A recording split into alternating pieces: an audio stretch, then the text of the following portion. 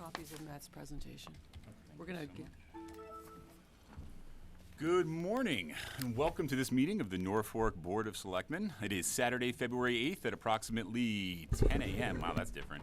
My name is Kevin Calcutt, and I am joined here by my fellow board member, Chris Weider. As you will note, our other fellow board member, Cece Van Tine, is not in attendance today.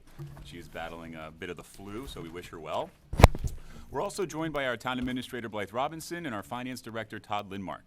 As a reminder, this meeting is being audio and video recorded, consistent with the open meeting laws of the Commonwealth of Massachusetts. It will be rebroadcasted to NCTV's government cable channel, as well as uploaded to NCTV's YouTube channel. With that, please join me for the Pledge of Allegiance. I pledge allegiance to the flag of the United States of America and to the republic for which it stands, one nation, under God, indivisible, with liberty and justice for all. Thank you all very much. So we have a special meeting today. Today we're going to be going through our budget. We've been talking about this for a while. We have a review session planned with each of our departments throughout the course of the day so that we could get some historical information about what built budgets in the past, get some better information about the impacts of different funding levels, and really answer some questions for a fairly new group of people up here who are going to be making some funding decisions going into the next couple of weeks. One note, there will not be a public comment option during this meeting. We have a long meeting ahead of us, a very tight schedule to keep. But if you do have any questions or comments, we invite you to either email them to the board, or we have some pen and paper in the back so you could submit them into the basket or give them to the town administrator at a break at some point today. We would ask that any side conversations, whispering, any kind of other discussion that goes on in the room be done outside of the room so it doesn't interfere with the flow of the meeting. But if you do have any questions about the flow, the structure, or anything else, please put one of us aside during one of the breaks today. We'll be happy to answer them for you. With that, Blythe, would you mind taking us through our introduction? Sure. Good morning. I really appreciate this opportunity to have this meeting today with all of you and hopefully people, as well as our folks in the audience sitting here with us and at home. I think it's a terrific opportunity for the community to get more insight into what makes up the budget.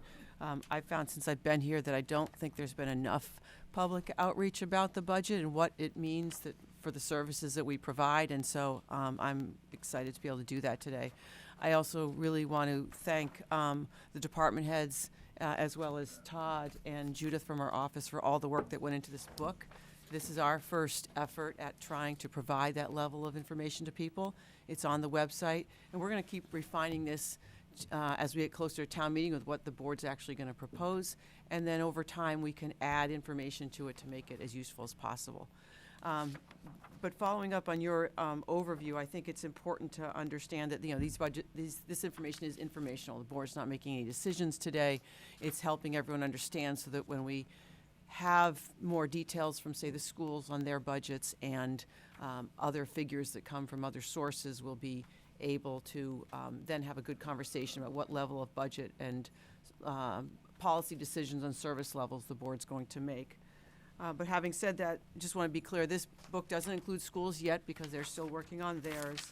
And we did build the budget not necessarily from zero in every case, and we'll talk about that throughout the day, but where it made sense to do so, I think we did look at those closely, and we'll be able to give you that context. And then at the end of the day, I think the board's going to give the team, being Todd and I, direction on what the board wants to see as a budget proposed at town meeting, and we will then turn around and propose back to you what that would look like. Just to touch very briefly on revenues and expenditures. And revenues, as you know, we built a model early on of what we thought we could afford if certain things happened, and already the goalposts have moved a little bit. For instance, in the area of state aid, overall the governor recommended or is proposing a 2.8% increase in local aid, and that's great. However, there are a larger number than we were made aware of, or the schools were made aware of students who are parents are choosing to send them to a charter school in Franklin. That had a negative impact on our overall state aid. That cost alone is going up by $100,000. Parents don't need to tell us their children are going to go to a different school, and so we literally find out in in the last couple of weeks that will impact our state aid. So that really is flat. Whereas our assessment for mandated retirements for employees actually didn't go up as much as we thought. So we're still working on all those sorts of things, and we'll continue to refine that as we go forward. But I think what I want everyone to understand a little better, some of these things are not in our control. And, we have to work through that and still balance the town's budget, right? On the expense side, we're going to make sure that we want to make sure that when we leave today, you have a good understanding of what a level funded budget means across the departments and what we're calling level service 3%, from the original model looks like and how that can be achieved. There are some reductions in some departments, primarily in fire, in police, and in terms of service delivery, and people may be noticing a change in library hours that they're open on the weekends. There are other reductions in other places that are maybe not quite as significant, but significant to those departments. And we'll go over those today. I also think it's important to understand that while we want to be fiscally frugal as well, part of what Norfolk has relied on is some turnbacks from some budgets that are underspent and revenues that come in higher than anticipated, so that we can generate free cash, so that the town has the ability to balance the future budget with some amount of that, deal with snow and ice if it's a high expenditure. So far this year, old man winter hasn't been too challenging for us. Jinx right there. I knocked first. And to fund capital. We all know how much we need to focus on roads and replace equipment, at the appropriate time. And if we tighten down on those ability to turn money back, we're going to have to find another way to fund those things when we need them. And so I just point that out as something to keep our eye on. It wouldn't necessarily affect us this fall, but if we pass a significantly tighter budget, we need to understand that that is a possible outcome in the following year. So I just want to make everyone aware of that. So with that, I don't want to spend too much time on my introduction, but turn it over to Matt Haffner. Matt is the shared director between the town and schools of facilities, and he's put together an excellent presentation that I think will help everyone better understand how that all works. So Matt, take it away. Good morning. Thank you for the opportunity to share with the board how this department is funded, ran, and where we belong into the town. My org chart here. So these are the people up top who I report to, and people underneath me or who report to me. So I have a department with a shared deputy facilities director, overall 8 custodians between the town and school, 1 maintenance person, and then we also deal with contractors a lot. So that's where some of the highlights for the facilities department this year. We brought on the new police station and the MEC. So we're now landlords, and we're also taking care of facilities maintenance for a client who is the MEC. This building is very complex. It has a lot of electrical, a lot of backup, so it's a large learning curve on all the different maintenances that we have to take care of there. And also the H. Olive Day School roof. We did a lot of work to procure the funding. We ran a successful project that now will deliver a nice dry building for many years to come for the school in the town of Norfolk. Also, the Council on Aging. We've been doing a lot of work over there to increase the efficiency of the building. We've been working on the HVAC controls to minimize the expenses for the fuels used, and we're also in the process of changing out every single light fixture at the building to make it a completely LED facility on the interior only. And we've been working a lot with the Energy Committee to perform the audits, make recommendations. Happy to, I'm sure you guys all know, but we just gained our Greene community. So we're going to work towards using our first grant. We have a lot of ideas. We're going to be meeting, I believe, next week to start trying to figure out how to initially use the funding. Another big item that we've been dealing with this year is the DPW is always on its own island. We are now overseeing the DPW building maintenance. We are trying to catch that building up to the level of service that we have at all our other town facilities, including the schools. We've been making some large steps to make the building more efficient and safer. We have a lot of municipalities are now required to work underneath the OSHA guidelines, and we have a lot of safety items that we've been working on. So moving forward, we will be taking care of every facility at the DPW, minus anything to do with water in the fuel station over there. So for the town side, my full-time employee, I have a maintenance technician who's Eric Robbins, who does a wonderful job. We have a lot of air handlers, a lot of HVAC equipment in this town. We have aging HVAC equipment, which Eric is very versed on. He's factory certified to work on our very complex systems over at the Freeman Kennedy. Major reason we hired him. But Eric can also do everything else that we ask of him on top of maintaining our HVAC. We have one full-time custodian that daily cleans 5 days a week, about 85,000 square feet. And we have a part-time custodian, a split custodian, who takes care of the police station in the regional dispatch, fills in the other buildings that need him as required, and does a lot of inter-office mail. So this is what we maintain. Pretty explanatory. What's the total, Matt, of all those numbers? It's 293,000 square feet, all combined. We have an aging, our oldest building, obviously, is the Old Town Hall, which we're really not doing much on any longer. And the newest is the MEC. To kind of give you an idea of how much we're responsible for, to replace it on our insurance policy, we have about $90 million that we oversee to make sure is safe and maintained. So this facility is new as of this department is new as of 2016. It was a combined effort from the town and the school to work together to try to streamline and make the town's limited resources as efficient as possible.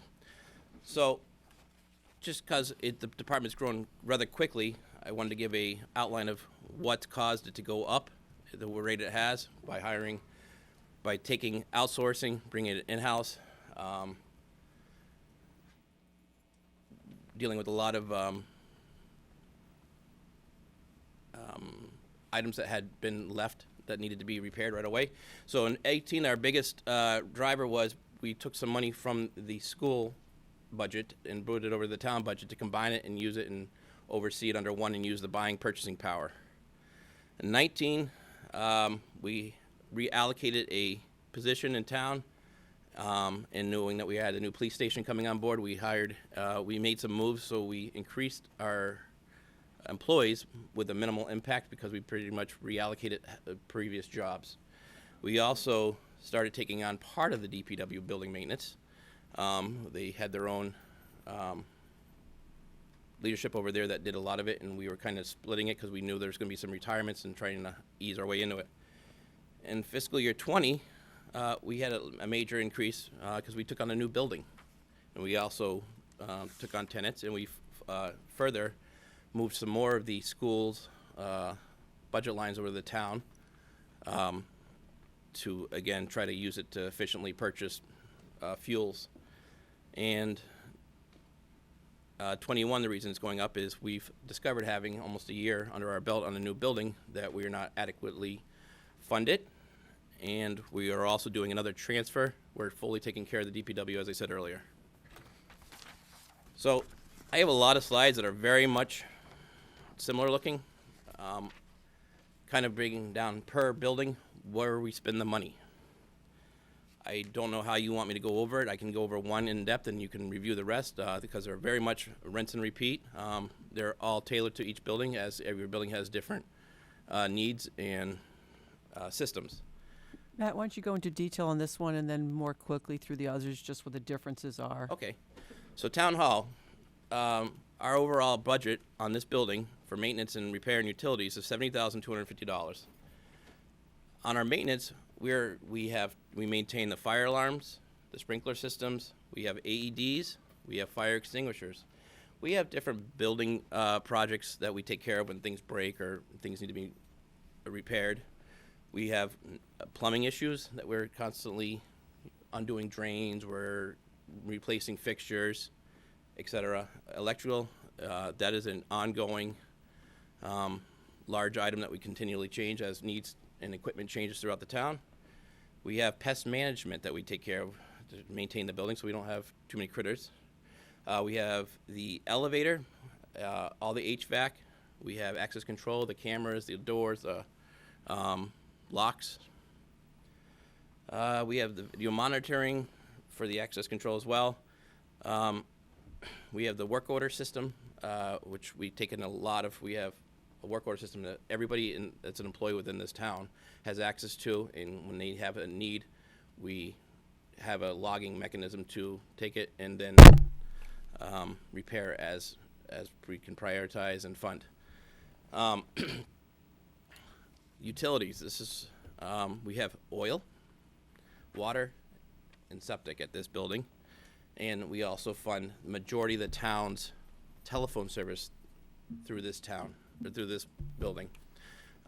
So the library, the COA, DPW, all the telephone bills come back to this particular building, excluding the public safety. So, and then supplies, it's whether it be custodial supplies, paper products, toilet paper, paper towels, anything you can imagine, locks, building materials, that's all included in the supply. We're going to talk about electrical a little bit later. You're probably wondering why that's not there. There's a slide for that later on for a reason. So that is kind of an overview of how the budget is spent and allocated. So the next several slides are very much the same. They're just, again, tailored to the facility of where we spend it. Do you guys have any questions on this before we move on? Could you go into the MEC a little bit, just because it's newer? It would be good to. Sure. So the MEC, we actually have a tenant agreement. We are landlords. We collect a fee. We collect a fee from regional dispatch to maintain their building. So we have all normal maintenance under our purview. They have extraordinary maintenance that they cover through us. We generally organize it, but if they need something specialized, we line it up for them. They directly pay for it. But so the MEC is the police and MEC is an unusual building. It has safety in mind, so it was built with safety systems that have quite a significant amount of maintenance required to make sure the building never fails. It's very impressive how much life safety was thought about, and so we have a lot of different systems redundancies over there between the MEC and the police station to make sure that building never goes down and they can always safely operate out of there. So it's a little bit different though because of that. We have large electrical equipment in there, so we have maintenance on the electrical equipment. So that's why that's a driver on the budget as far as maintaining it at a safe and efficient and a level that makes sure it does not fail. Isn't it completely powered by electricity? It's predominantly powered by electricity. The building itself is all electric. The Sally Port is natural gas, and the water heater is natural gas. And the generators are diesel fuel. Matt, is this the police and the MEC, or is this just the MEC? This is the police and the MEC. Why don't we have the MEC broken out separately, since it's really has its own revenue funds? Because why is it its own enterprise fund? Because we share maintenance on it. Yeah, but It's- shouldn't we it wouldn't since we're qualify as an collecting- it wouldn't. We're a landlord, wouldn't we want to keep that as a separate P&L? I don't think it would qualify under state rules to be an enterprise fund, but we do account for the revenue on the revenue side of the budget, and I'll ask Todd to correct me if I'm not. Yeah, but I'd like to make sure, I mean, we're collecting rent, so if we're collecting $100 and it's costing us $110, we have to know that. How do we monitor that? Let me give some thought and get back to you. I think that it's a very good question to make sure that we're not spending more than we're achieving. Given that it opened in May, I think we need to start looking at that and confirm what you're concerned about. Yeah. Do we have a clause in our It goes up 3% per year per our The agreement. revenue?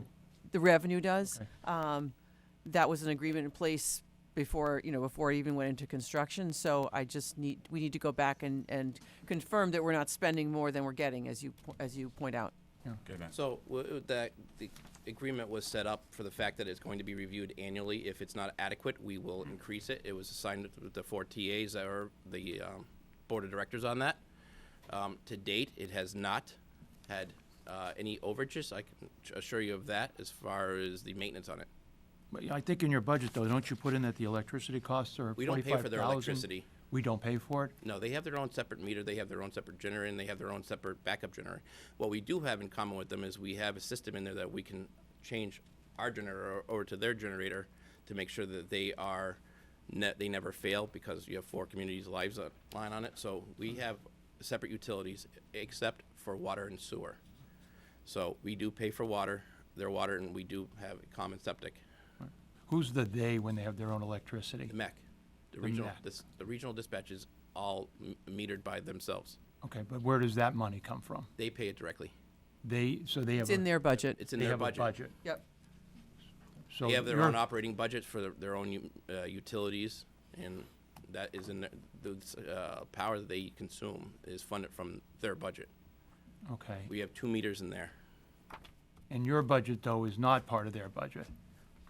It seems a little confusing that we have They a, pay us to be their landlord. So they Understand- budget. understand Building that. maintenance for them, as far as the custodial, as far as sharing the elevator cost to maintain the elevator, as far as common areas cleaning. They budget, we get to this later, but they're planning next year to budget $172,500 for all of their lease payment to us, as well as their electricity, various building maintenance costs, fuel for the generator, all adds up to that. The lease is $54,000. They're including $60,000 for electricity just for them, separate from us. So our electricity cost is for the police Ours is- portion of the building. Ours is for the first floor, the Sally Port, and a few of the rooms upstairs. The rest of it's all been designed and segregated, so they're on their own electrical meter. The way that it's structured today, are we able to separate them to be able to identify that whatever rent we're collecting is covering all associated costs?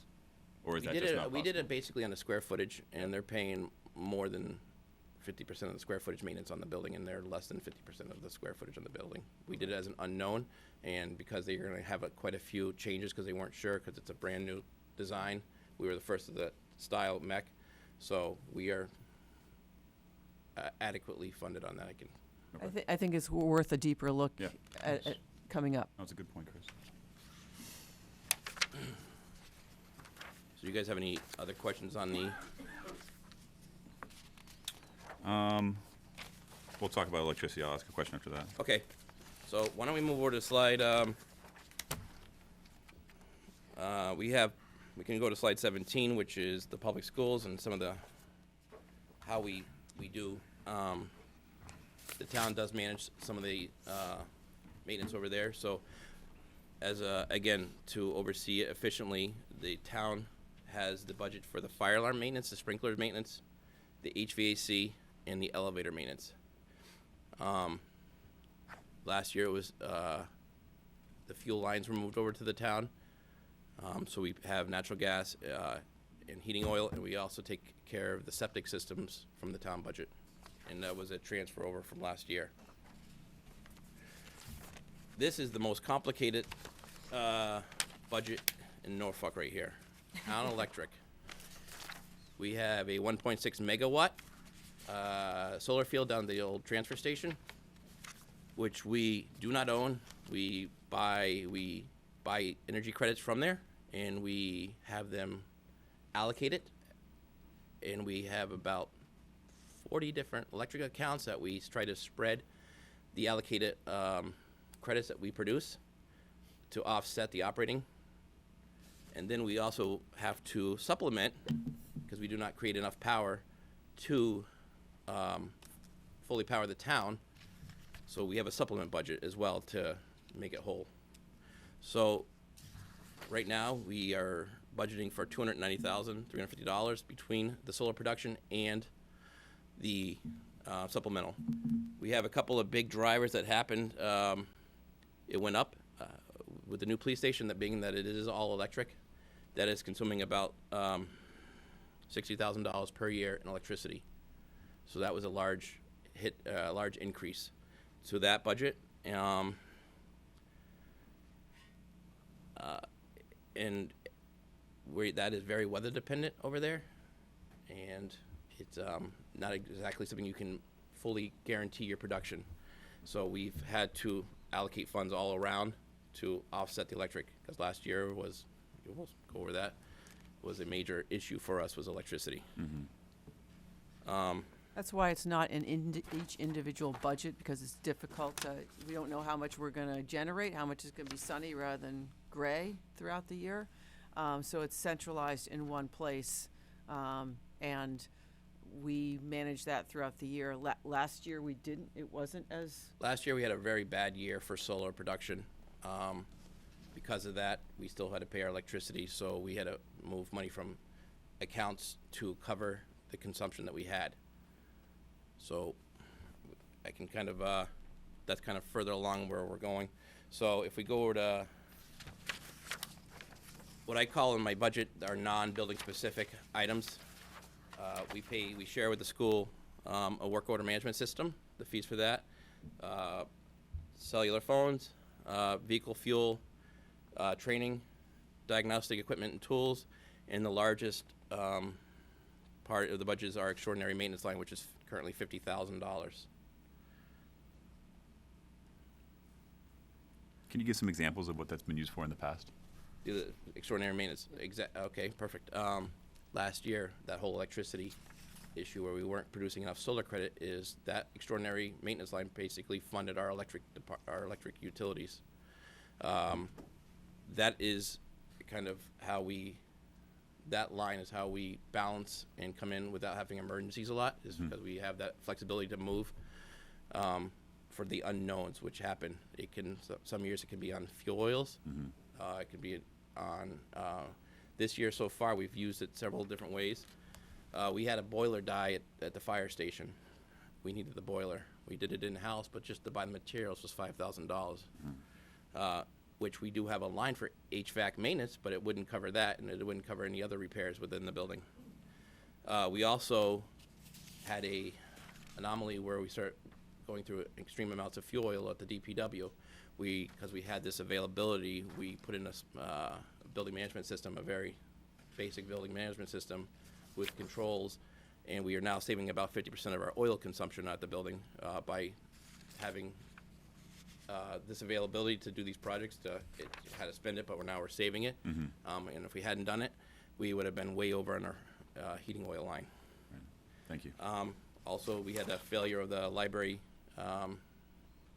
BMS system, all the controls. It defaults to a safety, but it doesn't default to any schedules or what people want.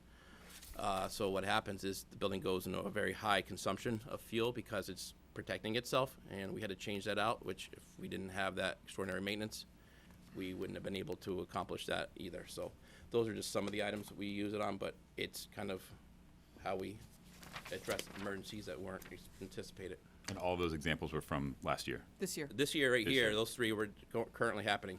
Gotcha. So the goal is to obviously is to turn all this back. We don't want to have any unforeseen situations, but given the timing required for, if we didn't have it, to have an advisory committee meeting for a reserve fund transfer, a worst case, a town meeting, to use free cash, just makes, we want to be able to deal with it when it happens, if it is truly an emergency. But ideally, we would return $50,000 back so it could become free cash. The problem is under the control of the facility department, correct? So like, where's the door that was put in at the fire station? Is that in the major maintenance? No, Where's that? that was on a fire station. That came out of the public safety That project. came out of the, It didn't yeah, come the out of here. 317 Yes, it Okay. came out of the public safety project because it was part of the public safety project. I guess, how do we control expenditures in this account? Or do we? Well, It becomes a budget line item. It It- becomes a it- slush fund. no, I wouldn't call it that. I would say that the town finance director, town accountant has to sign off on an expenditure or a contract. And Matt is either informing myself or the school superintendent if there is some extraordinary expense, like the fire station boiler. I was well aware of it, and he said, I need to go ahead and replace it. We can't provide adequate heat. So I said, go ahead and replace it. Can we do it in-house for less? Yes, we just need to be able to buy the equipment, and our own staff will put it in, which is what happened.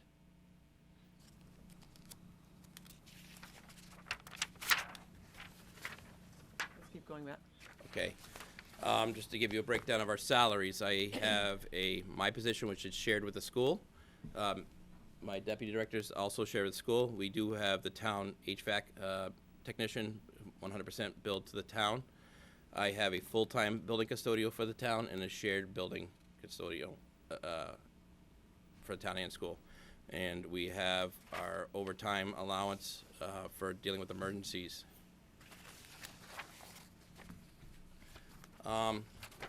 So How do we share, what's the breakdown, maybe I'm missing it, the shared, how do we break that out? So- So is yours 50/50, or is it? mine is not 50/50. The deputies and the custodial is 50/50. I am 54/46, town to school. 54 to the school? I'm 54 to the town, 46 to the school. Okay. Matt, how is that percentage determined? Is it on square footage, or? It's determined about the amount of time, and basically, even though the schools have significantly more footprint, with all the different municipal buildings, they have a lot more time, because Okay. each building, doesn't matter the size of it, it still takes a lot of time to manage. So it was determined with the school superintendent and the previous town administrator, because at first I was hired 50/50, and it was very quickly found that the town is taking more of my time than the schools to maintain. And then I also get put on special projects, which take a lot of time, so it was felt that it was a fair allocation. So the total here represents both school and town? Yeah, yes, The school overall, we doesn't- want, The school doesn't This- budget for their portion of facilities? The school yes, does- they do. They budget for the 6 custodians that work for them. Okay. 46% of Matt, half of Matt. Malnourished and half of Okay, so what we're seeing in this, is the town. the Only the towns. 270 is 54% of Matt's salary? Correct. Okay, okay. I just wish. Want to make sure. Huh? So I'm making $500,000 a year. Be careful. Be careful. Let's talk. I like this meeting now. Couple of things that we've realized over this year that have really become large drivers. Our police station is unfortunately underfunded by about $45,000. We had estimates of what it was going to cost, but reality is different than the estimates. We are consuming a lot of electricity over there. That we have the BMS, we try to maintain it, but the building is a 24/7 building, and it's costing us quite a bit of money to operate it electrically. Also, with all these electrical systems, they all require a lot of maintenance. Things that I have going on in that building that we don't have at other buildings is I have to have a UPS maintenance contract, which is on our uninterruptible power supply. We also have a lot of switching gear, which has to be maintained annually, which we've broken that out in a 3-year cycle, so we know it's not going to be huge hits every year. And we also have the third one is we're going to do it under my budget, is the video monitoring, access control, and cell maintenance, cell monitoring. There's a maintenance agreement for that as well. So those are all things that have to be funded. So between the electricity and those items, we're $45,000 underfunded presently. We also have escalations that come up every year. The elevator contracts, they go up. The trash contracts go up. Pretty much supplies all go up. So if zero budget, I still have this happening, and they are still going up. We one thing that is not an addition, but it is an addition, is we're taking over, the complete building maintenance. The DPW was very far underfunded for how they were maintaining the building, or lack thereof. They're transferring $7,000 over. It's not a realistic number to safely operate the building and bring it to safety standards. I'm anticipating that's about another minimum $3,000 just to get us start making progress at it. And I also have non-union and contractually obligated COLA steps. So we're about $64,000 of new additional obligation. Matt, before you go on, so the DPW operating budget is 47.9, so you're already doing 40,900 of that already? No, I'm doing the original. What's the 47.9? Does Sure, that, that includes heating oil, which is about 20,000 of that. no, does that include the 7,000? No, it does not. It does not. Excuse me, that does. Excuse me, I'm sorry. Right now, I'm at $40,000. Right, okay. That is, excuse me, I misspoke. So that's including that. So you're already doing 40,000 of it? Yep. Yes. Okay. And a lot of those maintenance lines, it's septic pumping, tight tank pumping, Really exciting stuff. really fun. Yes. So a lot of it's not. We don't have a lot of. Besides the actual contraction, the minimals that we have to do in those buildings, there's not much maintenance built into that budget. As much as I try to, like, a lot of it you have to, expenditures that you have no control of. And what are you, before you go from that page again, you're, so how many people are under union contracts? How I have many no are not? union. How many? No union? No union on my So department. so the janitors are non-union, you and the deputy are I'm a non-union? contracted employee. You're contracted? Yes. I am. Everybody else is non-union.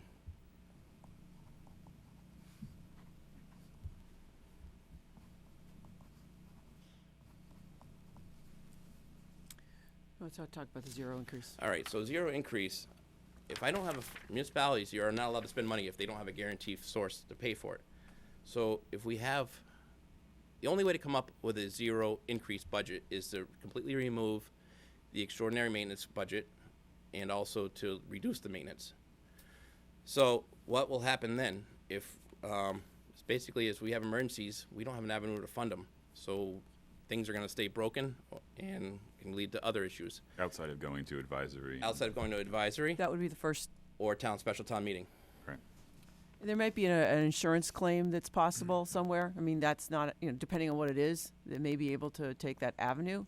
But if not, we would not necessarily have the ability to respond to an emergency quickly. It still wouldn't be immediate. But don't we right? also have the $50,000? That's what we're That's talking where- about Yeah. taking out. You're talking Okay, about if In backing order it to out. taking come that up out, with a okay. zero increase budget. Okay, so and you're taking on out the the 50. additional responsibilities, Right. we have to completely cut out the $50,000 budget and reduce the maintenance to the buildings.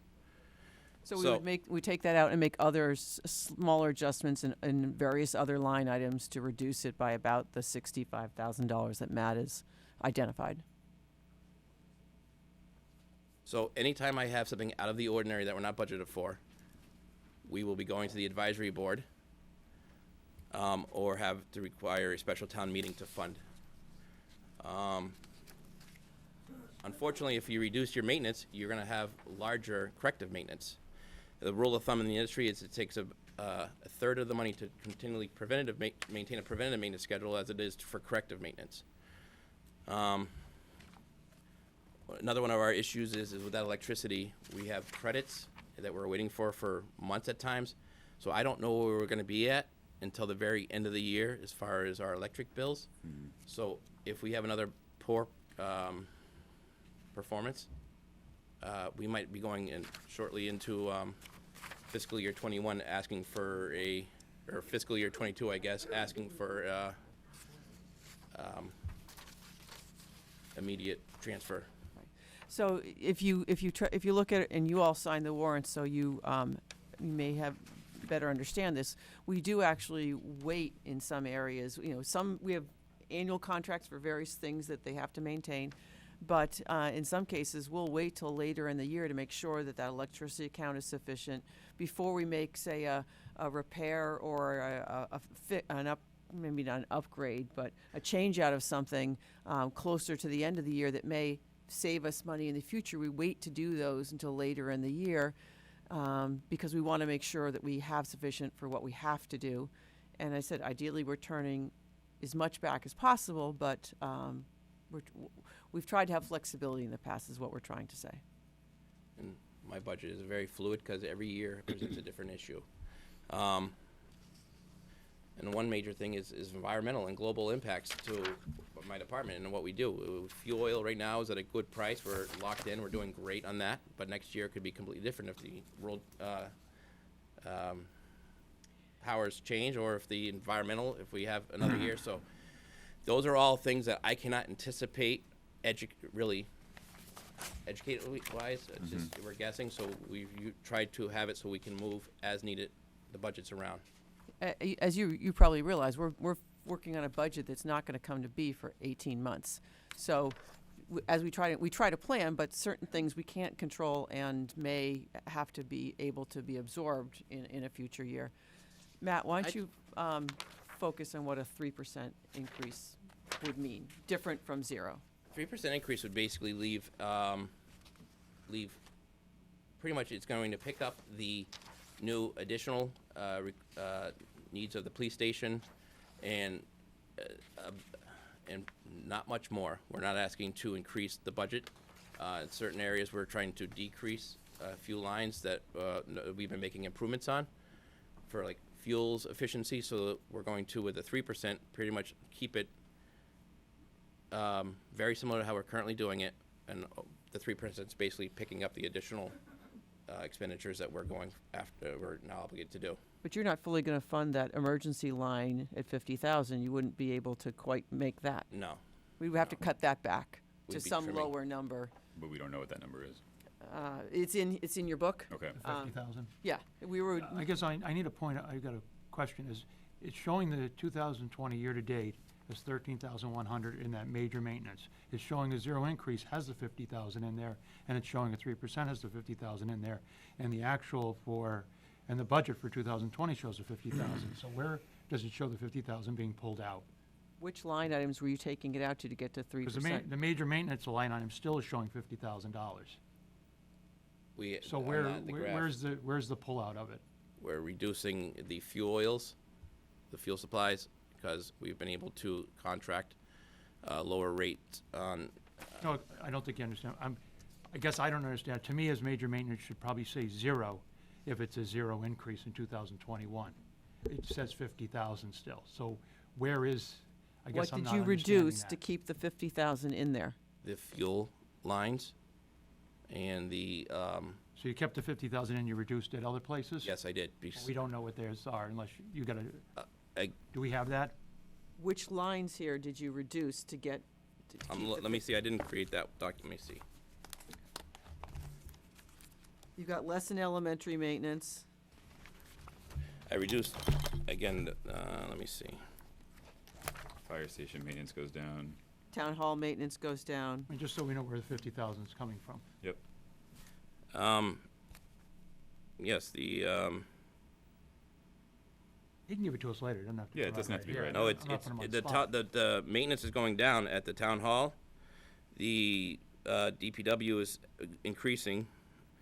The fire station maintenance is going down. The police station is increasing, as we know the new costs associated with. Solar power has to increase. We're decreasing the elementary maintenance and facilities overall expenditures. So we're balancing it by decreasing the maintenance.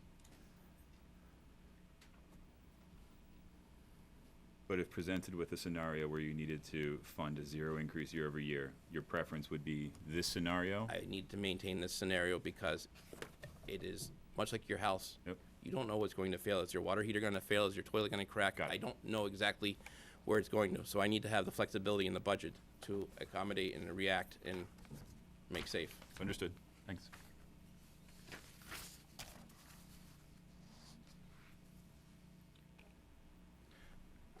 I can continue. I know I'm past. I don't know. However you guys like to continue this. No, please go on. Here's a great example. Town hall. We have one boiler. If we lose that boiler on a weekend, if it's repairable, we would, our normal, right now, we would be able to go in there, fix the issue immediately or as fast as humanly possible. If we do the 0 increase, we will not have a fund to fix anything immediately. So, just an example I came up with was, and it's happened here, we lose heat, systems freeze, we have no way to correct the issue, so it's going to do more damage because the longer things freeze, the more issues you're going to find. So I can't do anything to fund it, so what we do is we wait until Monday. We have to put a public notification out to ask the advisory board for a transfer, emergency transfer. If they have it available, then I can call them back. By the time this is all said and done, if this happened on a Friday, this is 5 days later. Town hall is closed. Systems are failing. Employees are not at work. So all town business, not all town business, but predominant amount of town business is stopped. This is a real scenario that if we trim this to the zero, could definitely be something that, or something similar to this, without having the availability to react, is basically what's going to happen if we do a zero. It could happen at any building. This building is extremely susceptible because we have a 22-year-old boiler, standalone. We have no backups on that. We have significant exposure on this. Again, if we could claim an insurance, it's great, but if we are negligent, they're not going to cover the negligent part of it. Did you have any more? I'm see if he has any more of his presentation to get through I before. just got a question on this, because, I guess, in a home, we wouldn't have this scenario, but it sounds like the sky is falling. So you're telling me that if the boiler went down in town hall, there would be no way to fix the boiler till we had an advisory board meeting? If we decided to change the different line items for different buildings back to what we think they need to be, the only place we'd likely be able to remove is the extraordinary maintenance, and we believe we need that to deal with things like less solar My credits. question is, we Chris, pull out the major, it's if we not- we pull out don't- the major Hold on, maintenance hold on, line. hold on. We pull out don't- the $50,000 major maintenance line, and the boiler shuts down in town hall right now, we're done till Monday morning. We can't fix it. Well, if we need to go to the advisory committee to have a meeting to I'm get not asking approval that. for the Let her finish, let her funds, finish. if we need the money to get approval for the funds, we've got to post an advisory committee meeting, have them meet hopefully 48 hours later, and approve the extraordinary unforeseen expense. While we're similarly, hopefully, applying for, submitting an insurance claim that ideally is going to cover it all, but we don't know that. Go ahead, Matt. Towns cannot operate like we have a credit card. We either have the money to fix it, we have to have a guaranteed source of fixing something, or to pay for something. So I cannot expose the town to a fund that I do not have availability. So if we've made it so tight that I have zero availability to change money around, I cannot do it. So it's not a sky is falling, it's legitimate concern. Logistics. Todd. So logistically, we can spend the money because we have the money in the account. But that would preclude you from spending the money on anything else because you don't have access to any other monies. Therefore, you could get it fixed, but we'd still have to go to an advisory board meeting. The advisory board meeting would have to require us to have an unforeseen, extraordinary, emergency type situation. Now, this would probably qualify for that, but a lot of other items that need to be addressed may not qualify for that. And we might not get the funding for that. That was my question, because Yep. what I was hearing was frozen pipes, domestic heating, cooling, compromised, buildings shut down. That is not the case. The case is, right, we have to find the source of funds somewhere else. The advisory board would have to meet, we'd have to pull it from somewhere else. But it's not the town hall shut down, pipes are bursting everywhere, and the fact that we didn't put the $50,000 in the account caused the town unimaginable disrepair. It's That was res- my question. We're simply guess Todd gave me the answer. simply trying to It be would. prepared for things that we can't foresee throughout the year, and facilities is one of those places in the budget where that happens. I understand, I just don't want to have Chicken Little, No, but I mean, okay? I Because don't. this scenario is Chicken Little. I can't assume the actual circumstances by which we would be able to get a boiler, money or no money, up and running in time to be open on Monday morning. Maybe it's possible. Hopefully it is. But, what we're trying to say is loss of heat in the winter in any building could have other consequences that we would want to fix as soon as we can, and we want to be able to address that. That's all. And this is the medium that we use. That's the medium that we have used in the past, and Okay. we think is a responsible thing to do. Understood. I think maybe one of And again, just going back, logistically, it can be done. But again, if we go to the advisory board and they, for whatever reason, determine that it's not an emergency or it's not unforeseen, we should have planned for it, they could deny the funding allocation Right. as a potential. Right. Not saying that they're going to, but that they have that ability. Right. Matt, did you have anything else to work through in your presentation? I just gave some examples of how we've used that $50,000 in the past. Basically, it's been the lifeline and how to balance this budget. Yep. But that's pretty much it for me, for facilities. Good. Chris, do you have any other questions for Matt? I know, we looked at the vehicles, I guess we're pulling, is still the one Crown Vic is in his budget, probably, is that still in his budget for the electrical inspector? As we go through the budget, we can adjust that. Right now, we've got one of the building official budgets, the fuel and The fuel and maintenance for one vehicle from the building department is under facilities department. Where does that fall? Is that under your facilities expense It's under line? the $3,000 facilities line there. Under, Where's that? it's in the non-building. Right, slide number, Expenses. No, on your budget history. facilities expenses. That's Under made the up of a facilities number of expense, okay. smaller line I'm items. just looking at here, it's under the facilities. so there's a expenses. $3,000 line for fuel and maintenance on the vehicles we have for our employees that haul materials from site to site. We can go into the vehicles if whatever you'd like. So you have a gas card for all your vehicles? We have a gas account at the DPW for the vehicles, yes, and then So there's a coding or something? yes, so the fuel we use, we get an invoice quarterly, and we have to allocate the funds to that, so I have a budget to pay for that. And that's in your facility expense line? That is. Okay. Good. Great. Those are kind of all the little things we need to adjust as we work to complete the budget. This is our very, very first pass. So on your vehicles, you have I guess the Eco Wagon van, which I know is the van, I think the school paid for that, didn't they originally? That is. Right. Yep. And now that gets split duties, is that how that works? It does. It is assigned to the HVAC employee, so he does all the HVAC through the town. Is that Eric? Eric Robbins, correct. Okay. Okay. And is that vehicles, its maintenance split between the two, the school and the town, or how is that allocated? The maintenance on it is, last 2 years, we've just been paying it for, out of the $3,000 budget for the town budget. So the town's been paying for it? Okay, same thing with the Transit Connect? Correct. So they're not coming out of the school budget at all? No vehicles are coming out of the school budget, Okay, so the town. as far as maintenance or fuel. What else is there? Well, that's nothing, I guess. So presently, the $3,000 line item for the vehicles Right. So covers we're- all the maintenance and fuel. So we're picking up all the vehicles in the town budget. The school's not picking up any, There's only one vehicle that the school owns, which is that eco van, which is what? the Econo We're line. picking up the maintenance of it. Yes, because predominantly it's used to do town duties. Well, there's HVAC Freeman has the largest HVAC system. Yes, you are So correct. it is being used as school too. It does get used as school, Okay. but there's more town buildings that it goes through than it does school buildings. So, I mean, we could create another line in the school. It was done as a matter of efficiency. I was just Well- trying to understand Yeah. where the vehicles are. I mean, it's not a big line item. Right. No, it's not at all. Okay. Thanks.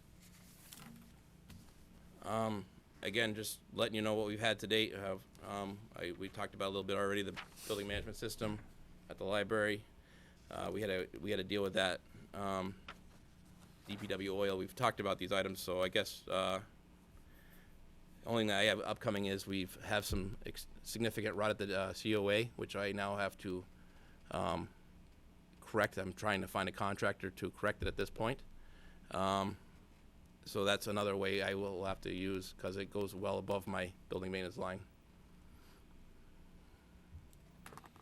And that's it.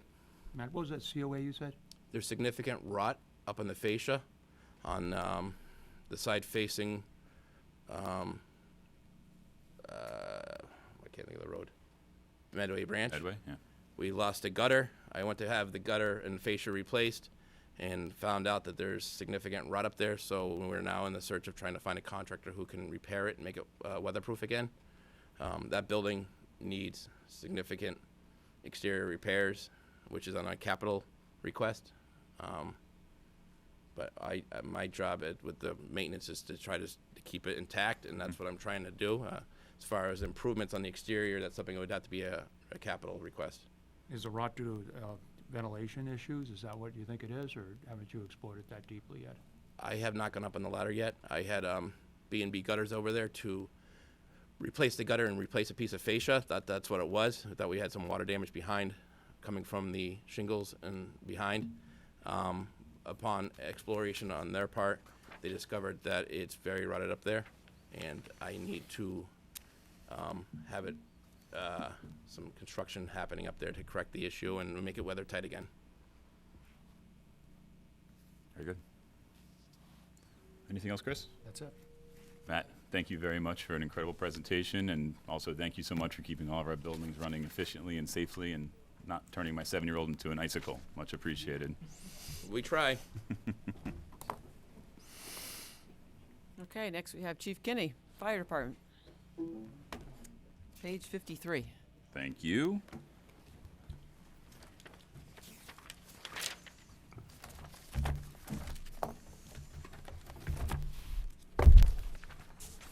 Nice and warmed up for you.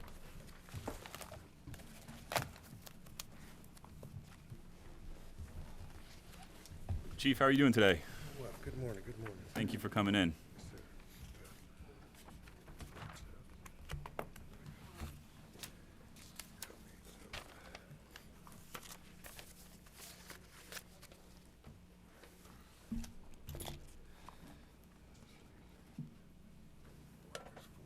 Yep.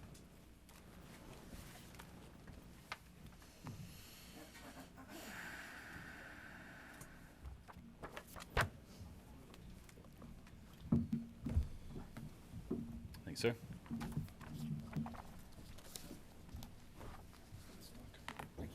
So we have PowerPoints for the 4 major departments today. The other ones are either going to have a short handout or will work simply from the book. And we'll be handing you the PowerPoints. If residents are interested, we could probably put them up on the website on Monday. I think that would be good.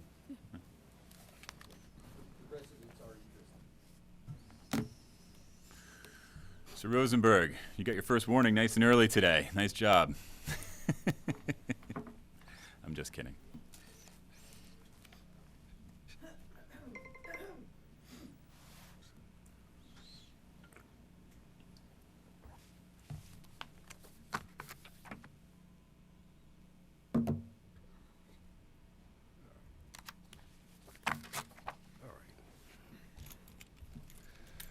All right. Good morning. I know we're a little behind, so I'll kind of get started. First of all, I want to thank you all for the opportunity. This exercise has been good for me just to kind of get a grasp to wrap my head around, how we operate and what we do. It's been very informative. So, Kinney, I know it's not your typical way, but can you raise your voice slightly? Yeah. Very hard to hear you over here. all right. I will do that. It's a little better. Thank you. All right, good. So I put together a little PowerPoint just to go over basically how we operate, why we do the things we do, and what drives kind of the commitments or budgetary obligations that we do have. So we can get into it. Obviously, our fire department, my objective and goal for the department is to be customer service and community based, which, is awesome the way that the personnel carry themselves and provide service. They've already established kind of that culture already, and I just look to enhance it. So it's a beautiful thing. One of the things I did when I first started is we kind of got together and just talked about, just kind of revamping our mission and vision statement and how we want to go about providing service to the town, and just, our vision statement. I believe that's in the budget book as well. We don't want to spend a ton of time on that. Mission statement as well. And I think the reason these become important, just discussing the budget, is because obviously the financial resources are important for us to be able to meet our objectives and our goals in our mission. And that's, critical component. So, the different aspects through prevention, preparedness, response, and mitigation, the Town of Norfolk Fire Department shall provide professional and innovative services and support to the citizens of the Town of Norfolk and the Massachusetts Department of Fire Services District 4.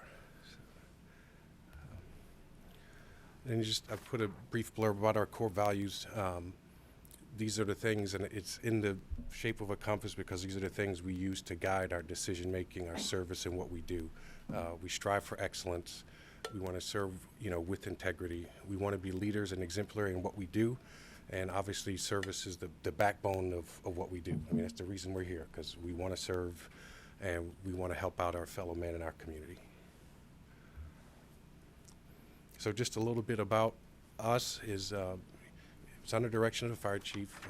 I have Miss Marie is administrative assistant, and then Deputy Chief Pete Perchuchik is the deputy, and to carry out the mission of fire and rescue departments, staffed 24 hours a day, 7 days a week, 365 days a year by a full-time staff of 4 lieutenants and 9 firefighter paramedics, which are divided into 4 groups.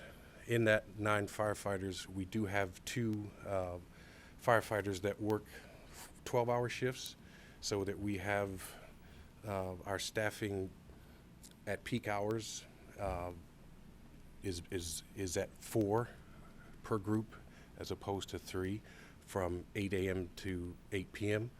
The full-time staff is supplemented by 1 paid-on-call lieutenant and 6 paid-on-call firefighters.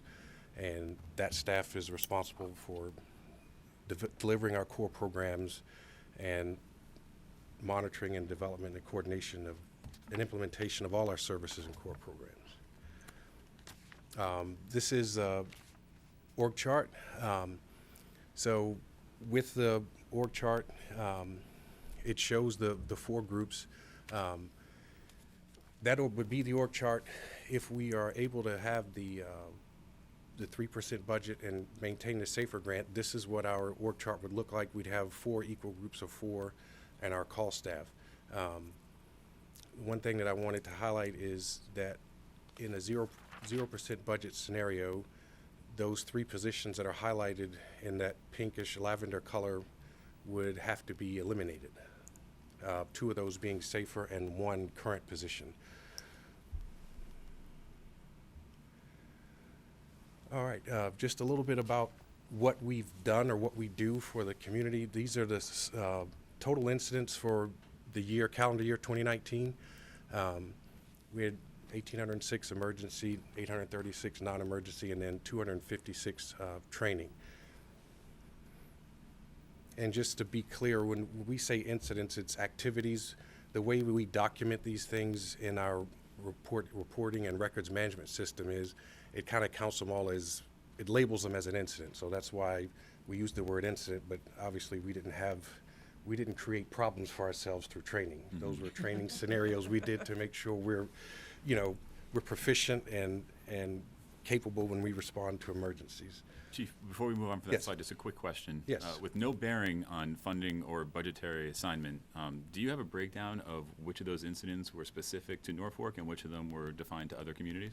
I can get that.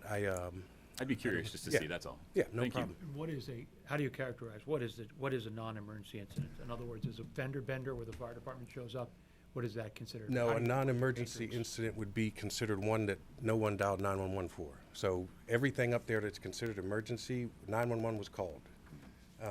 If it's a non-emergency, it's something that was either planned or scheduled. So, for example, when we go to do inspections, life safety walkthroughs, those kinds of things, those are considered non-emergency. The other thing that I forgot to mention is that not encompassed in that is there are times, and it's been several times, where we do what I would call a general service or a public assist, where we get someone call the station, for example, or stop by the station and say, hey, my fire alarm's chirping, there's nothing wrong, but can you come check it out? Mm-hmm. And that is not encompassed in the data because that's not always logged. We have started the practice of making sure that we start a run card for that, so we have a way to document it. But those are the kinds of things that aren't encompassed in the data that I do have that do happen on a fairly regular basis. In terms of replacing batteries for people when their fire alarms are chirping or they don't understand what's going on, we do that. And we provide those services, and that's part of being that customer service-based department. You know, if there's a need that we can help you meet, then we try to do that. Another statistic that I found was very interesting is with our new, with the MEC starting in May, we were able to get this data easily, which was from May 1st to December 31st in the calendar year 2019. There were over 600 occurrences of simultaneous or multiple emergency calls, and that equates to us having 2 or more emergency calls concurrently 51.4% of the time.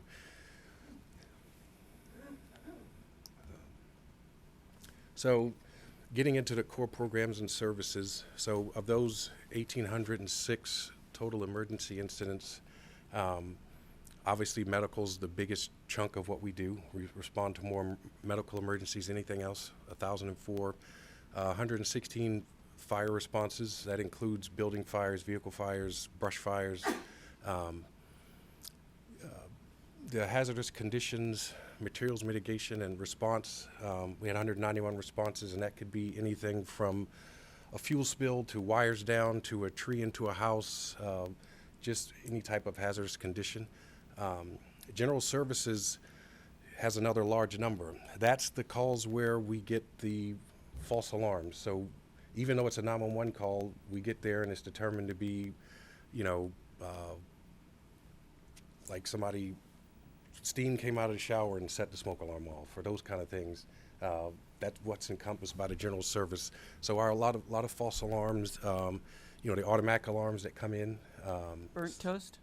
Burnt toast, yes. So cooking, you know, the cooking situation where somebody left something in the oven too long, or, you know, and you get the smoke, hit the smoke detector. Those are the general service type responses. Also encompassed in that is some of the work we do where we do get notified by dispatch, but it's a known alarm issue. So like a recent example, Lysilla's has had an issue with their alarm system, and it kept reading trouble. So we get notified by dispatch, we go try to address it, investigate it, if it's something we can fix right there on site, we do, or reset it. If not, we get Easton, the radio box company, they'll come out and fix it. You know, we try to work with the owners to make sure that everything's you know, functional and notifying the way it should be. And then on the technical rescue side of responses, that encompasses everything from, you know, a water rescue, ice rescue, vehicle accidents, things of that nature. Vehicle accidents with injuries, those type of incidents, or if we have to use rope rescue or low angle rescue, large area search for a missing person, those kind of things all are encompassed in the technical rescue aspect. Community risk reduction. This is one of the most important ones, I believe, because this is what we can do to hopefully directly have an impact on, you know, whether or not we have significant lost fires and things of that nature. So we do fire and life safety inspections, the construction plan review, the code enforcement, the target hazard tactical pre-planning, pre-fire surveys, and then the fire and life safety education. These are those incidents that I said we can schedule, so we plan for these. You know, when we have an inspection, we generally get a phone call, we coordinate either with the homeowner or with the business owner, and we come out and do an inspection. We have fire and life safety walkthroughs, so those are a lot of the actually every target hazard and large facility we hit at least once a year, so that we can walk through it, address any potential issues that we may see, advise the building owners and things of that nature of best practices and safety practices, and we use that as an opportunity to learn the layout of the building, but also as an educational opportunity for the owners and occupants as well. So this is an important piece of what we do on a day-to-day basis. Then the administrative side, this is primarily me, Marie, and Pete. You know, we try to work on, you know, obviously the finance and the budget's a big deal, human resources and staffing, the training piece. is a big one. I think, one of the things that this department has a great reputation for in this region and actually in the state is being very well trained, very progressive. And I would definitely want to keep that going. That's something that's very important. It's also an important factor to how we hold on to some personnel. It's how we keep morale up, which is good. It's an important aspect of what we do. I think the other thing, it proves dividends when we're out in the field. When we are encountering the emergencies, whether they be medical, fire, whatever it is, we're capable and we're prepared.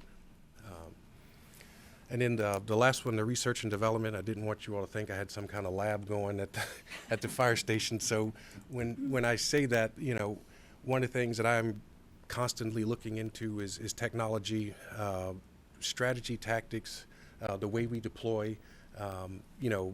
The fire service is dynamic, so it changes. The way we do things and the way we attack fires. We have more science behind what we do now than we ever have before.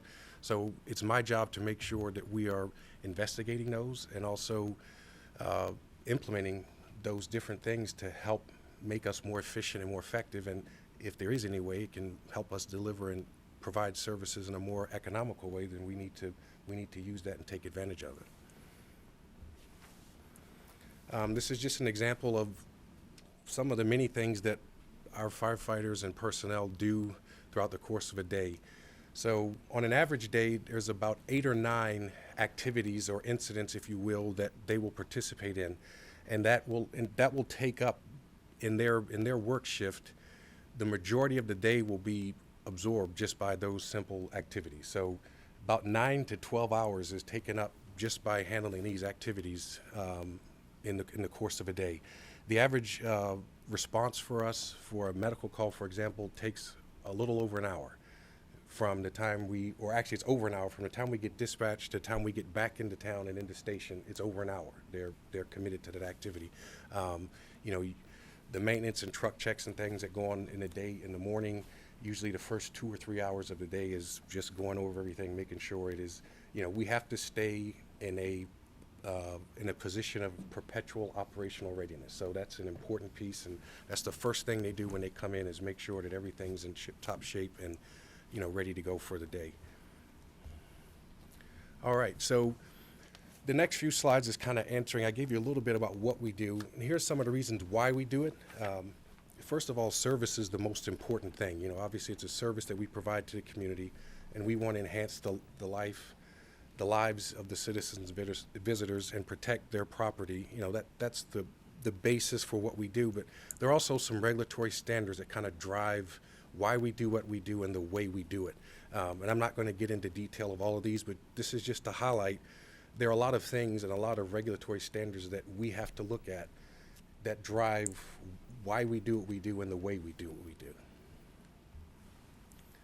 So this one is probably the biggest one because it is a actual federal regulation as opposed to a consensus standard, which is different.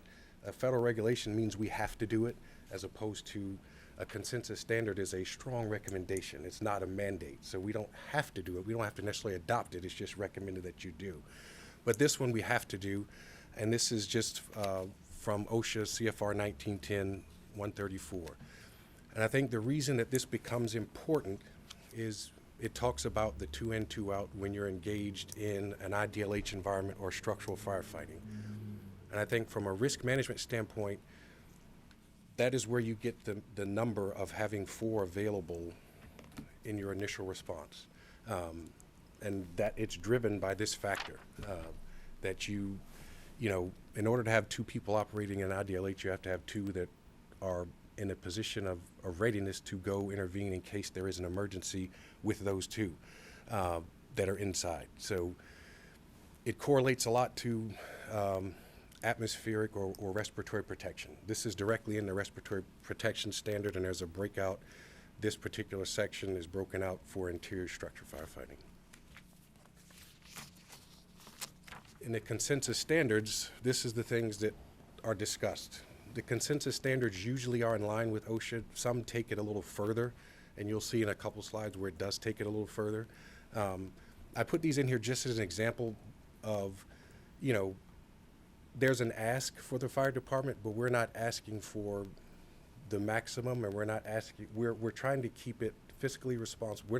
We are keeping it fiscally responsible and at a minimum for what's an acceptable risk.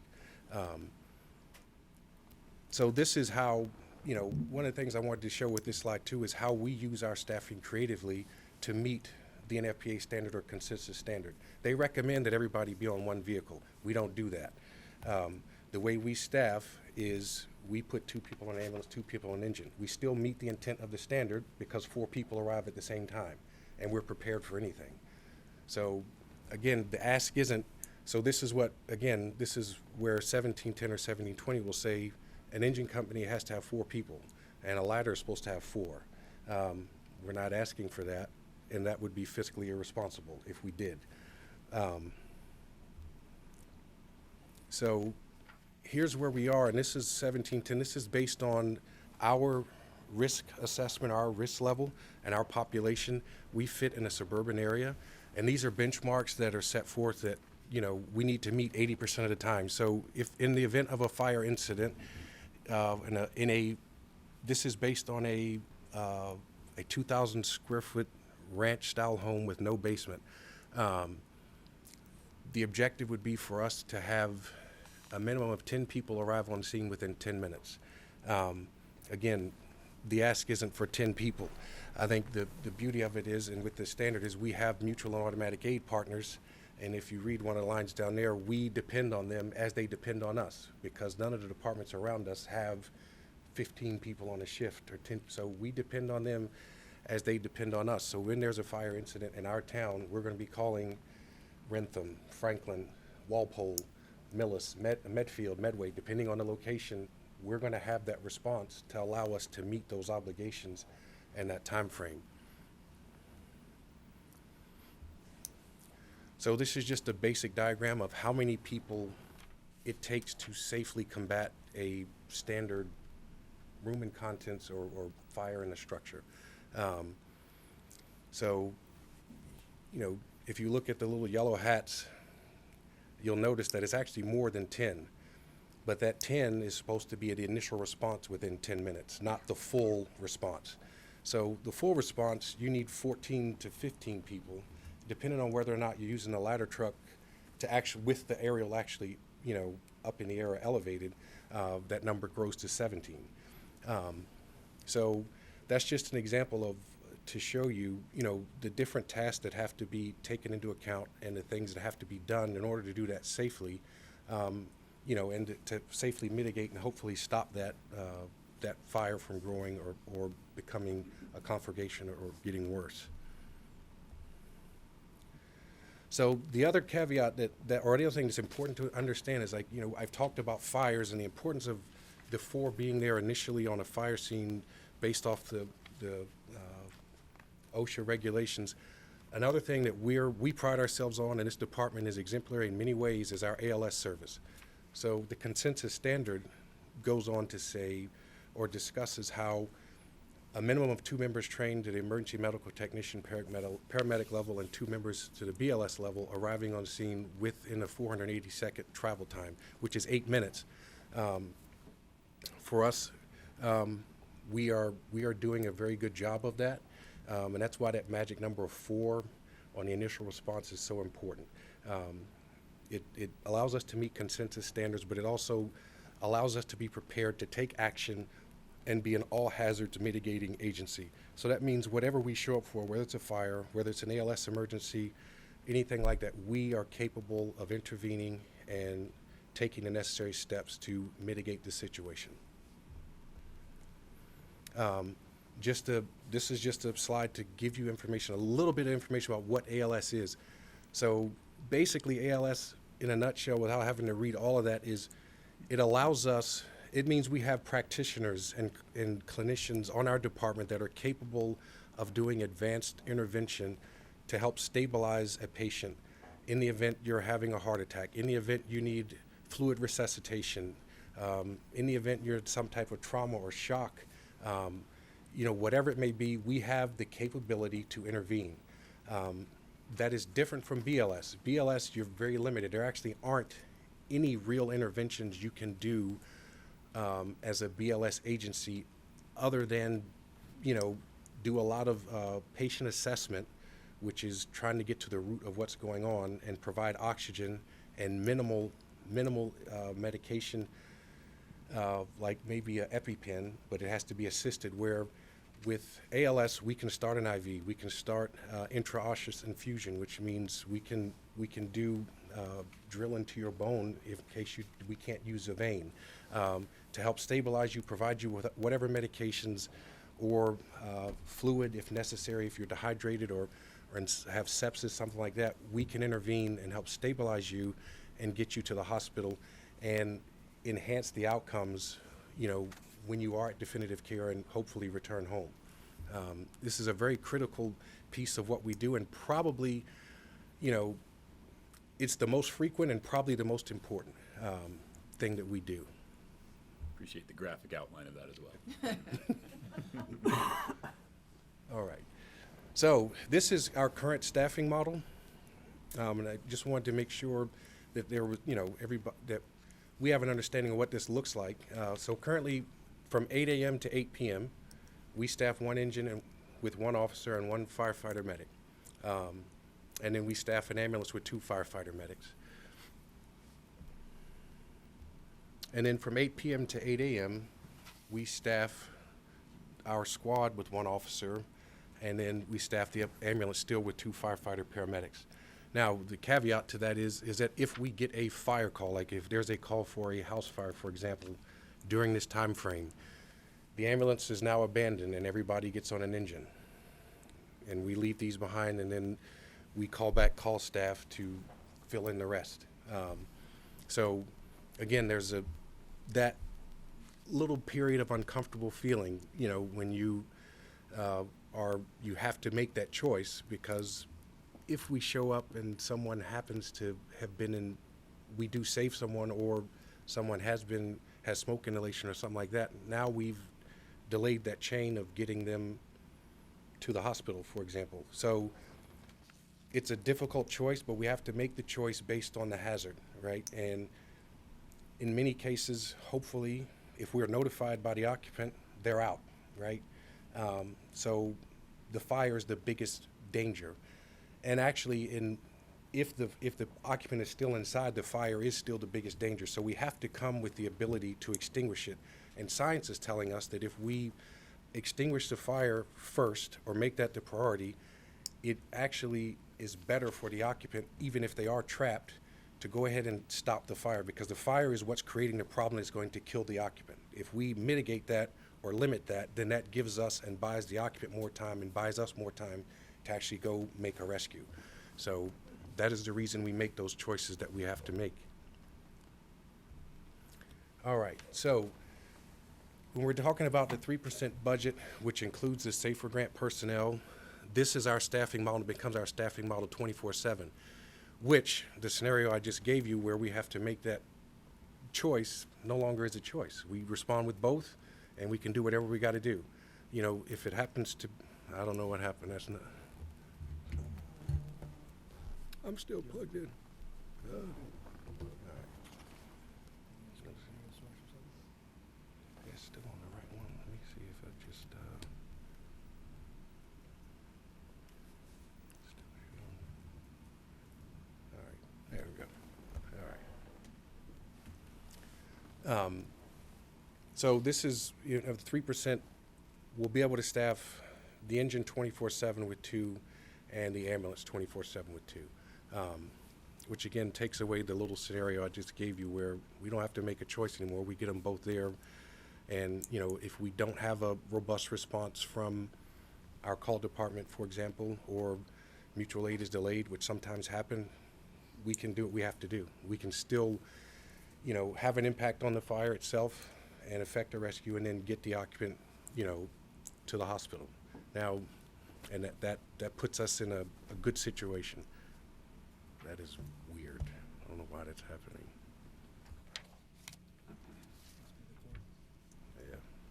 Not a fan of your iPad? I don't know. My iPad's recognizing it. It's just the. All right, there we go. We try to hold this.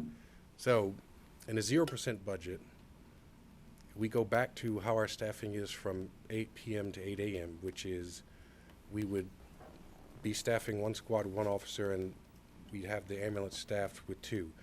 And we'd be back in that position where we'd have to make those choices, and we could have some delays, or, you know, it could create situations where we're not in an ideal situation of providing the level of service that we strive to provide and that we think the citizens demand. So the remainder of our apparatus, primary, secondary, and auxiliary response apparatus, is exclusively staffed with callbacks and call fire department personnel. So, You can work right from the PowerPoint, I mean, handout. oh, okay, perfect, yeah, we'll do that. This slide is in here just so people know, like, you know, sometimes you get the question, well, I see 2 engines down there, and I see a second ambulance, I see a ladder truck, and there's only 4 people. Well, there's no way you can staff all the vehicles with 4 people. And that goes to how we try to be responsible, fiscally responsible in how we staff. So the callback system and our call department are very important. They're a very important piece of how we deliver our services, and they also allow us to keep our service delivery expense or cost down.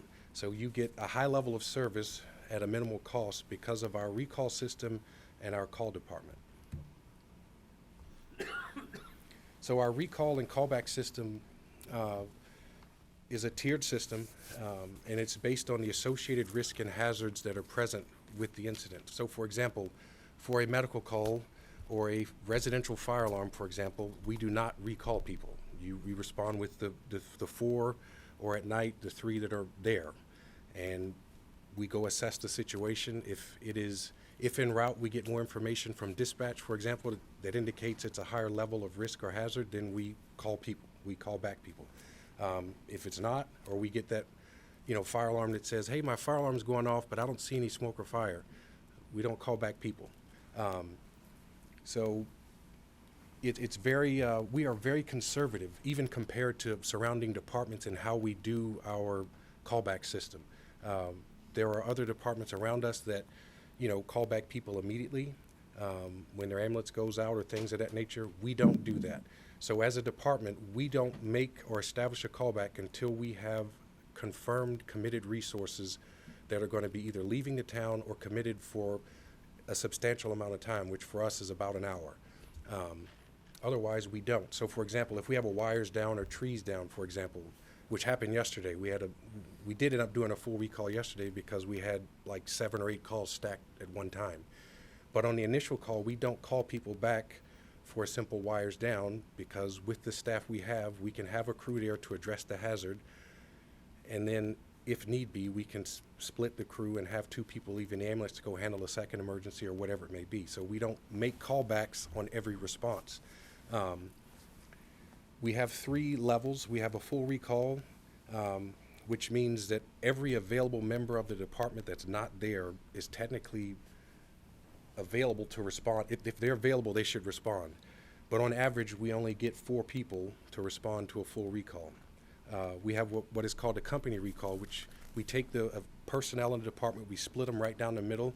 So we have one company that has 10, one company that has 11, and whatever group is on duty, the opposite company is called. And those are for responses that we know by our data and by just what we have going on. Like if we get a cardiac arrest, we do a company recall because that's going to take more than 4 people. Typically, it takes 5 to 7 people to take care of a cardiac arrest efficiently. You need 2 medics with hands-on, getting after it, is drawing up medications, doing whatever they have to do. You need people actually doing the breathing and the pumping. So that's 4, and hopefully none of you had the opportunity to perform CPR, but it's exhausting. So 5 to 7 people is what we know it takes to effectively and efficiently do that. So we do a company recall. When we do a company recall, on average, we get 2 people to respond. And then we have shift coverage, which that's the scenario where we have a medical call, the ambulance gets committed, and they're gone, and they're going to be gone for an hour or more. we do a man-for-man cover. So basically that means we're asking for just 2 people to come put us back at 4 personnel. So, and on average, we get 1.5 people. And it fluctuates through times of the year. So, you know, this time of the year when most people are home, most people aren't traveling, you know, we'll fill those recalls, you know, we'll get the 2 people for shift coverage. But when you get into the summer months or where, you know, spring break, those kind of things, sometimes it'll be crickets. And, you know, for me, that's important to try to understand and grasp, because as we plan and look in the future, that's something we have to be able to address, so that we keep our risk level down. You know, and that's something that I have done, so that, you know, being fully transparent, I have filled recalls myself. When it goes through the list and we don't get anyone to respond, I come back and I fill it. When I'm available to do that, I do that. And I've had to do that 3 times, or no, 4 times. I had to come back yesterday too. So I've done it 4 times since I've started, which, you know, I think it's just an important thing that we have this system in place. We have a call department, but it doesn't mean that we're always going to have the bodies available every time. So in those cases, we do have contingencies. We do have to call mutual aid, and we'd rather not do that if we didn't absolutely have to, but there are times where we have to, and we make that call. It's probably good to note, too, that you've only been with us for 60 days or so right now, Yes, right? I've been here 2 months. So. This next slide shows the, it gives language from the bargaining agreement, but it shows that the top active recall coverage participants, again, this data captured from July to December. And, you know, it shows that there's career and call staff. Actually, our second most active responder is on the call staff. And that piece is important because it gives an indication as to the need and demand, because in the collective bargaining language, the career personnel have the right of first refusal on any overtime and extra shift coverage. So when callbacks are made and it's tiered, it's not just a general, hey, everybody try to come. So like right now, today, Group 3 is working. So that means if we have a shift coverage callback, Group 4 gets the first opportunity. And if nobody responds there, then it goes to Group 1. If nobody responds from there, then it goes to Group 2. If nobody responds from there, then it goes to any available member.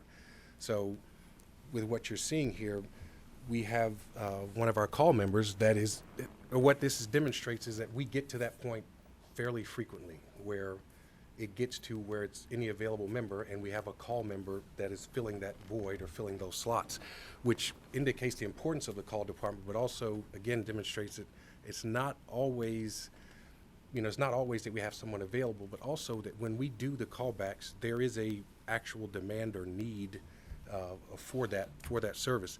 And I just wanted to give you a few examples in our system of some calls that we've had concurrently or simultaneously to kind of show where the call system has generated or paid dividends for us as an organization. Chief, how does that system work? I mean, do you call someone, how long do you wait before you go to the next tier? It sounds like it could be rather complicated.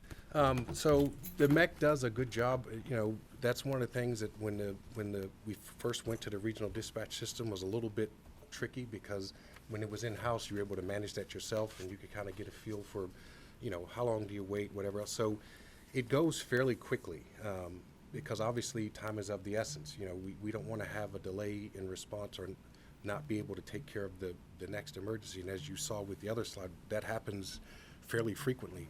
So when we do that, it actually happened while we were just sitting here. I know you probably didn't hear it, but we had a medical, the ambulance was committed, and they got through all the groups in it'll take about 3 to 5 minutes. They'll get through all the groups, depending on if anybody acknowledged. So if they get through all the groups, then it's open to anyone or any available personnel, and then hopefully we get somebody on the radio and then fill it. But typically, you know, they'll say Group 1 for a callback. They'll wait, you know, maybe a minute or so, and if they don't hear anything or hear anyone acknowledge, then they go to the next group and then on to the next group, and then, If it goes through all the groups, it's any available. So typically, when these actual events, or when we have the recalls, it's showing that it's indicated that it's really, we're addressing a need, which is important. So so just for that example, you know, we're using and engaging our personnel, our call personnel. Is what I was trying to display with this, is that, you know, that's important. I think the difficult thing that we're facing is right now is that the well, or the number of individuals that are capable or willing to be call members is drying up. And then when we do have a call member and we make the investment, we get them trained, we get them, you know, they get their medical credential, whatever it is, it's not long, like usually less than 6 months, they're gone. They get gobbled up by a full-time department, and we don't have them anymore. Or their availability becomes extremely limited.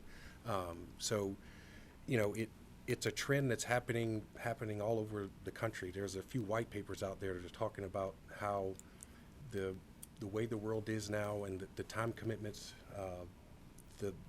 there's less people that have that general, you know, people's time is too valuable to volunteer or to do per diem work. And then the other piece is, from the fire service perspective, the requirements and the time commitment has become much greater. Like, you know, you're talking about at least 260 hours of training before you can even get on the truck to go to a call. You know, that's just the fire side. If you add the EMT credential, that's another 260. So you're looking at 400 plus hours of training, which we don't compensate for call members, and you have to have it before you become a full-time member. So that's a huge commitment.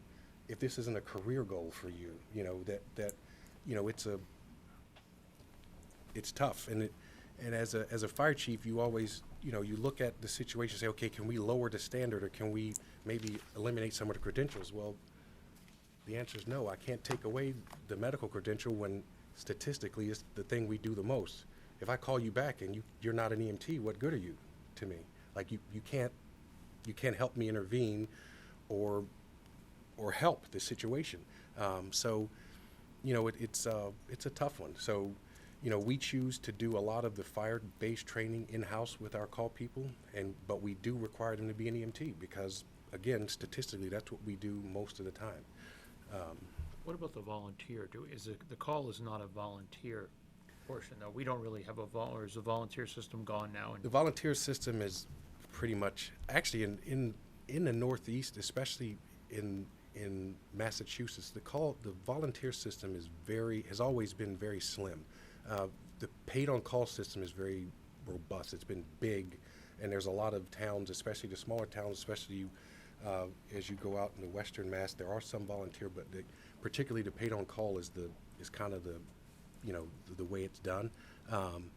And we don't have any volunteers. I think you'd be hard-pressed to find anyone that would volunteer that level of time and commitment and do it for nothing.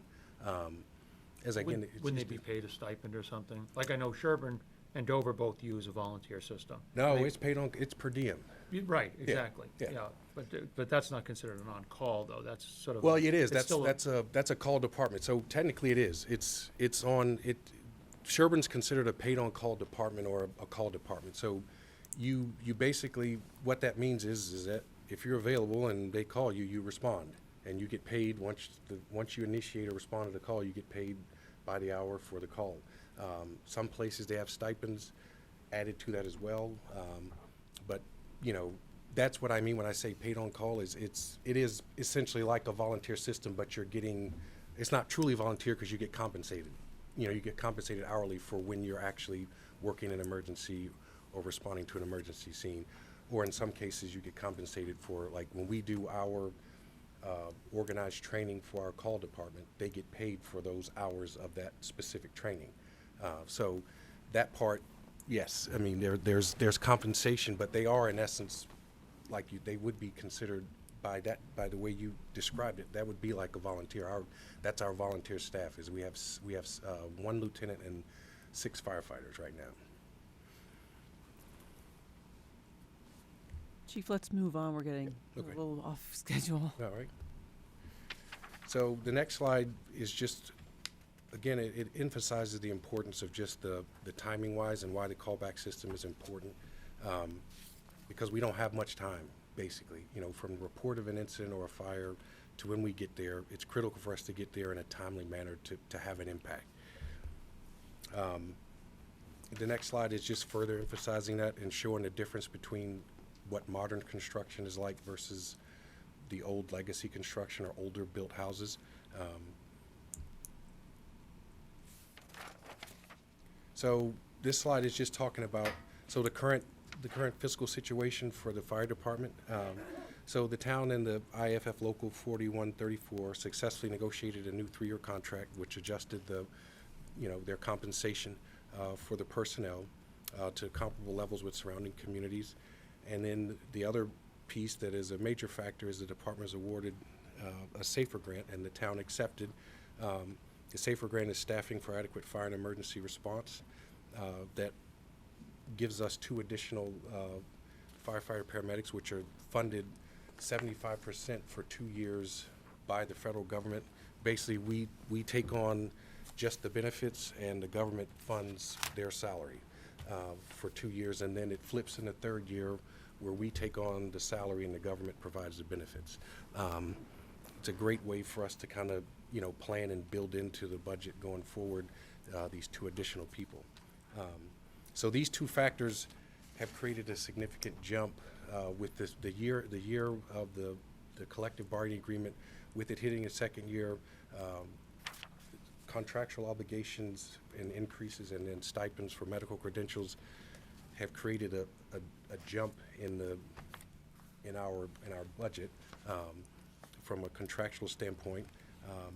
And I think those are the 2 factors that have led to kind of that big number. The good news is that we recently adjusted our ambulance billing rates to reflect the level of services and the quality of care that we provide. The increased revenue from ambulance receipts is imperative to help bridge the gap in funding needed to support a level service budget. And in discussing and talking with Todd and going up to our billing service to get some projections, the conservative estimate is that we would bring in almost $200,000 additional dollars annually based off of the new billing rates. So. And that's on the low-end estimate and conservative estimate, which is, that's good for us. And that would provide us a way to kind of offset that operational expense.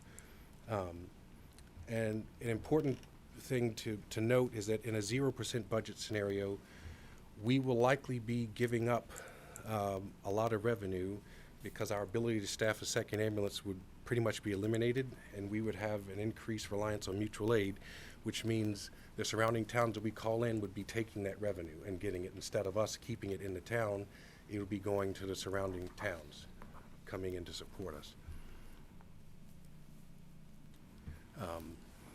Thank you for your time and listening. If you have any questions, I got a lot of notes I can answer or work through. Well, I got some questions. Yes. Looking at the budget history, I had 3 lines I just wanted a little bit of clarification on. Okay. The first one is computer and IT.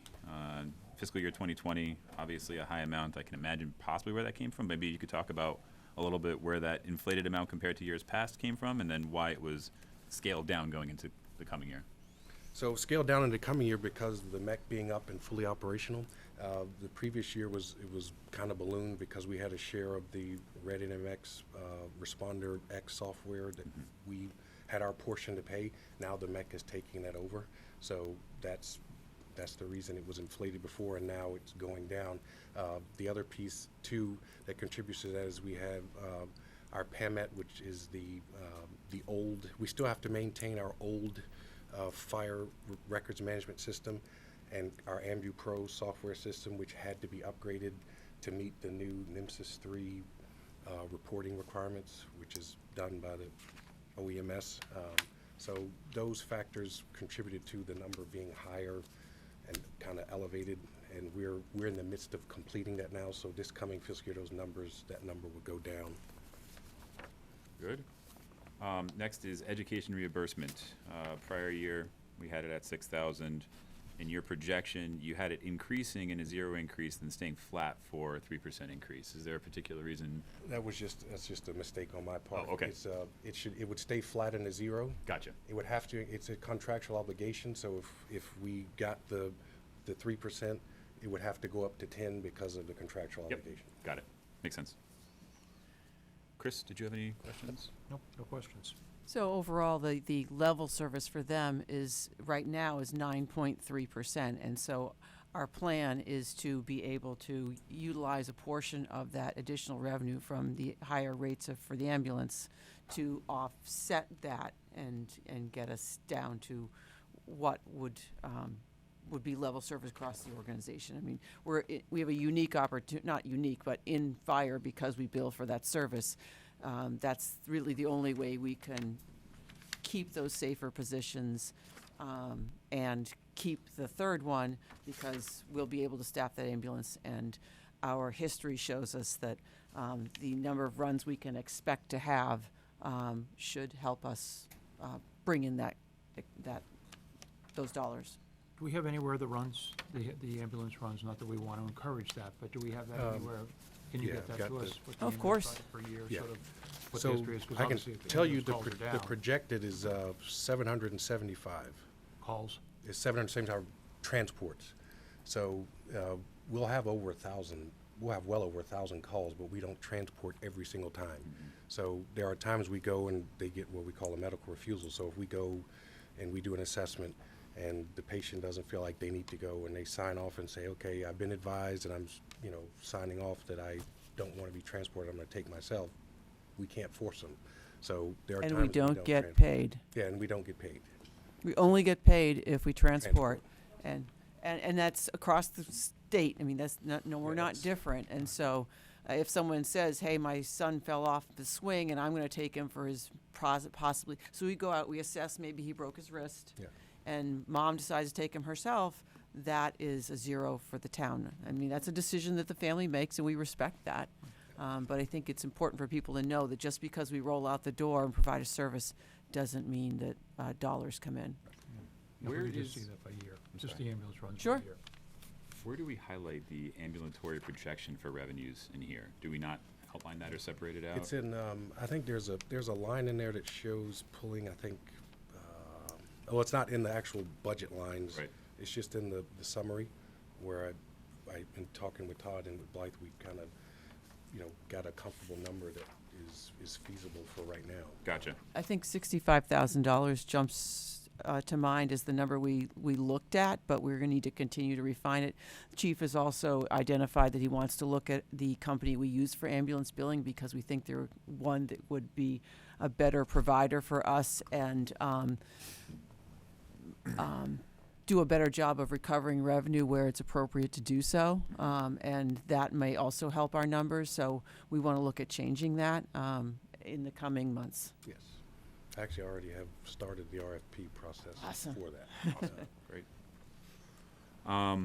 I know that during your interview, we talked a lot about grant programs and alternative funding sources, and you had mentioned that you had some pretty great experience with doing that. I know you've only been here for 60 days, but is that something that we're actively pursuing? Yes, we are. I've worked with Chief Kelleher in Foxborough to get some information. They were able to get a grant to replace apparatus last year, so I took kind of his boilerplate blueprint, which was actually from another agency, which is good. So we're going to look at that and examine the needs that we have from an apparatus standpoint to try to take care of capital with grants. So we are applying for a AFG grant this year for a fire apparatus. I just have to determine, based on the recommendations of FEMA and what they're seeing is most favorable, whether it's our ladder truck or our tank truck. But we'll look to do that this year for sure.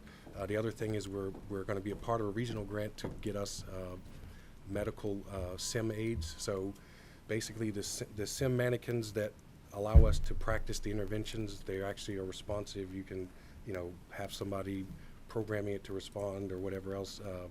You can actually start IVs, do IOs.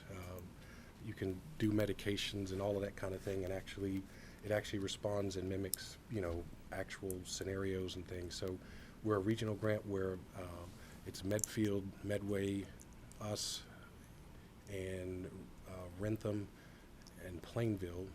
I don't think Franklin's participating, but a regional grant for SimLab equipment, which is going to be great.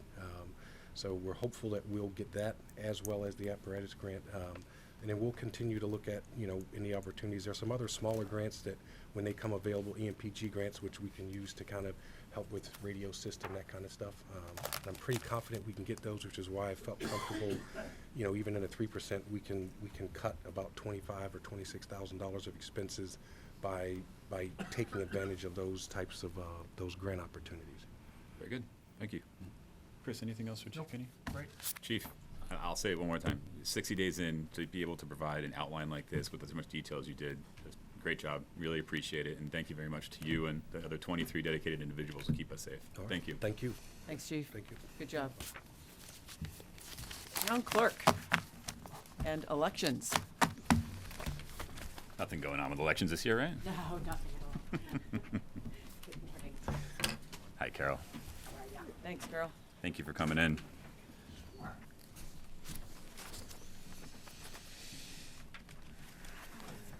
I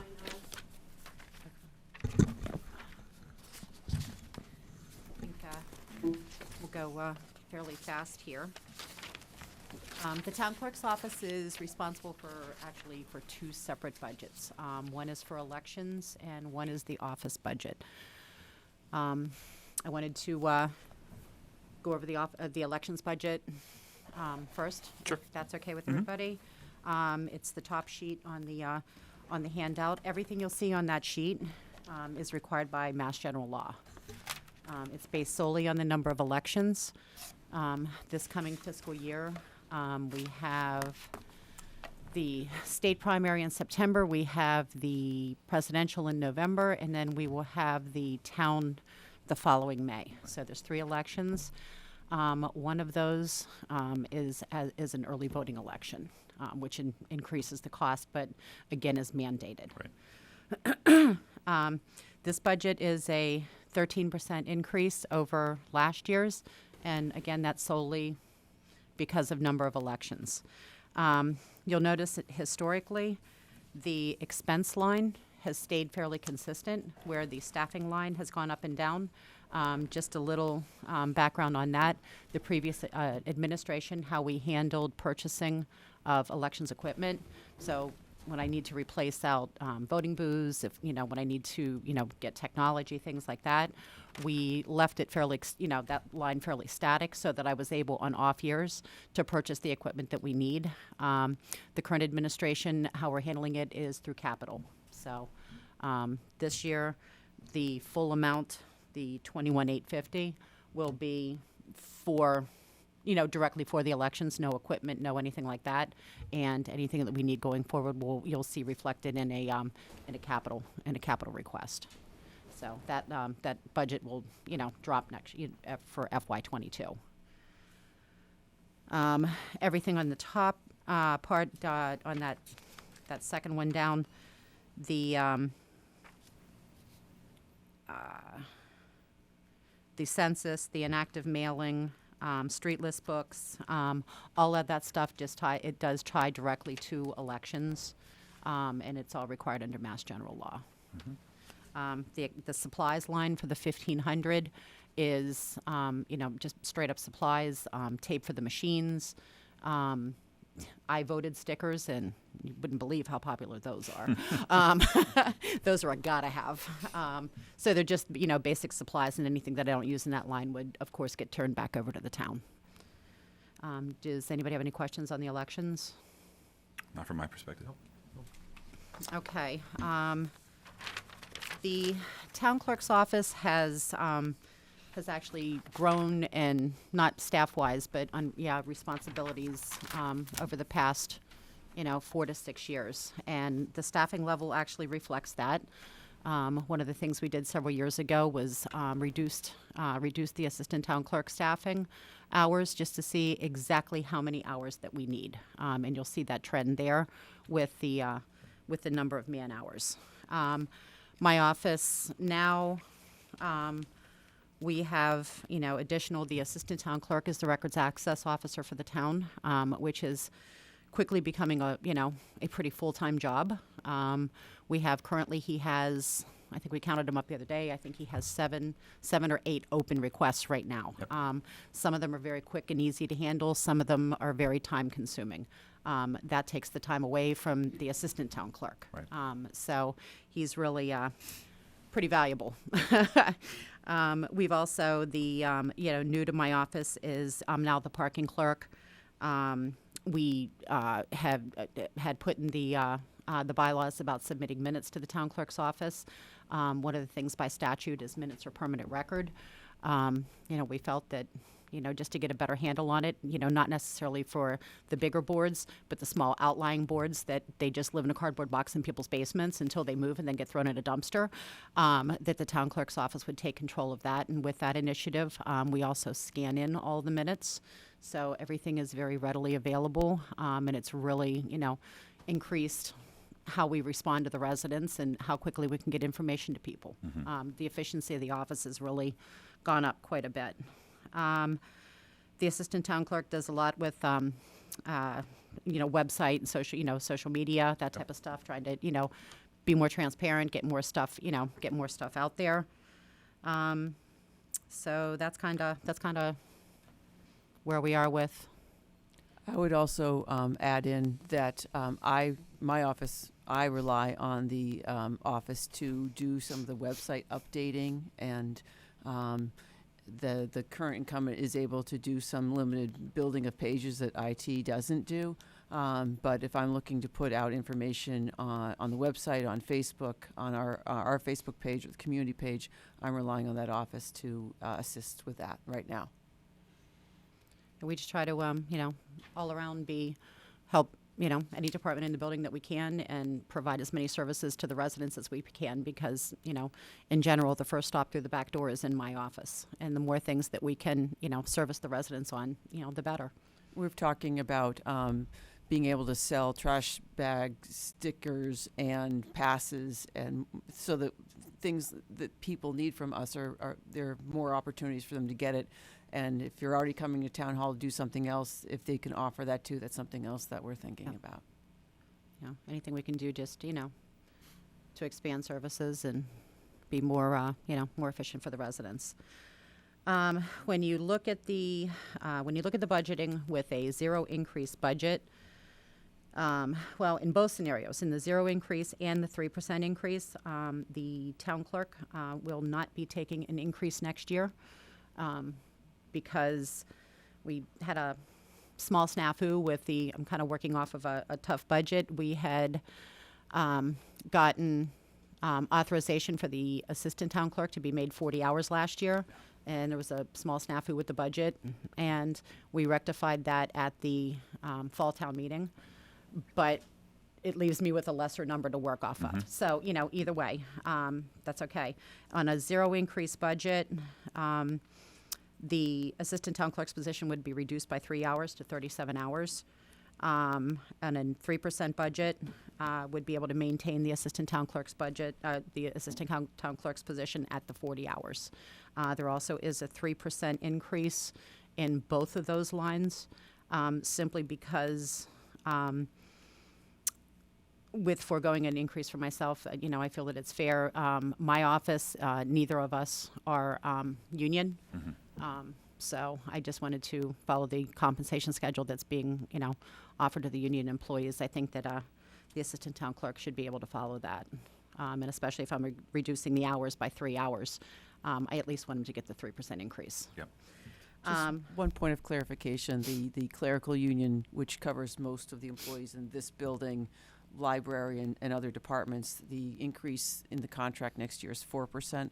What we've asked all department heads and non-aligned positions to budget for, so we're not covered by union, is 3. I'm going to be recommending a lower cost of living adjustment next year than has been budgeted in recent years.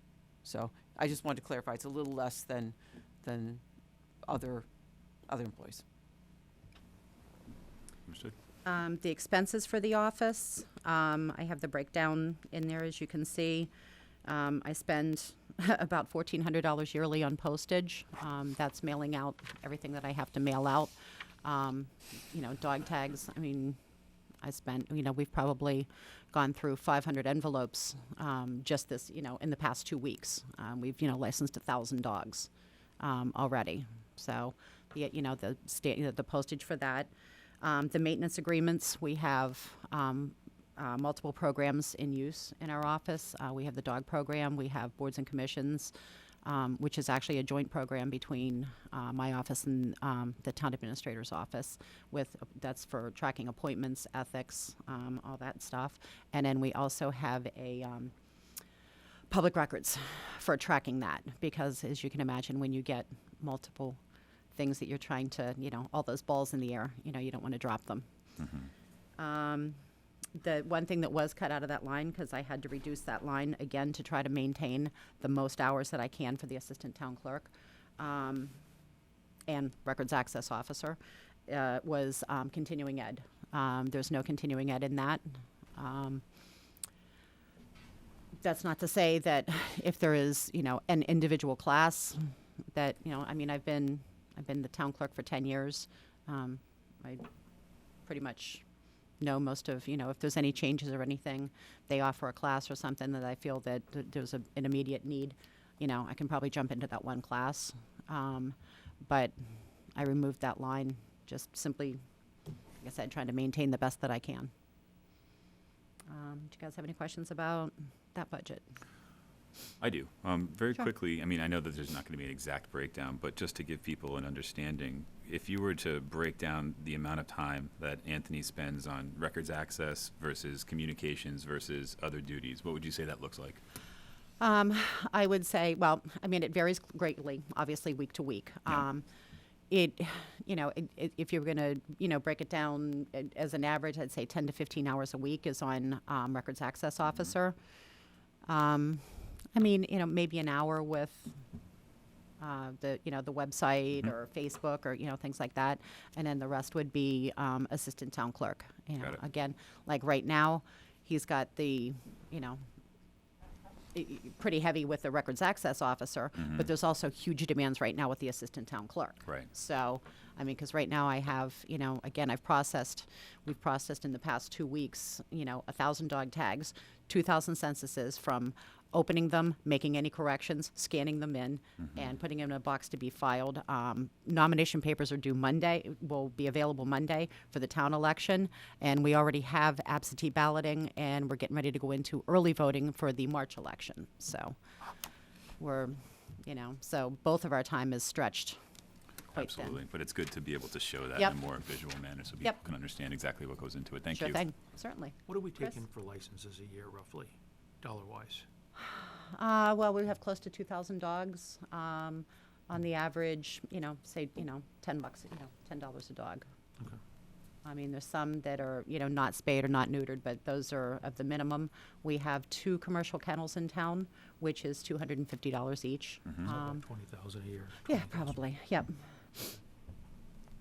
And then we also have, we take in the other income my office takes in is vital records. It's $10 a copy for, birth, death, marriage.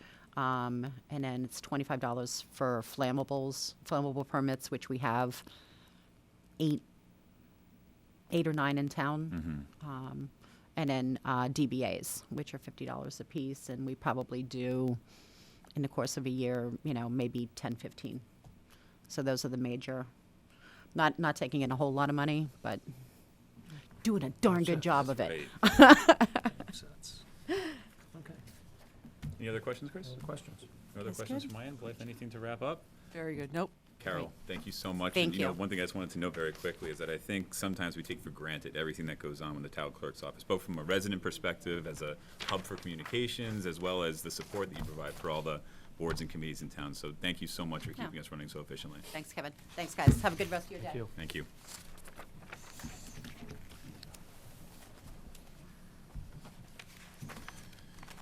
Mr. Bragdon, how are you doing, sir?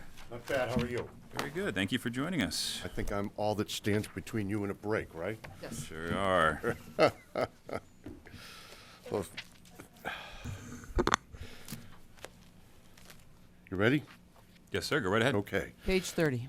So, I am the HR director for the town of Norfolk. I also do a lot of other duties, which I'll talk about. Primarily, I provide the oversight for employee litigation, union contract negotiations, contract interpretation, employee relations. I do the recruiting, policy development, interpretation, federal, state compliance, interpretation of contracts, etc. So I handle all the employee relations. So if managers or an employee has a problem, be it personal or medical or they're having a performance issue, I work with the employee, I work with the manager, and try to resolve those.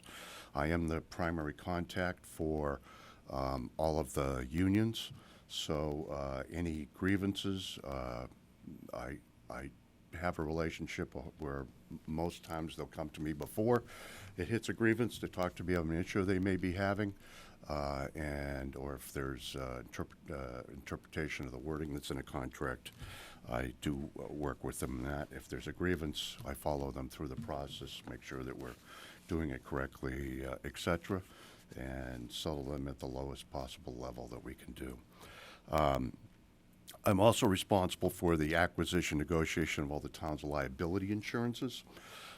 So that includes the general liability insurance for the town, and includes workers' compensation. But public safety is under a different Massachusetts law. It's called 111F. So while we use the same broker, we have a different insurance policy for them. We also insure the boards, fire, and hazard insurance, and there is a new data security policy. As I'm sure you read, there's issues where towns get hacked, and it costs money, and our insurance will help us with that. I also, because I work with the insurance, I work with all of claims that come in for insurances. A lot of pothole claims in the springtime. If there is a lawsuit that requires that is looking for damages, many times our insurance will cover for that and pay for an attorney. So I'll work with that and follow that through the process. People are injured on our fields or something like that, and they make a claim, I'll work with all of those. I also manage the acquisition of the town's health insurances and welfare insurances, and that's an annual process that we, both of them actually, all the insurances are an annual process, but we about 3 years ago made substantial changes, negotiated with the unions. That saved us about 11.3% that year, and has kept our costs lower. The following years, last year, first time in my career, and as you can tell by my gray hair, I've seen a few years, we actually had a decrease in our medical insurance coverage. Our run rate is very good at the moment. I'm very hopeful we'll find out in the next 2 weeks probably what our rates will be for next year. I'm hoping that they're going to be, again, the increase would be negligible. Also, as part of that, there is a state-mandated employee insurance committee, which is primarily made up of the unions. So any change we make to the plans, for instance, that document that you recently signed off for the voluntary opt-out, we need to go to that committee and work with them, and they go back to their folks, and we negotiate that kind of thing. So we meet with them several times a year. The state of Massachusetts recently enacted a workplace safety law, so that we're now under OSHA-like standards, and I'm responsible for that for the town. I've worked with our insurer to do a mock inspection of our DPW department. The laws primarily affect fire and and DPW and the things that are required. So there will be work Matt's already started to make some changes over there. There's work that's going to need to be done there and at the transfer station over the coming years, as well as there's a safety committee, and there'll be additional safety committees at DPW and other things.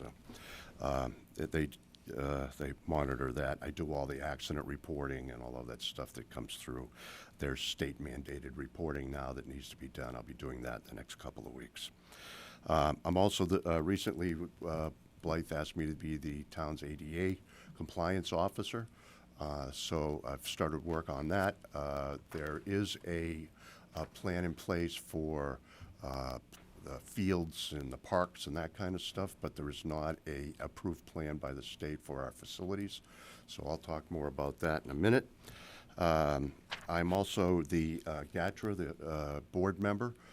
So I work with them frequently and primarily with Sherry Norman to make sure that we're getting services. I expect that we'll be making some changes there in the coming months.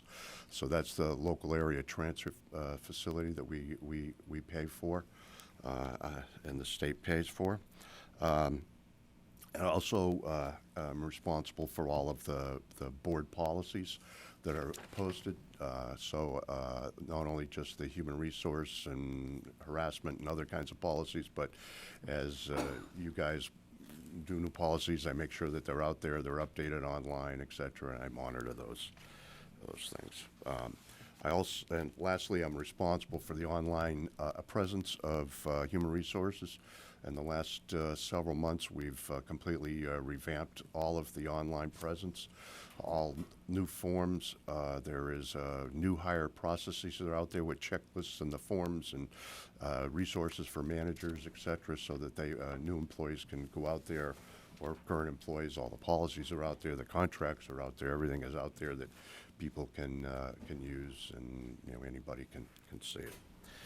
So for the coming year, as you know, the town meeting approved some funds for us to do a complete compensation study.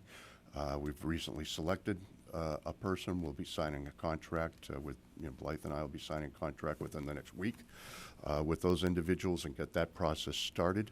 I would hope to have that done right around the end of the fiscal year, but that's just getting that done. Then we have to do the work of rolling it out. So with the non-union employees, there'll be new grades, there'll be new salary structures, et cetera. So we'll need to roll those out.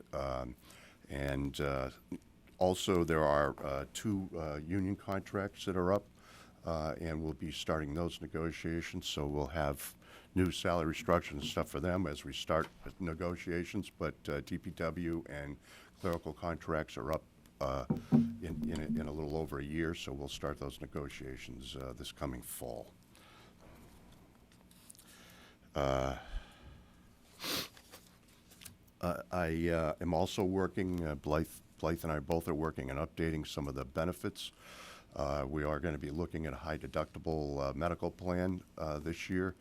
It is good for certain people that may have lower expectations of what their needs are going to be, and it saves them money. It would save the town money. It would just be added to as when an option.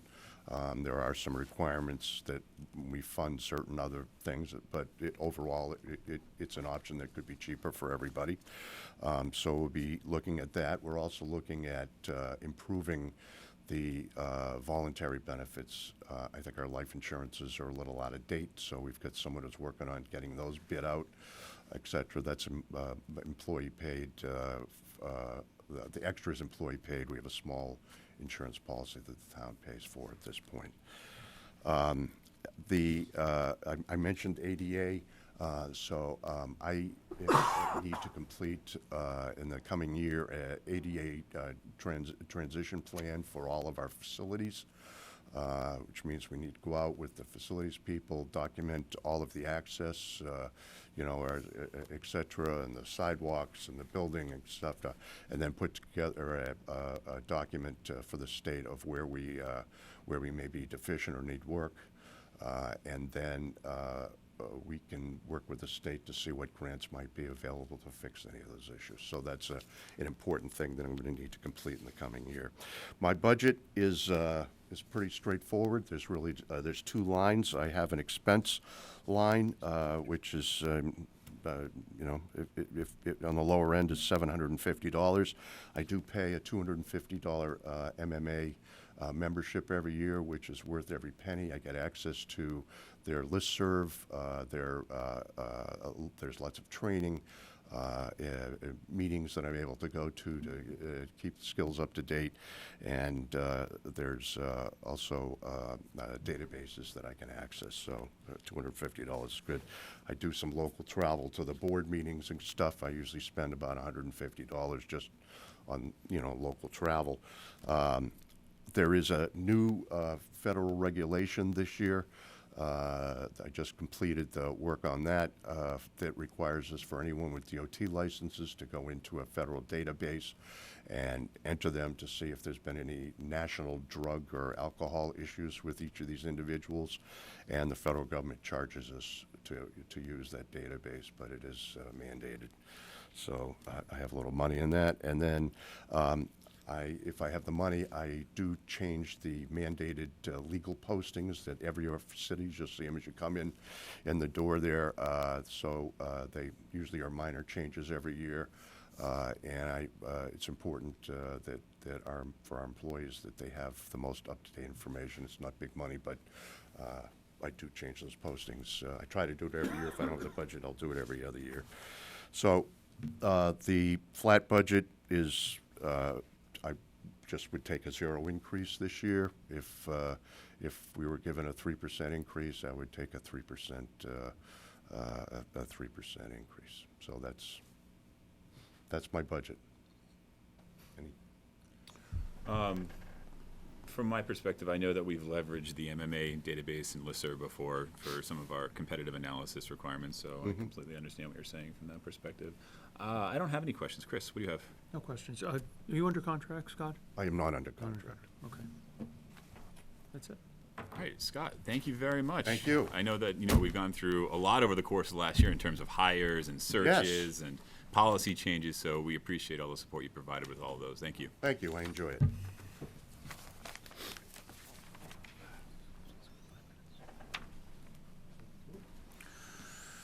All right, we're a little behind. So we scheduled a break. We've got some food upstairs, so you can grab something to eat before we jump back into COA. Maybe start that at 12:45. 12:45 sounds great. Yeah. All right, so we'll take a short break. We'll see everybody back at 12:45. Thank you. Contract.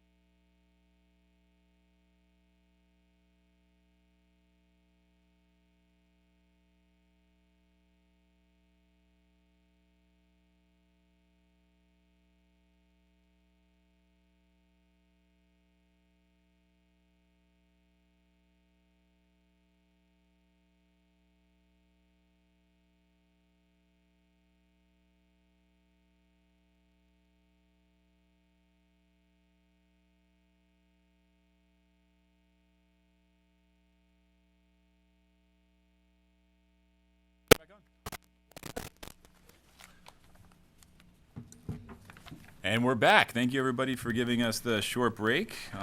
We do have a full slate for this afternoon. So, Blythe, you want to give us a little intro before we get started? Yes, so we are starting off with the awesome Council on Aging with Sherry, followed by Building, Library, Police, Recreation, Land Use, Technology. Unfortunately, Todd had a family situation. He will not be able to be with us, so I, supported by Todd, will attempt to do that budget. Barry will be here to talk about the DPW, and then we'll wrap up this afternoon with Finance, Select Board, and a myriad of other smaller budgets. It's not smaller in dollars, but smaller in explanation and detail that we can go over in as time allows. Very good. Thank you. Barry, welcome. Deborah, Thank you. welcome. Thank you. Please take it away. Okay, so my name is Sherry Norman. I'm the Director of the Council on Aging and the Senior Center. And with me is my chairman of my board, Deborah Grover. And we're happy to be here and to talk to you about what the COA does and to answer any questions that the board has about our budget or services that we offer. So for those of you who don't know, we serve the senior population, which is defined as anyone in town who's age 60 or over. We also serve any disabled resident of any age. And because we are the default social services agency for the town, we also handle other residents who may have a need in public benefits, be it fuel assistance or food stamps or mass health or anything of that nature. We don't have a whole lot of those people, but we're the go-to for if people are in need. So because we have such a diverse population, age 60 to 100, it's always a challenge to try to meet all of those needs, both in terms of programs and services. But I think we do a pretty great job, especially in light of the fact that we're a relatively small staff. So I'm the only full-time person, and then I have 4 part-time employees. For Kathy Sebring, she's actually with us today. Kathy, went away, is our program coordinator, and Kathy is 24 hours. Lisa Yor is our outreach coordinator. She's 18 hours. Stephanie Cooley is our administrative assistant. She just works mornings, so she's 20 hours. And then we have a driver whose hours fluctuate, but we have him in the budget for 15 hours. All of us, other than Ray, our driver, Ray Davis, have been here for around 2 years or less. So we're a new team. I've been here for about 14 months, and we've checked off a lot of boxes, if I could say so. We've increased participation, just to throw some numbers out, from last year, FY 2018 to 2019, we're up about 20%, and that's about average daily attendance is about 50 people.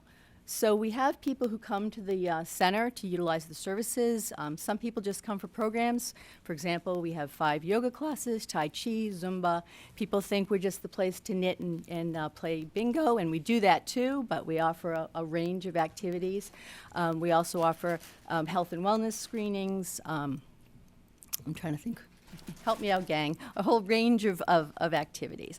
And so we have people who come, as I started to say, to the center to just participate in the activities. We have people who live there. They're there every day. We're their home away from home. And then we have a lot of people out there in the community that we service. Sometimes we don't find out about them until it's a crisis, so we've been trying to take a more proactive approach to finding out who these people are and helping them get services. We work collaboratively with HESCO, which is our Area Aging Access Point, all these acronyms. It's like, but our go-to senior services agency. We're one of the 12 towns that we work with the HESCO regional agency to deliver senior services. So I think that's an overview. I don't know if did I miss any highlights? Chris, you I have think any it's questions? I think it's important to have the board understand that you're funded primarily by the Okay, town, sure. but you also have other resources that you draw on. So our funding sources are the town, which primarily pays for the overhead for salaries and benefits, which is substantial. And we have a small expense budget, which is about $10,000. In addition, we receive a formula grant from the state, the Executive Office of Elder Affairs. That's based on the 2010 census, which is roughly about a little more than 1,600 people, 60 plus in the community. That grant is right now $12 per head. We know that when the 2020 census comes, our numbers are going to be up. In fact, I think this might interest you, Norfolk is one of the fastest growing oldest towns in our area. The Tufts Healthy Aging, and Kevin, you asked me about the Healthy Aging Foundation, actually projects that our 85 plus population is going to grow 123%. So maybe we only have 15 of those people, but people don't get younger, they get older, and that's going to mean that we have a greater demand on our services. So, and as you know, we've been talking about the boomers are coming, the boomers are coming, the boomers are here. So we have a lot of people kind of coming into our demographic, and they're staying around longer, which is good news. We're helping them to stay healthy and for longer, and so the demand on our services is going to get greater as time goes on. So the formula grant is based again on the $12 per resident 60 plus on the most recent federal census. We're hoping at the state level that doesn't get cut. It was raised 2 years ago to $12. When I started in the business 10 years ago, it was $9 per person. But budgets being budgets, we being the COA directors are concerned that money may be decreased over time. And what do you use it for? Primarily, we use it to pay for instructor salaries, training and development. So there's an annual MCOA, Mass Council on Aging conference that we go to, as well as smaller conferences throughout the year. So primarily instructor salaries and training and development. We also have other sources of funding. We have a friends group, which they've recently come back to be our friends. They came back in October, and they do a monthly lunch. They've been helping us out with some other programs, so that we have that source. And we have other community partners that we sometimes ask for help. The Lions have been great. So again, but those aren't things we can always rely on all the time, but we do have other sources of funding from those sources. Is your office expense budget, is that a typo, the way it went from 2020 year-to-date 5,800 to 2021 zero increase 9,100, and then a 3% increase to 8,400, 8,482? So the budget is $10,000 this year, of which they've spent so far to date $5,867. So in a zero increase budget, that would be, help me out. Why is the 3% lower in Because they're doing the full 3% on the increase in the salary. Microphone. So salaries, if you look at the salaries Yes. for the 3%, in order to come in at a total budget, adjusting, because there's a few people that aren't union, in Okay. order to adjust to the So 3% you maximus. adjusted to get to you adjusted the Correct. office line. Right. Okay. So how would that, so that would actually affect some of these people you're having come in, the instructions and things, Those, they aren't paid out of the town budget, they're paid out of the formula grant. out of the grant? Okay. Right. I mean, we have other, for example, the grant, there's some things the grant can't pay for. So food and entertainment. And we do a fair amount of food and entertainment, because that's what the seniors like to do. And Kathy often books entertainers to go along with that.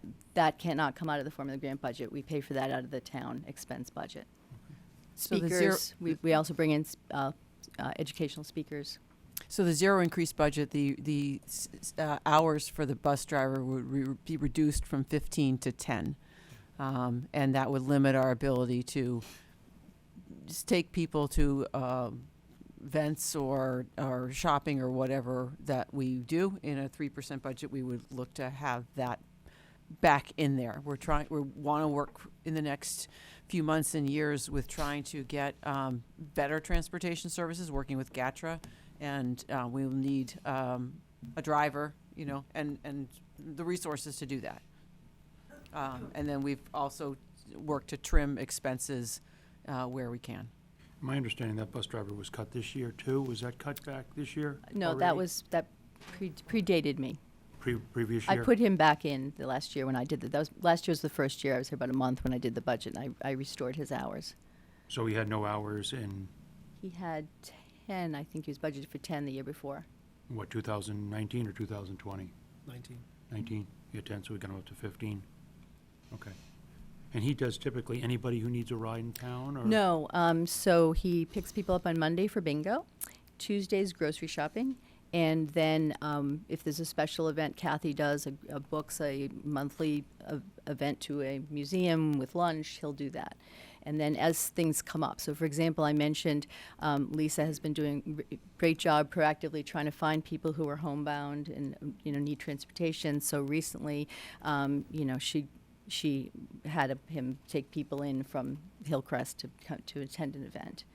So it's anybody in town who needs a ride, a senior. It is, but it's not. So Blythe mentioned the Gatra bus. Right. We're trying to get that in-house so we have more flexibility, but then we would also need more driver hours, although there is a reimbursement from Gatra. That's something we're going to be working on this year to give us a little bit more flexibility over, those kinds of day-to-day rides.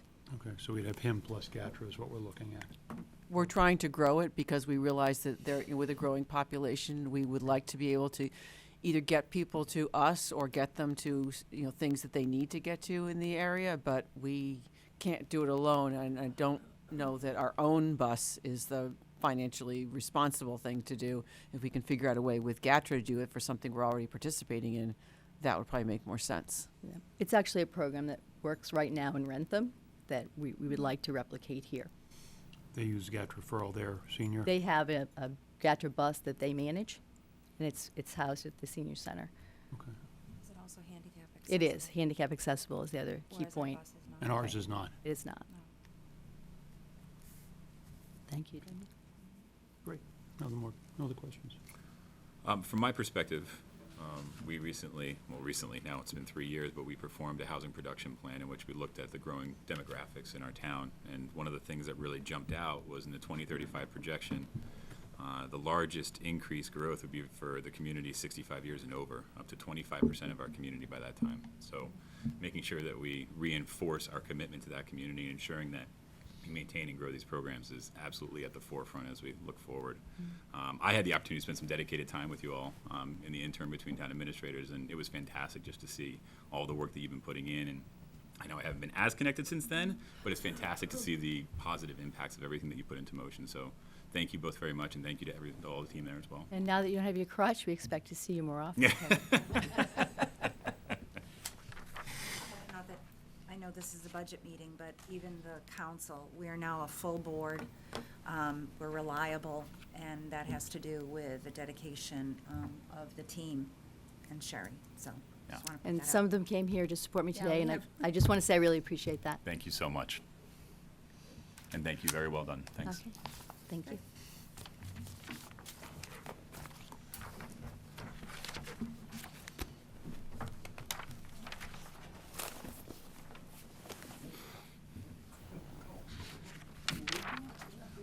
Building Department, page 58. Mr. Bullock, welcome. Thank you. How are you doing today? Thank you for joining us on a Saturday.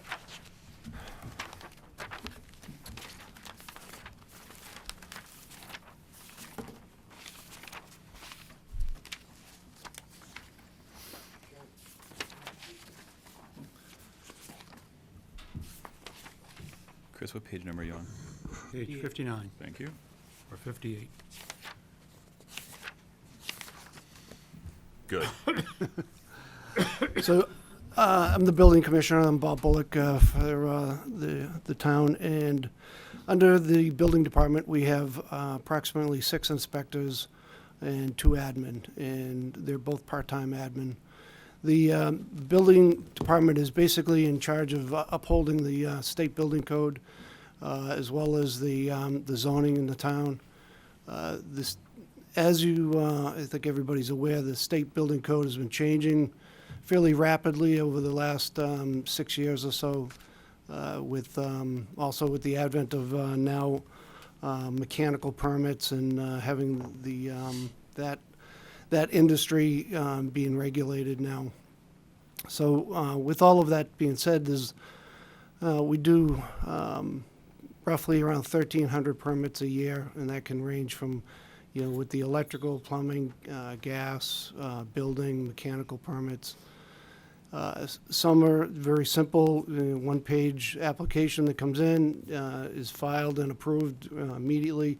Others are reviewed and there's a process to them.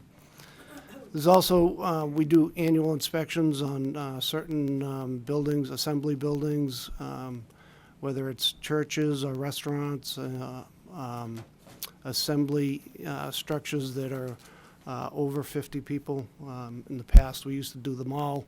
But at this point, the code actually says that we have to do it if it's 50 or over, and when it's less, we did it for safety reasons before, but we got some kickback on that, so we've just sticking exactly what the code says. So the admin staff works on, they receive all the phone calls generally that come into the office. They handle, they're the first ones that get the permits in place.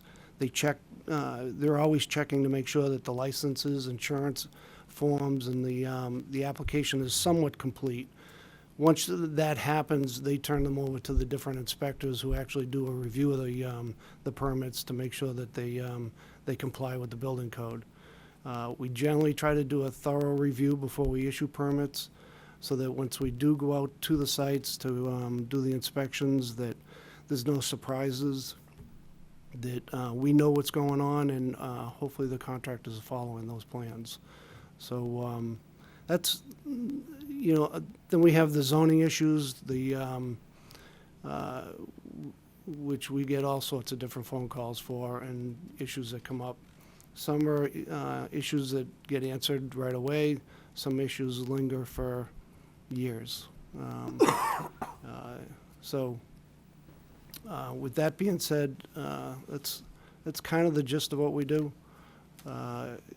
I think some people look at our job as, you know, that we're sometimes overbearing. I think it's basically that's what our job is, to make sure that people do what they're supposed to do to uphold the building code. I recently did an inspection. I thought usually it's not a big deal when we do a final inspection on a mechanical permit. And, you know, we have tablets that we bring out. It has the plan on the tablet, and we go around and just make sure that everything's in its place and everything's done, completed. You know, I went into one room that had, you know, it was a corner room. It was a walk-in closet that was fairly large, and there's supposed to be a supply of heat in that room, and it wasn't there. You know, I went up into the bathroom, and that supply of heat wasn't there. We checked the fans, the exhaust fans, and, you know, make sure that they work, make sure that the vents open up, when we shut them off, that they close properly. They're stuck open. And, you know, people look at us like, you know, well, when we go out to do these inspections, we're expecting that all these things, you know, would have been just done as a course of business. But it's funny how when you go out there that these things aren't done, or there's things that are missed on a regular basis. And, you know, we say, you know, fix these things and we'll be back, and, you know, we can pass the project along. But, you know, if we weren't there doing these things, I could see people moving into these houses because it's ready to be moved into.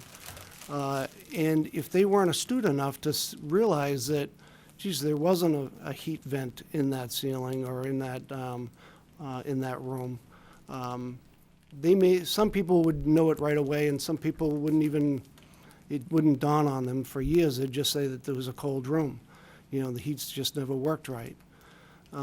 And so we're really an advocate for everybody that actually has a property in town, that we really do work hard to make sure that these properties are built properly, and that, you know, what people are paying for, that they are being done to the code.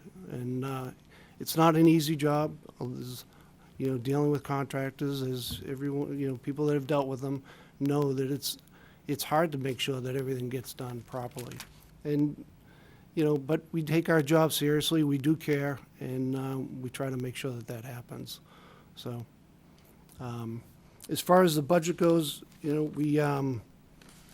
we met our 3% by not, we have a line item to hire a mechanical inspector. Since we lost our mechanical inspector, I've basically been doing all the mechanical inspections, which takes away from me dealing with some of the zoning issues that are out there, dealing with just the overall running of the department, trying to keep up with the webpage. We've been trying to put articles out in the webpage that help people with their different projects. We've drawn like a basement plan that people can actually copy and utilize that in their own homes for construction, to know exactly what we're looking for as code officials to make sure it's done correctly. So we're trying to put those out in the webpage, but so the idea is I would like to have the 3% increase so that we can keep that line item in there and hopefully at some point hire that mechanical inspector so that we do have more time to do those other things that are going to help run the department, help be more beneficial to the town, people that are pulling permits, to know exactly what we're looking for ahead of time and plan that way. So if there's any other questions as relative to any of that. Was there any other negative impact to maintaining a level funded budget from prior year outside of the removal of that open position? No. Okay.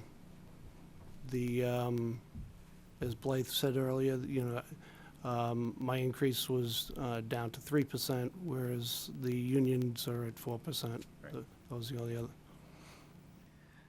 I think it would be helpful for the folks at home, because I think both of you know this, that we have plumbing and gas inspector and electrical inspectors, and why we have those besides the building officials. I'm guessing most people don't realize that there's a difference and that you can't have one person do all those things. I wanted Bob to spend a minute just explaining why there's all the people that there are. Well, in the flow chart, we actually put a dotted line over to the electrical inspector and the plumbing inspector. The electrical deals with all the electrical work that's done in a house, as well as for the plumber. He handles all the plumbing. He also handles all the gas inspections. At one point, we did actually have a plumbing inspector and a separate gas inspector. Now we have one inspector for both items. But why So- can't the building official do those? They're licensed to do those things. It's not something a building inspector's licensed to do. One thing that is different is and I think this is what makes it harder for us to hire a mechanical inspector, is a mechanical inspector has to be a building official, which makes you can have somebody that's been in the business for 30 years doing mechanical work, HVAC systems, and yet they can't be an inspector. They have to actually go through and become a building inspector, which in order to become a building inspector, you have to have 5 years of construction supervisory experience. That's a minimum. Then you have to go through the classes. There's a number of tests that you have to go through and take and pass. So it's a little onerous to be able to do that, and there's not many of them out there. I have actually spent a lot of time to learn the HVAC, to do it, and I think I do it well, but it does take a lot of time. So I think it's also important to point out that depending on what's the activity in town in any given year, generally at the fees that we charge for permits, this department, brings in approximately what it spends, and that can go up and down a little bit. And was it last year or the year before you did a survey of other towns to see whether our rates were competitive or not? Can you tell me about that? In 2018, we did a comparison of a number of towns, and we adjusted our permit fees accordingly at that time. So I think I will say there's some towns that are higher, and then there's definitely towns that are lower than us. We use International Code Council does every 6 months adjusts a construction cost data sheet that we use so that we're not changing. Everything's based on $11 per thousand of construction cost. So to come up with that construction cost, when I first started, I had a house that was a colonial house. You know, one guy came in, exact same house, said it was gonna cost him $200,000. The other guy came in and said it's gonna cost him $400,000. So how do you charge him based on those numbers? And at that point, we started to use a construction cost number to come up with a fair number based on square footage. And now the ICC, International Code Council, puts this out every 6 months and updates it for the average construction cost of this area. So that's what we've been using to maintain a level playing field for people, so. Chris, you have any questions? Yeah, Bob, what year do we lose the mechanical inspector? 2018, Which one? 2018. 2018. So the actuals in 2019, the budget in 2020, they went up pretty substantial. Did they include a mechanical inspector, or did they not? It's always been in the budget, So To we hire don't, even another- though we don't have one there? yep. Okay. And then the money just gets turned over at the end of the year. Okay, so in your budget, you do have a full-time mechanical inspector or a part-time mechanical inspector? It would be handled just like the plumbing and, the plumbing inspector.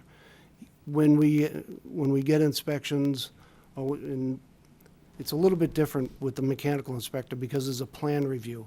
Whereas the plumbing inspector doesn't do a plan review, he just goes out and does the inspections on each one of these. So on a mechanical, we would pay him to do a mechanical plan review and the inspections on the property. And it would just be based on those, 1 hour for each one of those inspections or plan review. So if we did a zero increase, we really wouldn't be losing them because his numbers are in your budgets already, right? Because your 2020 budget includes them, so therefore, a zero increase, you still have them in there, right?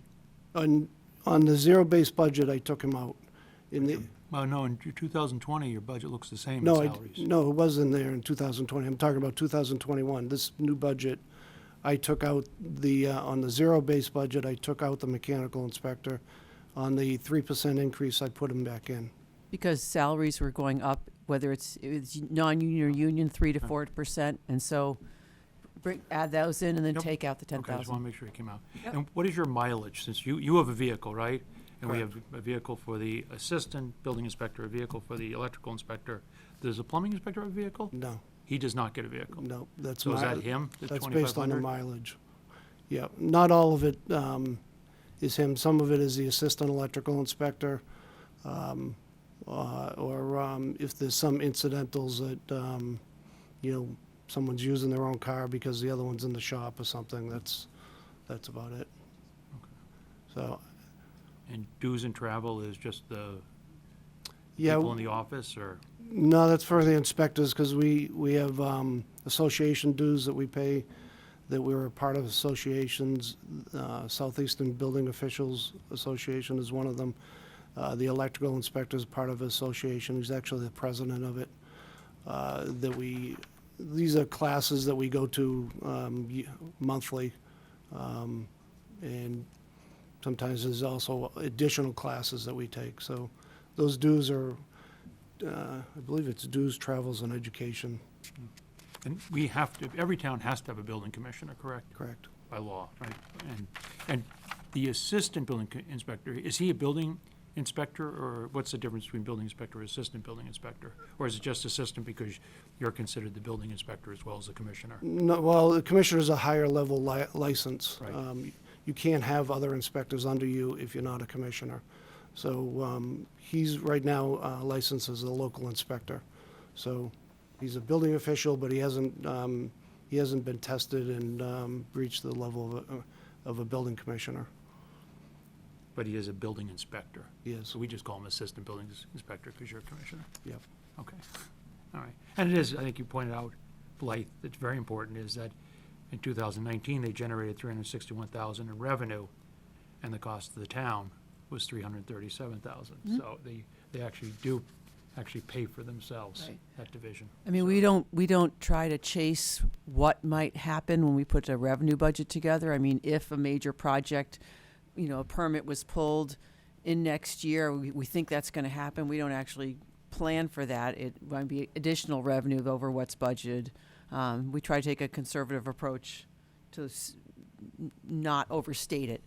Because again, we don't know exactly how many new homes, renovations, major projects will come along, but generally it covers the cost. And it's pretty typical. What you're seeing here is what I've seen very typical across most communities. If their fees are, in the neighborhood of what the market's charging, the really only difference is the level of activity that you have. And for some inspectors that we pay, we only pay them for their plan review and their inspections. So, and we budget their time we budget them in salary based on what we think is going to happen, correct? Mm-hmm. Yeah. And I know that software program, is that up and running now, that software program that's Oh, yeah, instituted? yeah. So we have no more developmental costs or anything with that? No, we're still developing. Right now, actually, we're working on the town administrator's office, doing some of the licenses, and trying to put that online now. So, Where's that, in the office supply line? The citizen service covered in information technology, because it is one of those programs that it eventually will touch a lot of different departments. So it's the bulk of the permits that are issued now are from the building department, but we've actually, I think, brought in up to including assessors, and they just rolled out fire department burning permits on the system, and we're looking to add the various licenses that we do in our office upstairs. right now, we also have the planning board, the Board of Health, Conservation are all on there.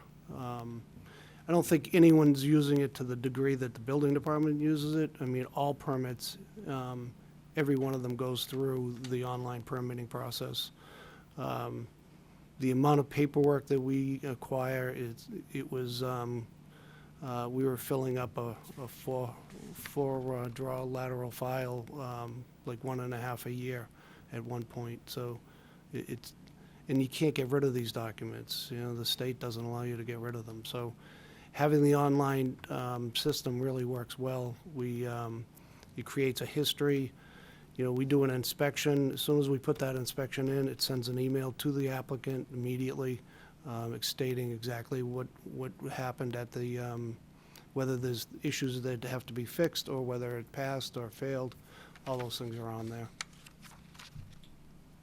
But to answer your short question, it's budgeted centrally because it's meant to touch a number of departments. It's not in building. Do you know what that is offhand? I have it here. I think it's 24,000 a year. Okay. Your positive went to a negative. It's not All right. not all mine, but Anything else from your perspective, Chris? Bob, thank you very much for the outline, and thank you very much for everything you and the department does to ensure that everything that's being done in town and be done properly and safely. Thank you. yeah, thank you.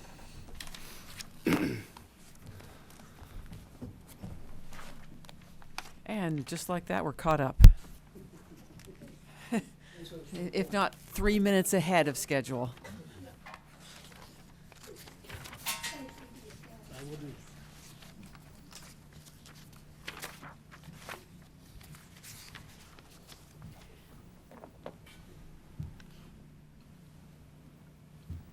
Library, page 78.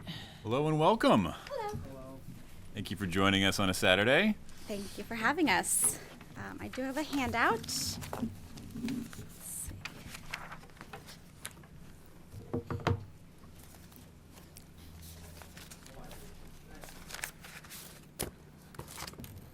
Make sure I have one. I think I do.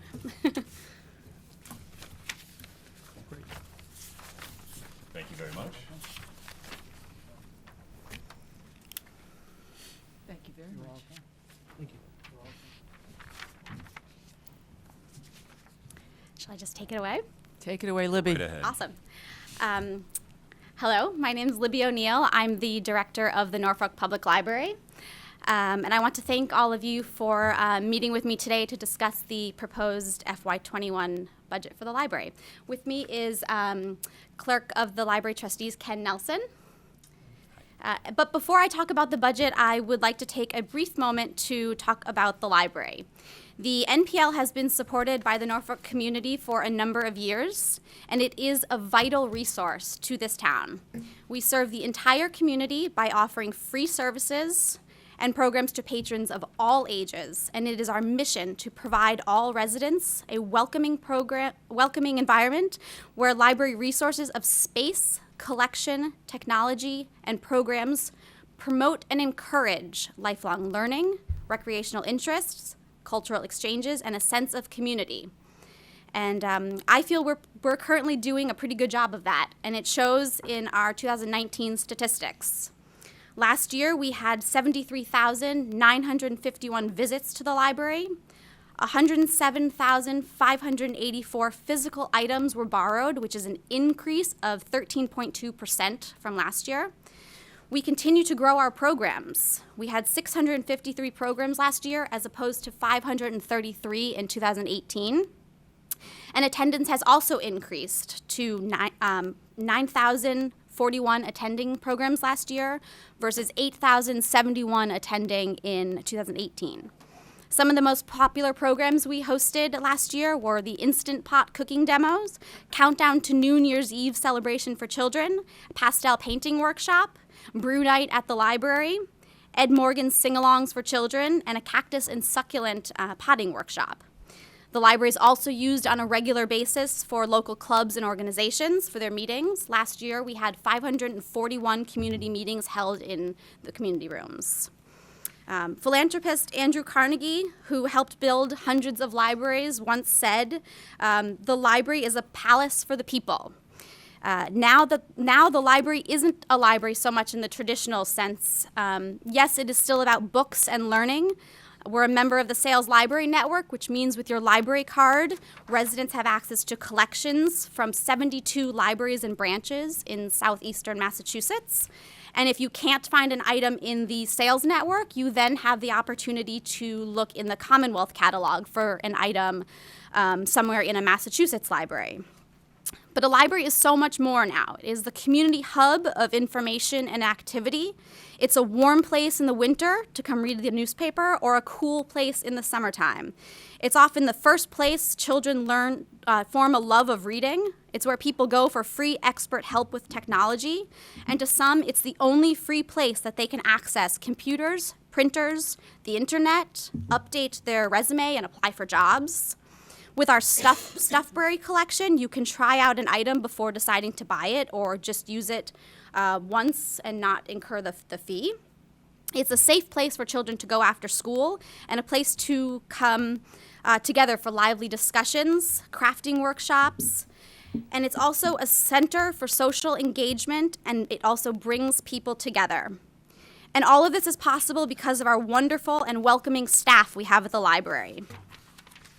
We have 4 full-time employees and 10 part-time employees, and that actually only equals 7.54 FTEs. We have the library director, myself. We also have associate director, and the two of us handle all of the adult programming and all of the adult ordering of the collection. We have a technical services department, which consists of 2 people, but actually equals 1 full-time employee.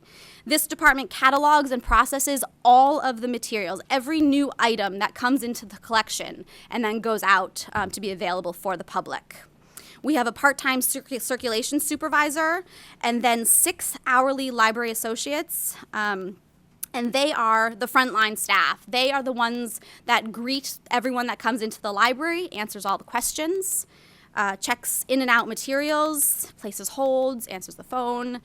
Our youth services department, we have 1 full-time children's librarian and a part-time children's librarian, and the part-time children's librarian focuses on baby and preschool programming, and the senior youth services librarian does focus on all ages, but primarily focuses on school age and tween and teen programs. We also have an information systems administrator who oversees all of our technology and equipment for the library, but he's also the community IT person. He sits down one-on-one for technology assistance for everyone they can just bring their devices, e-readers, learn how to download ebooks, audiobooks, help with iPhones, anything like that. So now that you have an understanding of what the library is currently doing, I'd like to speak about the 2 requested budgets that I was asked to prepare. The level funded budget, we will be forced to reduce hours, which means closing summer Saturdays and year-round on Sundays. This will mean that the library will not be open at all over summer weekends. This is concerning for working people that can't get here during our weekday hours that were opened, and also for families with 2 working parents. They will significantly miss out on being able to use the library all summer long. Senior citizens often come to the library during the summer weekends also for the air conditioning, as other town facilities like the COA are closed. Something to keep in mind is the Massachusetts Board of Library Commissioners does have specific requirements in order for a library to remain certified. The town must appropriate a figure that is at least an increase of 2.5%. You must remain open a certain amount of hours, and the library must also spend 16% of the annual budget on library materials. If all of these requirements are not met, the Norfolk Public Library does run the risk of losing its certification, which means that the residents would not be able to borrow any library materials from any library in Massachusetts other than the Norfolk collection. And I should make a note that if you are decertified, it does take several years to get back recertified. Usually I have found at least 3 years. The level service budget, it does allow us to keep regular hours. I should go back and the level funded. I have one more thing to add.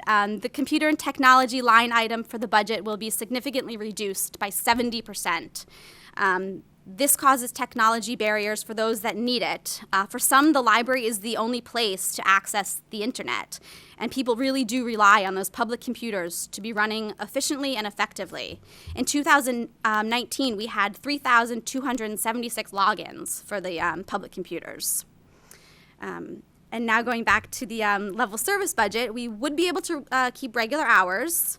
We also would be able to restore the computer and technology line items to approximately the same figure as FY20. Although the level service budget appears to reflect minimal cuts, it will still cause challenges for the library by stalling momentum and leading to a decrease in our offerings. Without increasing staff hours or hiring a new part-time employee, staffing will be inadequate to continue the level programming that the community needs and is outlined in our new strategic plan. Fewer hours than anticipated this year in technical services will result in delays in workflow productivity. And the reality of not offering our associate director, who recently received her master's degree in library science, a competitive salary, will most likely result in her seeking employment elsewhere.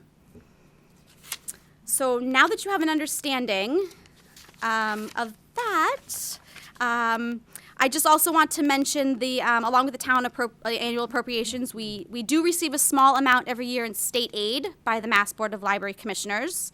And our wonderful friends of the library group, they support us in providing funding for programming and discounted museum passes for patrons each year. These funding sources are only meant to augment the town budget and cannot be expected to serve as a replacement.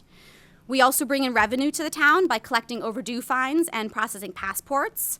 And you can see on your NPL fact sheet over the past couple of years, but this last year, we brought in a total of almost $30,000 to the town.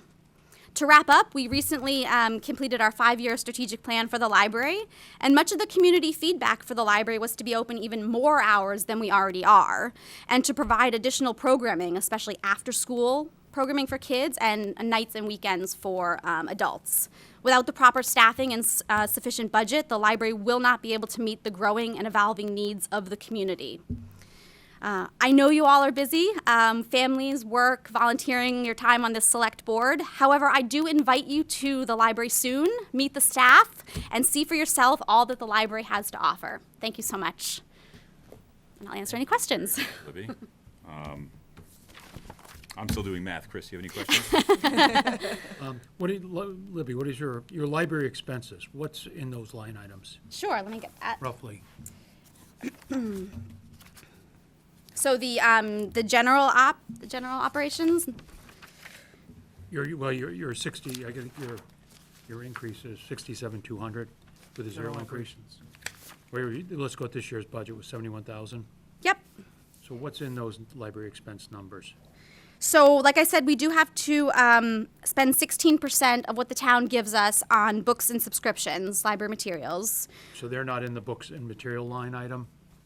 It is. Okay. So I'm looking other at than the- books and Oh, materials. I'm sorry. So we're talking about just the library Gen expense, Ops. yeah. Yep. Okay. So that is for any furniture, shelving we might need to buy, barcodes for the books, security tags, displays, any office supplies we might need. This seems like a big number. I mean, we're talking $71,000 is a lot of, I mean, we don't replace the office furniture every year, I assume, right, or the furniture and things? It just seems like a big number. I'm just trying to, Libby, grasp computer what's in it. expenses? Computer expenses to come out of there? We have a computer line though, computer and technology. Does that wrap equipment into line. the currently this year's 71,467? No, that's just for Gen Ops. We have to buy a lot of, it says security tags, security gate updates. We also have to we buy more shelving because the collection is continually changing, and we often are starting to run out of room for the collection, so we have to buy a lot more shelving. And we've also done a lot more outreach into the community. So we've bought a lot of, we bought a table for the being able to set up a table, but new things always arise as we. I mean, if we could get some details to that line item? Sure. Maybe over the years, the library expense line items over the next couple of years, help us understand it Yep. a little better. Yep. Yeah.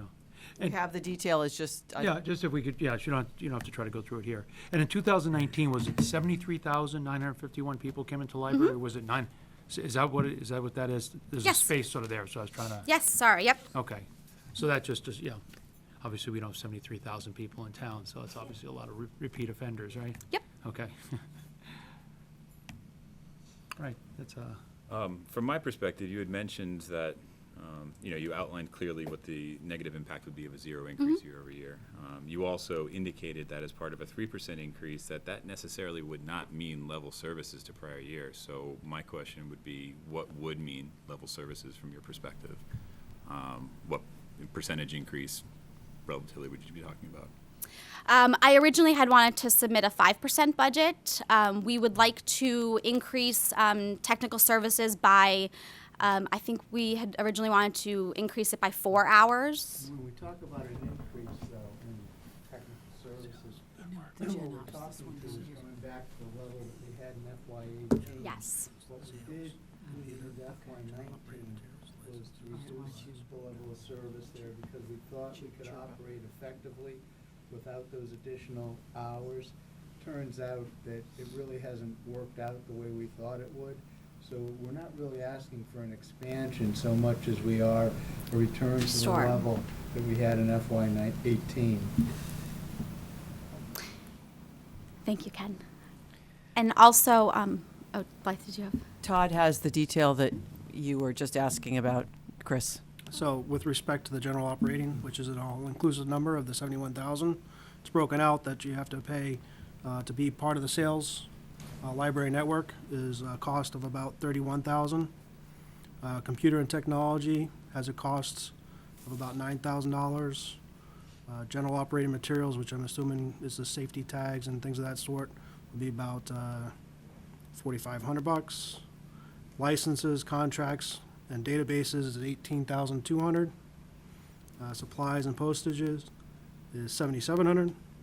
Travel, meeting, and dues, $1,100. Adding those all up gets you to your Yeah. $71,500.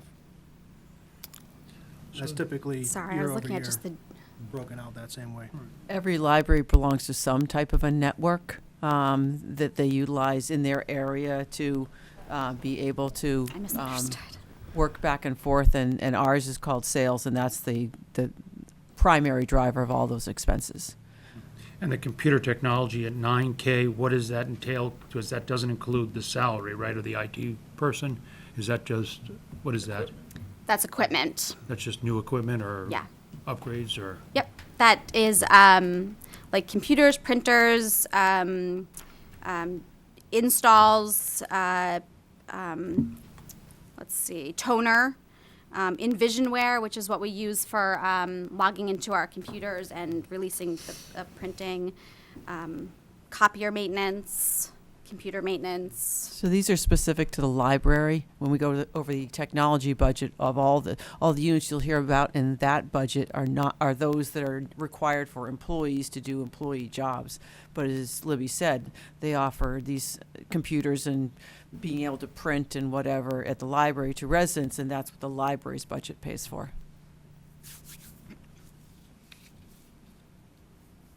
Yeah, and I'm sorry, I thought you were talking about the Gen Ops materials line item, and that's why I was confused. I can speak a little bit more about each of the line items that go into the total of the Gen Ops if you'd like, but. No, let's do those. I think the participation in sales in the computer amounts to almost half of it. So that's what I Exactly. was looking at. Yeah, Okay. yeah, it is the computer and the sales library network assessment for the membership of the network. Okay. And our licensing and contracts, that takes up a good chunk too. And the IT person is full-time with the, Yes. okay.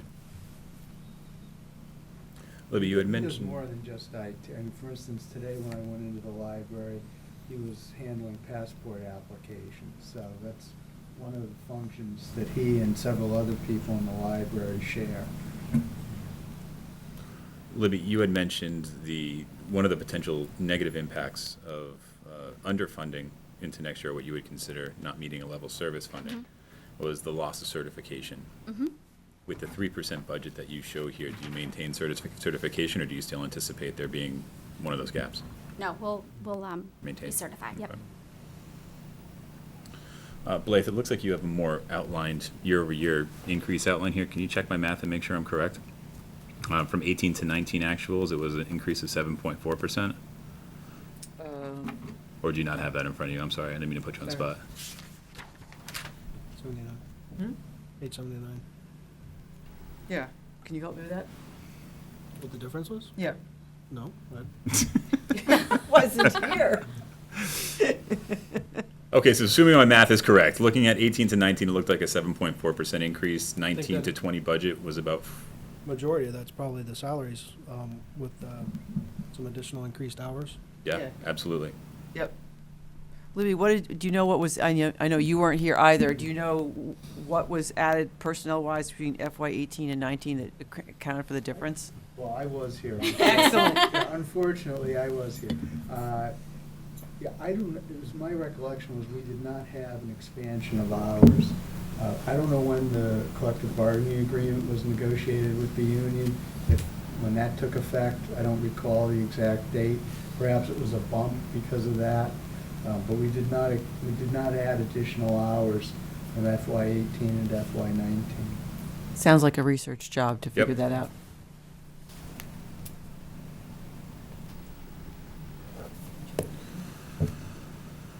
I think that's everything I had. Chris, anything else? Nope. I that's it. think one of it from FY 18 to 19 could be the part-time children's librarian.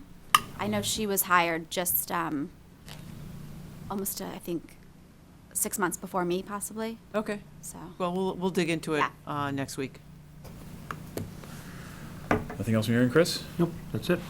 Libby, Ken, thank you both very much. Really appreciate the time. And thank you for everything you guys provide for the community. I can tell you this from my 3 kids' perspective. They enjoy everything that goes on over there. Great, Thank you. And thank you for the opportunity to come here today and explain Thanks. what we want to do and why we want to do it. Have a great rest of your weekend. Thank you. Take care. Well, I'll ask the question that usually library directors ask and Libby didn't, which is, does everyone have a library card?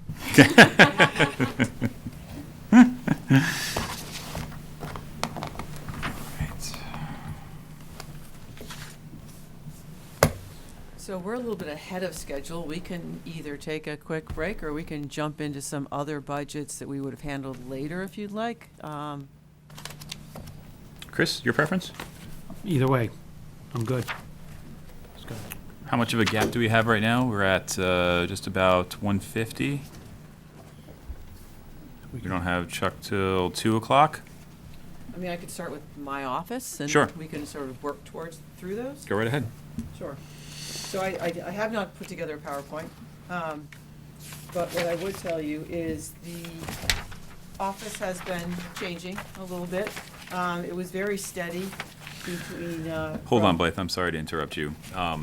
In the interest of those who might be attending for certain departments based on the schedule we put forth, maybe we should just take a break until we reconvene for Sure, police, just that's to no ensure if problem. anybody had targeted. I'm Oh, you know, yeah, there's no, probably that's a lot of fine. people who are really interested to know about the select board office, but if there are those who are interested, we should stick to the schedule. Yeah, great. Yep. All right, so we're going to take a short recess. We'll be back at 2 o'clock for police. Thank you.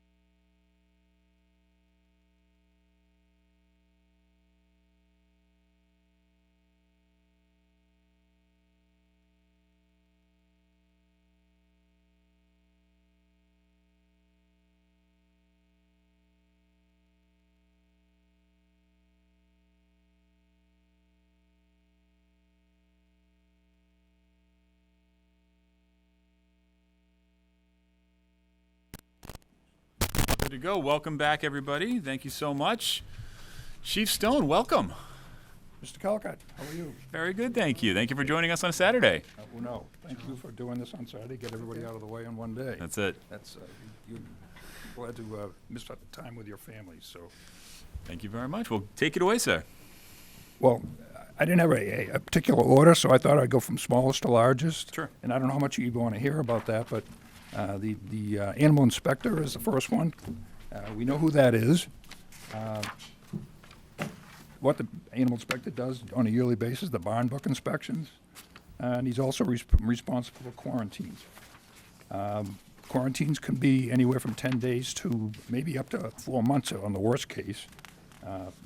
They have to hold them if they've had a bite or a rabies exposure. The employee's not on the classification schedule, so it's a yearly stipend. And on the 0%, we kept it the same as last year, and the 3%, we kept it whatever it is this year.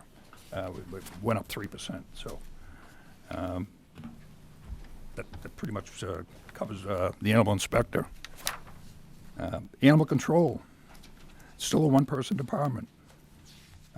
She's been the animal control officer's been here for well over 20 years, both part-time and full-time. She has a lot of credits that go in her favor. She's an instructor at the Animal Control Academy in Boylston.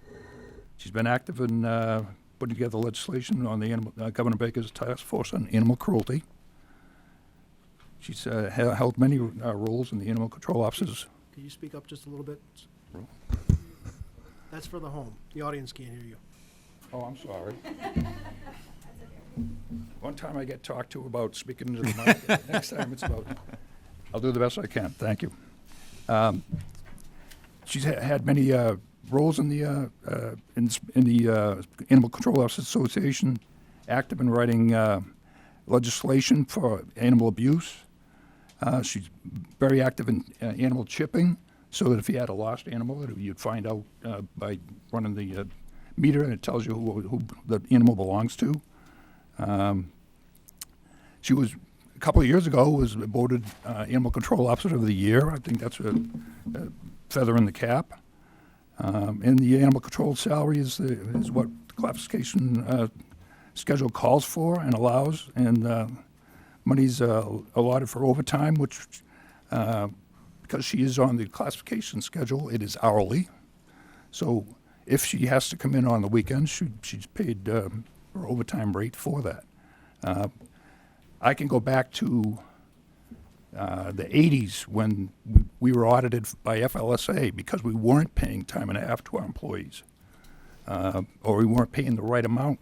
So when I was a lieutenant at the time, but I had to do a lot of math to back pay people for that. So rather than have that, we used to have her work what do you call compensatory time, and as a result of being on the as a town employee in the union, she's only allowed to accrue 40 hours of compensatory time. So 3 years ago, I said we can't. She's getting busier and busier and busier every single year. So I made an argument that we put some money into the budget, and for the last 2 years, there's been $10,000 in there. Well, she hasn't used all of that. She used about $3,600 in that first year, and roughly $6,000 in the second year, calendar year. So it's not like we're going over that, but there are calls, weekends, nights. And she typically works an 8 to 4 schedule, and she handles a lot of them. A lot of the calls could be, not every person in town is a great pet owner. Not every pet is a great pet. So, and she has to deal with that and try to mitigate those issues. So, we find that a lot of people are very happy with the work she does. So, pretty much that covers that. You want to break for questions before we get into police? Oh, I can. Yeah. See if there are any questions. Chris, do you have questions? Nope, I think I asked you for some backup information, which you're going to give me this week, right? We are. Yep. Okay, I think I'm good as well. that was it. Press forward, Go on to police. please. Okay. So we have some slides, and hopefully the slide shows.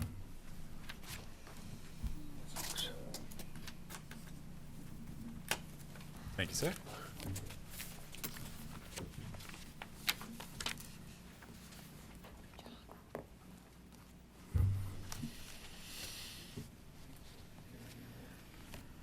You want me to?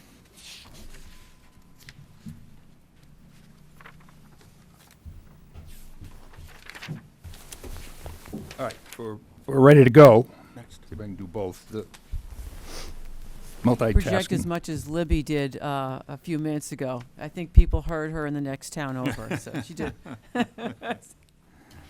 going to give it my best. All right, so the Norfolk Police Department recently, and I put this it's on the website someplace, that we were voted number 3 safest community in Massachusetts. Now, I can tell you that there's a whole bunch of other towns, about around 350 plus, that would like to be where we are. We were 5 last year. So I think on the basis of that, there's sites out there will give you where you are in safety, and I think you're doing pretty good. So when we look at that it can only be because of the hard work that's being done by the men and women of the Norfolk Police Department. And they're doing that work every single day, 24/7, 365. Now, I was going to make the usual joke that I make at the advisory board and say, do I need to do any more? Is that enough? But I'll keep going. So the Norfolk Police Department has a complement of 21 officers, chief, deputy chief, lieutenant, 4 sergeants, and 14 patrol officers. The shifts are supervised by the 4 sergeants and the lieutenant. Typically, I said we had 21. Typically, federal standards would give you about 2 officers per 1,000. Well, if you're doing that math, and our population is hovering in that 12,000 range, easy numbers, 24. Some standards are higher, and they actually call for that. Depends on what else you might have in your community. Now, you might have Patriot Place, for instance, or you might have the Franklin Village Square Mall, or things like that make it. Well, we are growing, and we do have 15 square miles, about 72 miles of road to patrol, and there's a lot of homes in Norfolk, and we're trying to do our best to keep them safe, to keep you safe, to keep the children safe, and anybody who happens to travel through town. So some of those other standards are from 2.25 to 3.4 per 1,000. All right? We're under any of that. So we could actually use more if we're going to meet those standards. So in the police department, we run what is called a 4 and 2 work schedule. So that's a 6-day work cycle. So what that does with the officers, like a lot of places, it gives them every 6th weekend off with their families. Where before, they would have to, if they were younger, less senior, they would work every weekend. Well, that gets old. If you're stuck on a younger department and you're going to be stuck at the bottom of the list, you're always going to be working weekends. So they adopted that program maybe almost 20 years ago. In our department, we try to maintain a staffing level, roughly 3 per shift. Afternoons is 4. They're busier, so and the numbers would justify that. One of the problems with our operation, I guess, is that the 3 per shift is, if we had an arrest, we have to go into the station, book the arrest. Well, it requires 2 officers to book the arrest for safety purposes. I mean, you don't want anything to happen, and things could go south fast when you have an arrest. So what we try to do is have 2 in there. So that still leaves 1 for the road. Now, if there's another call, that's on the midnight shift, day shift, and in the afternoon we try to run 4 because that shift has more calls and it's busier. So we're running a 7 to 3, 3 to 11, 11 to 7. So the length of custody that we have on a Friday afternoon at 3, we can't bring them over to the court. They won't take them. We can't get rid of them to the Norfolk County Jail, so we end up with them for the weekend. Now, if you have an arrest that goes through Monday holiday, that's about 90 hours that we end up holding that person and have to watch them. Well, in our present operation, we have to have somebody in the station at all times because we have to be ever vigilant for the possible suicide attempt. We have to be able to get to them. Well, we have the luxury of our stations. We have some cameras that they don't have to actually sit just outside the cell. But if they've answered yes to that suicide question, then we have to check them every 15 minutes by walking by that cell. So we got to leave someone in the station. They can't go out on the patrol for 12 minutes and then come back. And besides that, if they ever tried, we couldn't get to them quick enough. So we have to leave somebody in the station. So that leaves, during a booking, that takes 90 minutes to maybe 2 hours. We have to leave them in the station. 2 officers have to be in the station for that entire booking process. Might think that takes a long time, but there's a lot that goes on. One of the good parts that I would like to tell you about is we got what they call a live scan. Now that live scan, we used to, I don't know if any of you have had fingerprints taken for any reason, if you're a licensed carrier or anything else. The live scan, you just place your finger, your hand on that live scan, it registers all your fingerprints, and whatever needs to be known about you comes back in 15 minutes. So that works for both, we have 2 of them. One of them we got in a grant, it was $25,000 in a grant. So in reality, it didn't cost us a ton, a lot of money. But what the good news is the way it works today, we get that information back in 15 minutes. So we've had between 6 and 7 people that we've arrested who gave a fake name out on the street. Or they had a legitimate license, but when they brought that license in, when they checked on the fingerprints came back and said they gave a different name at a different arrest in another community.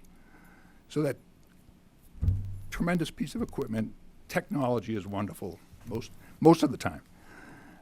So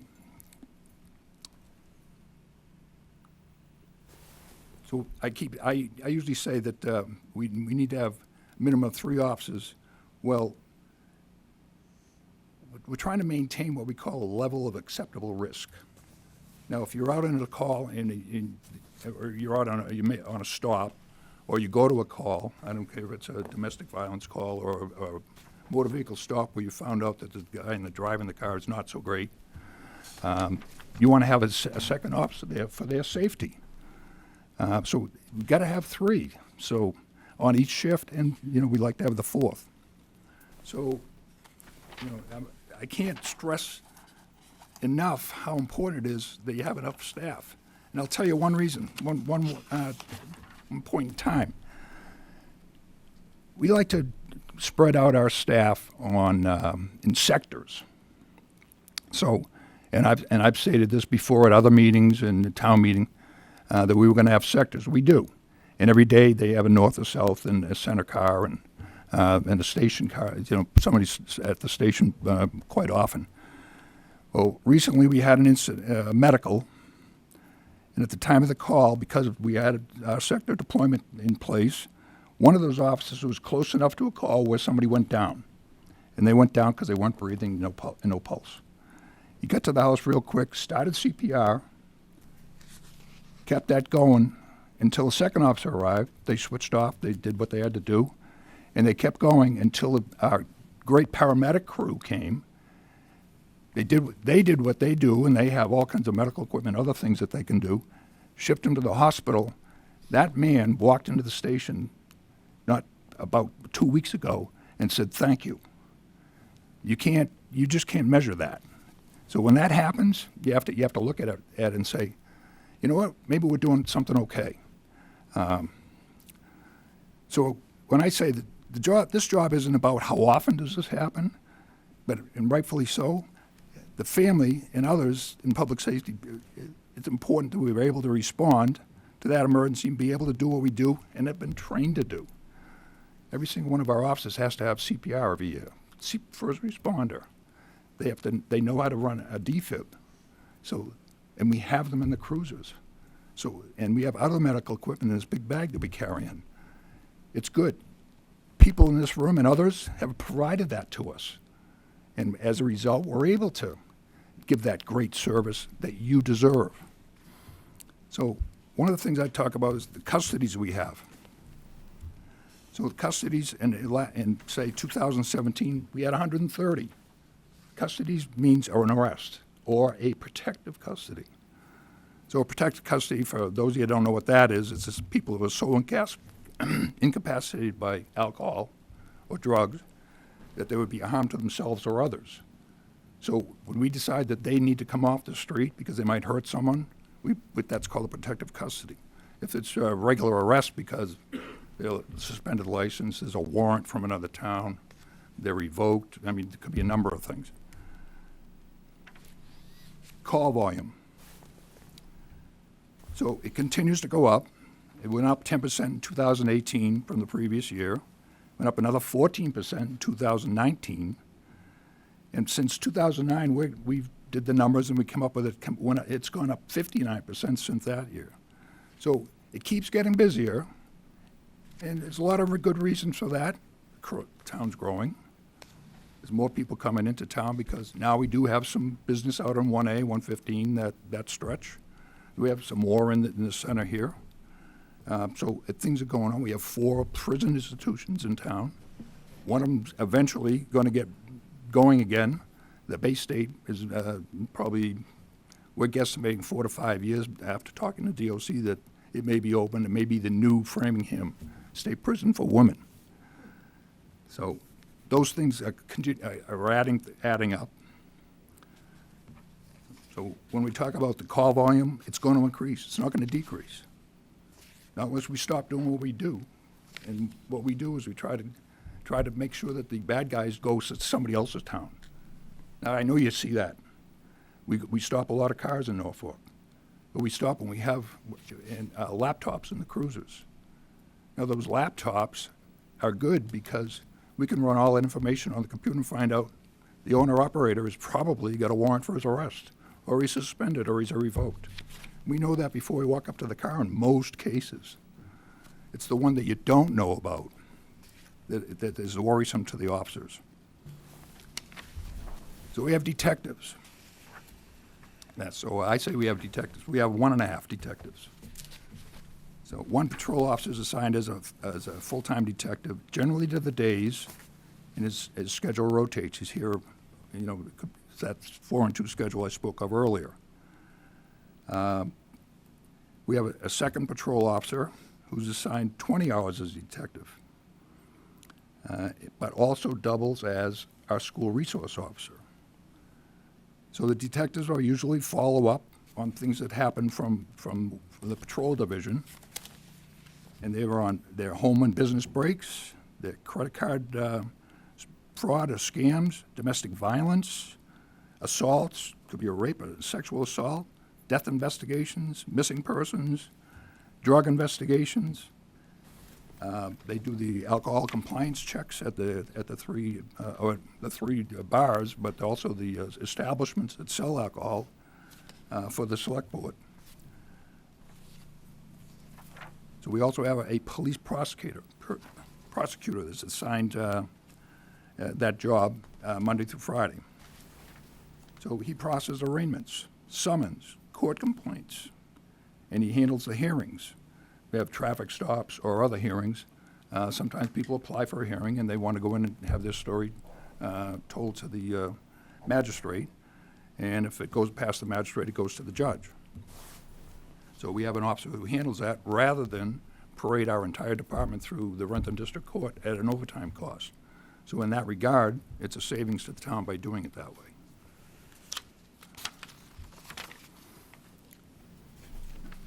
He also ends up at court proceedings. I mean, it's at the district court in Rentham. He handles any proceedings that go at the grand jury, superior court, and the juvenile court. So when we talk about our budget, the police department budget last year was total was $2,860,171. So we had, as the 0% exercise, it was the same total from last year's appropriation. Well, salaries make up 93.5% of that budget. The expenses is 6.5%. The majority of the budget is covered in the collective bargaining agreement. The rest is a reasonable estimate of additional costs for overtime for such things as training. Although we understand the request for the 0% exercise, for us, it's probably not going to be feasible and not recommended that we pursue it. But that's not up to us at the end. In the end, it's going to be the vote of the townspeople. So to satisfy that exercise, we considered cutting an officer. But what that does to us is it creates more unplanned overtime to maintain staffing levels. And it doesn't enhance the better format of targeted replacement while keeping that officer. Add to that, there's unemployment costs, I should say. They have to get paid, and we get nothing in return for that. The person sits at home, we pay him unemployment. It doesn't seem like a great idea to me. In the end, the shifts would still have to be filled by someone else because we need that staffing on the road. So our request is that we not do that and go with the regular budget, the one that's been projected as 3%.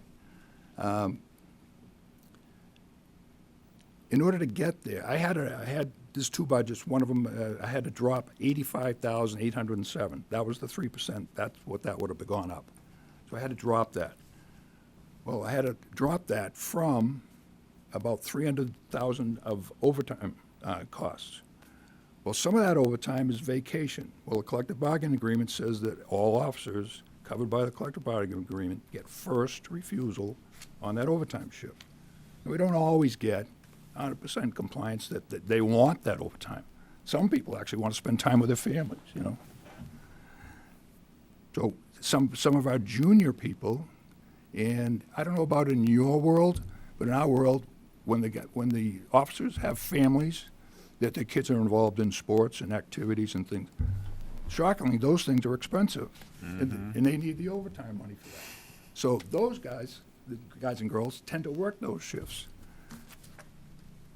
The younger generation, the ones 20 to 30, don't typically want to work a lot of overtime when they first get on because they want to spend time with their friends.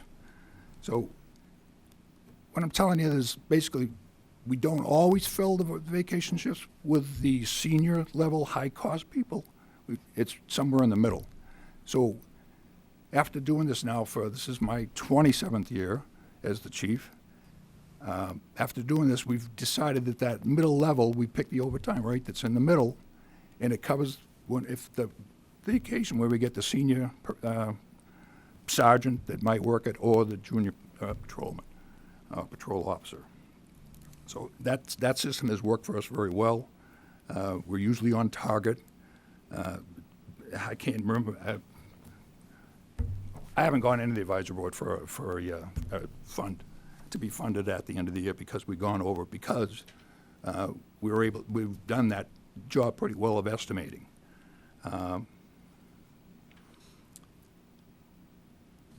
So one of the things we try to do, the result to achieve minimum manning for patrol officers on each shift is that targeted replacement, whether it be vacation, sick.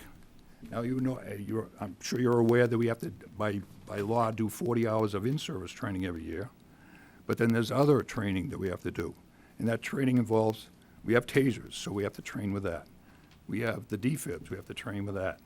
They recommend that you do 3 more range days so that you're proficient with the weapons that we do have available to us.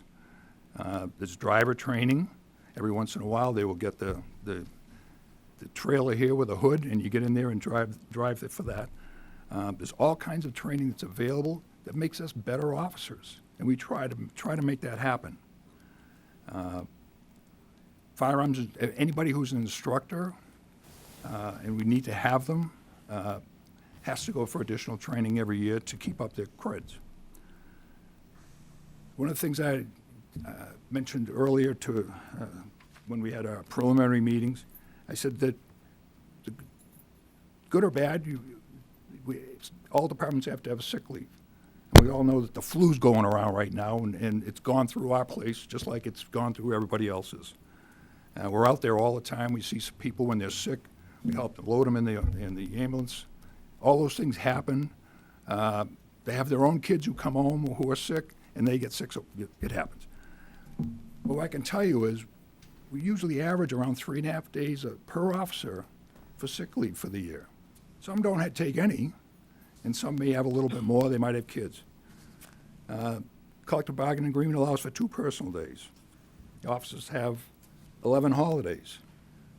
Now, you may not know that 11 holidays, the holidays that are in the collective bargaining agreement, is covered by state law. Well, when everybody else has a holiday, they get it off. Our schedule doesn't allow that. They work it. So they are allowed to take another day off with pay or get paid, not to take it. So, and it's just a straight pay for that day. And we have vacation leave. It starts out with 10 vacation days in the beginning, and it ends, and they get up to like 25 days. But you need 20 years on the job to get to 25 days. It goes in five-year increments. Court time. We looked at cutting court, but what we decided was, and it's happened in other towns before, they were not too sure that the judge would be happy that we weren't sending the officers over to testify when they were called in. And remember, I told you before that we have a court prosecutor who handles all the low-level stuff. But when it goes to a superior court trial, or even district court trial, or juvenile court, we have to send them. They're subpoenaed to come. If I said, no, you're not going because we can't afford it, I don't think I want to deal with the judge. So basically, the other thing is everybody always says, well, you can call mutual aid. You can get away with that. Well, the other towns are pressed just as hard as we are. We don't have a lot of mutual aid anymore. We used to have it when I first started back in the 70s. We had mutual aid a lot, and we had to. But now it's more difficult. Everybody else is pressed for amount of officers as we are, so we don't do mutual aid a lot of times. So I said to you before, the community's continuing to grow. Residents still expect a high level of service. High-density housing is going in. I know you see it. It's up here. It's down the street. There's other projects that are either going to be built or on the books or proposed to be built in the future. They all add calls for service. They generate additional traffic. The prisons generate additional traffic every single day. I know you see their cruisers out. I know you see them. A lot of that traffic is going down to any of the 4 institutions. And we say that one of them is in Walpole, or now it's called Cedar Junction. It's not really mostly in Walpole. It's mostly in Norfolk, and the office is in Walpole. So one of the things that I always bring up is we've had the opioid crisis coming, and it's very strong. And I'll just give a little soundbite. Next Thursday, they're opening the SAFE Coalition down at Gibson's Corner. Some of you may know about that. So basically, that's to help families who are struggling with the opioid crisis in their own home. So there's a place for them to go. How to find things in your home, how to recognize the signs. So it's just another thing that we do. It's not us, but we certainly are in favor of it. So the expense budget. Now, most of that is covered by the CBA. But we have maintenance of that technology that we talked about, software and equipment that's in service, the lease and repairs of station and other equipment used by our officers. That includes the tasers that I mentioned, servicing of the weapons, magazines, breathalyzers, portables, station equipment, defibrillators, and keeping those first aid bags filled. So our expense budget actually went up a little bit. First time in a while, but so when I said we had 2 detectives that work, prosecutor and the SRO, they both work Monday through Friday on an admin schedule. Now, the school resource officer, I know most of you have heard and know who that person is, but the KP Junior High, when it's open, she spends most of the day there. So, but she's also available and has gone down to the Freeman Kennedy and the HO Day whenever they need help. So one of the things she does while she's there is try to get them to maintain a safe environment for learning. And it gives her and them a lead for identifying students who will need assistance and work with those families to achieve that. Very active in the Alzheimer's registry and the autism registry. I know we don't hear about it often, but it exists in Norfolk just as well as any other community. And it's good that we know before we get there that exists in that home, because we have to be able to understand it and deal with that when we get there. And what most people don't realize is that there are signs that you can look at someone or talk to someone and realize that they're suffering from that. And dementia is another one. Elderly dementia. They start swinging at you, you know how to handle it. So she's also involved in the CCIT now. That's called a Community Crisis Intervention Team. And it's meeting with the public health officials. They meet in the station in the conference room right outside my office. There's probably 10 to 12 people that come to sit. And all they end up doing there is identifying residents who may be in need of a variety of health or other public services. Well, they meet for a couple hours once a month or more if necessary, and they talk about how to get people to certain programs that need to be. So it's all designed to help them. Teaches RAD and self-defense. She's involved in something that's called the Crown and Shield. I don't know if anybody knows what that is. Crown and Shield is young teen and young women empowerment program. So and I know we've all heard about this over the years, but the things that go on at the junior high with texting, pictures, incidents that happen, without going into great detail. Self-esteem is a big part of that issue, and she worked very hard to help those students get around that point in their life. She also active in the police, fire, and military cadet programs. She runs a Coffee with a Cop over at Solas. So you go in there, if you have anything you want to talk to a police officer about, she'll talk to you. It's like a Wednesday morning, 9:30, 9 o'clock. At the junior high, she'll run KP Junior High parent coffee chats. She'll go there at night. She'll get coffee and snacks and invite anybody in. What do you want to talk about? What are you having problems with? What would you like to do? She's involved in the SAFE Coalition also. I already told you that 13th from 4 to 8, they're having an open house. Senior education programs. Well, might not think that's a big deal, but it is, because seniors are making up a good part of our population, and they're having issues, some of those issues. Credit card scams, the ones you see on TV with the IRS scams. We teach them self-defense if they want to know that. Teach them home security and safety, identity theft, and other scams. And I know you've heard this about the gift card payments. They'll call you up, tell you that your son, or your not your son, maybe your nephew, is locked up in Russia and needs $30,000, but you can send it to me in gift cards. And some people actually fall for that. Not so much in this town, because we've been out there, but it happens, still happens. So you got to be careful. We're trying to institute that program. So like I said, we're talking about budgets. The budget was actually higher before I did the 3% budget. And I had to bring it back to 3% when you're carrying salaries forward that people are going. But as a result, we had 2 officers who indicated to me after I turned in my first set to the Munis system that they were going to retire. Well, that's a good thing. They finally did. They had all the time they needed to retire, and they're going to retire. So it actually, when you go from a senior level pay on this classification schedule to the first step, there's a savings involved there.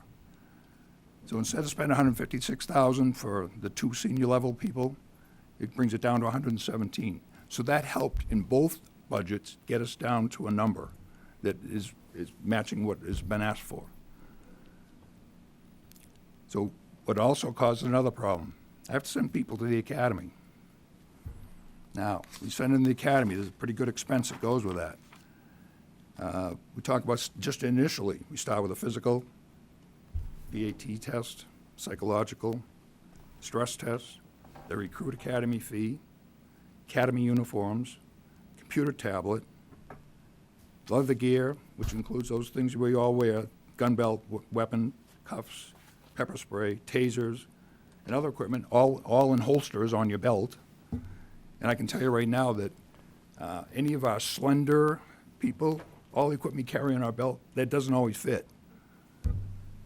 So, and I won't say who's the slender people because it isn't me. Police uniforms, jackets, we have spring and fall, boots, hats, other equipment. There's also the 25 weeks of pay while they're at the academy. The grand total ends up being roughly $38,000. We're trying to retain those people so that they don't move on to another community. And I know that may have been brought up earlier, like in the fire department, some other places, but in ours, it's just as important. We don't want your investment in these people. We don't want them moving on to another community. We want them to stay here, learn, and do the job, and become good employees for all of you.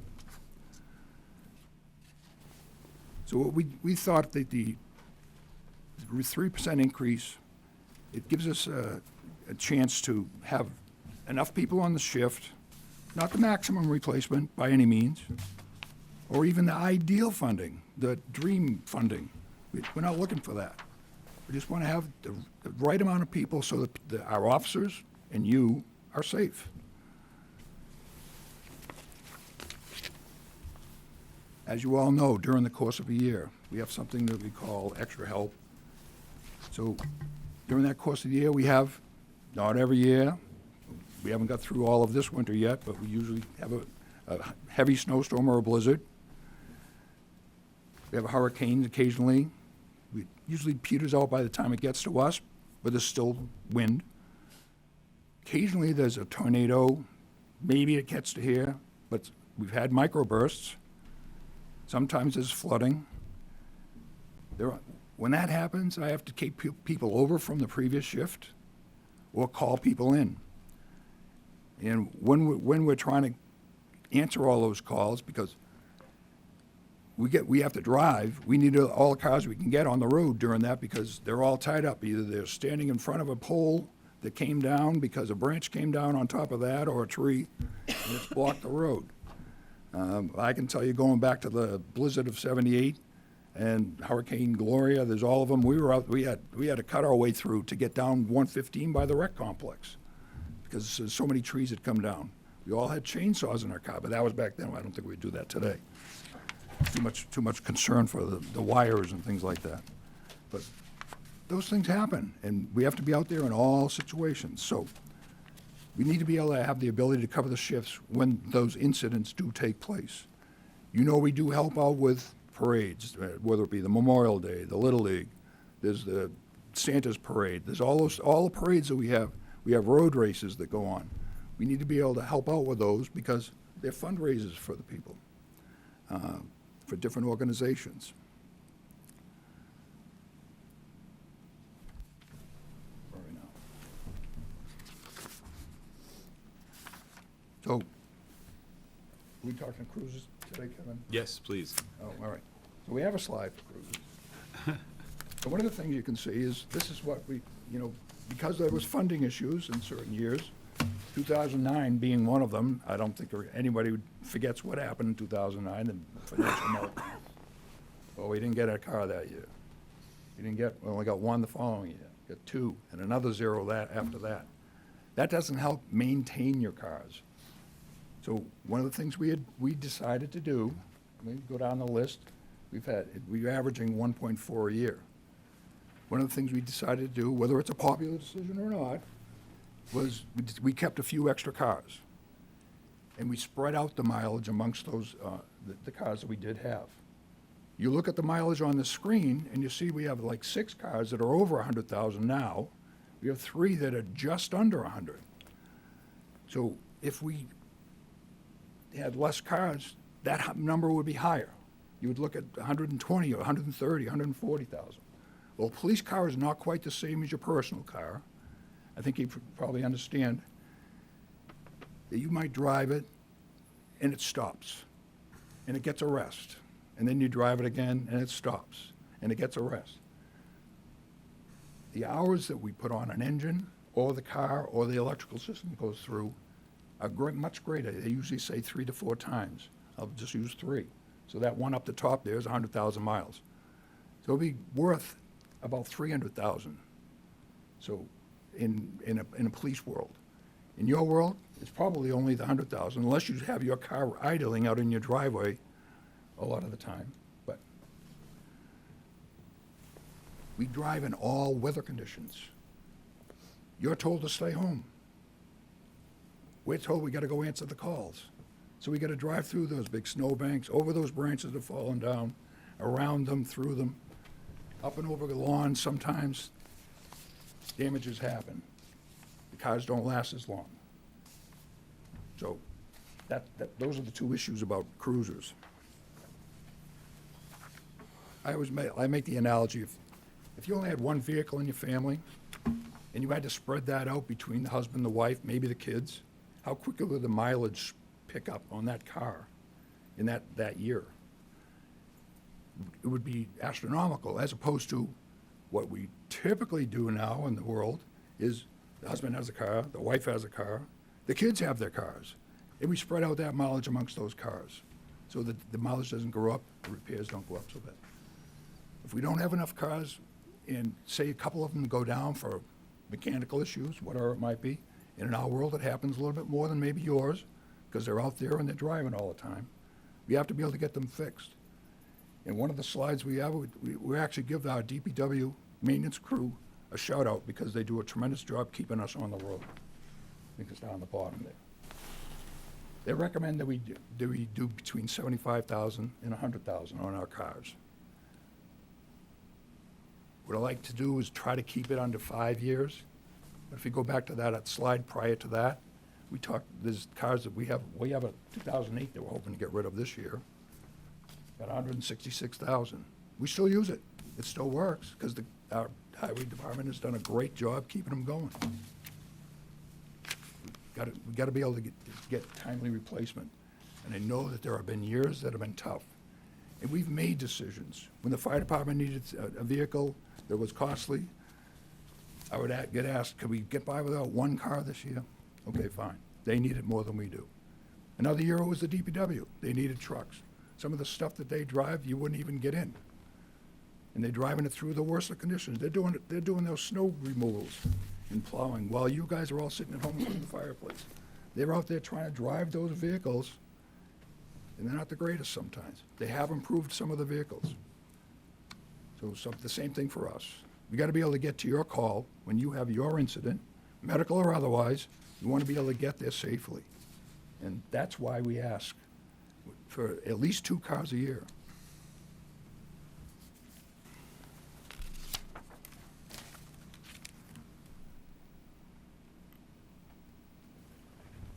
That's it?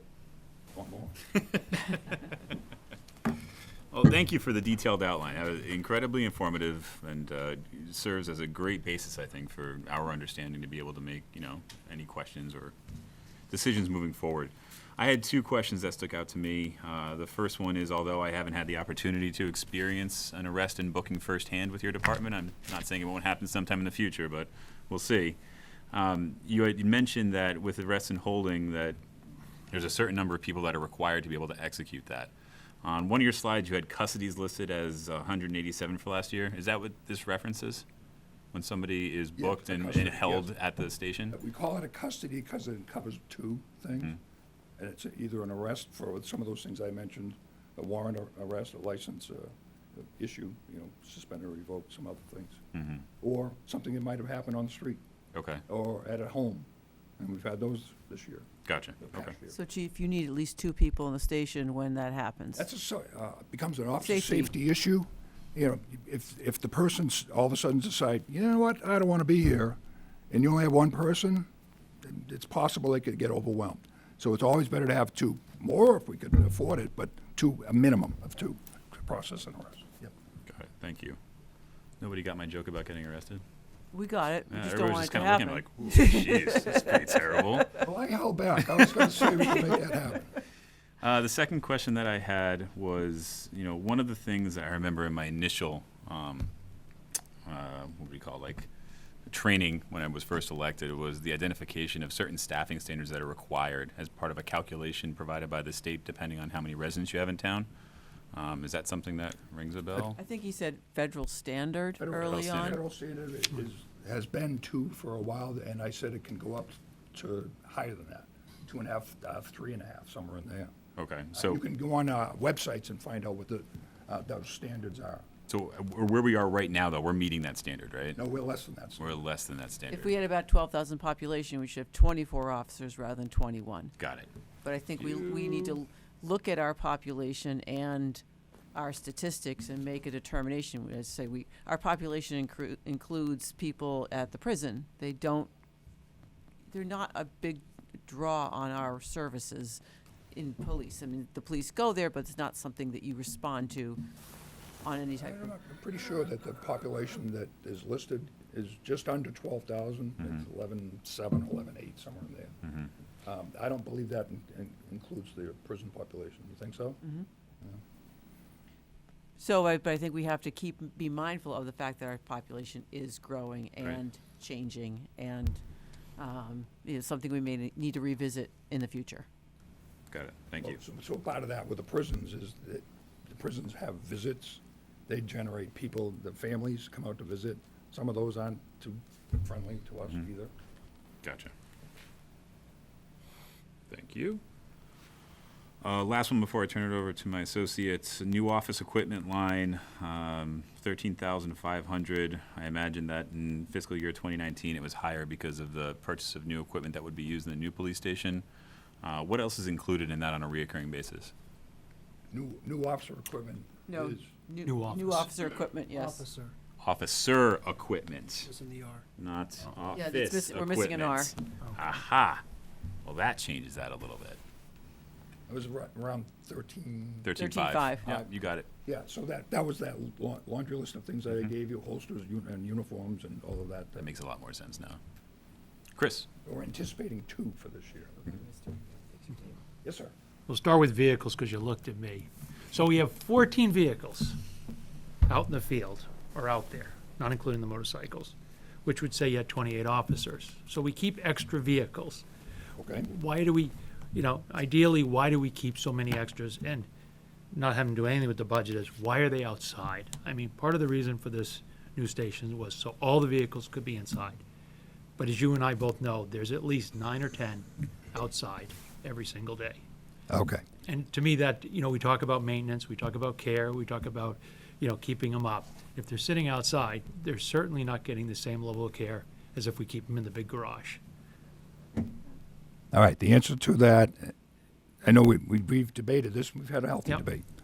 But here's the answer to that. That space is called a sally port. Right. A sally port is not a parking garage. So a sally port is designed to bring a car in off the street with a prisoner inside and safely exit the vehicle and get into the lockup area.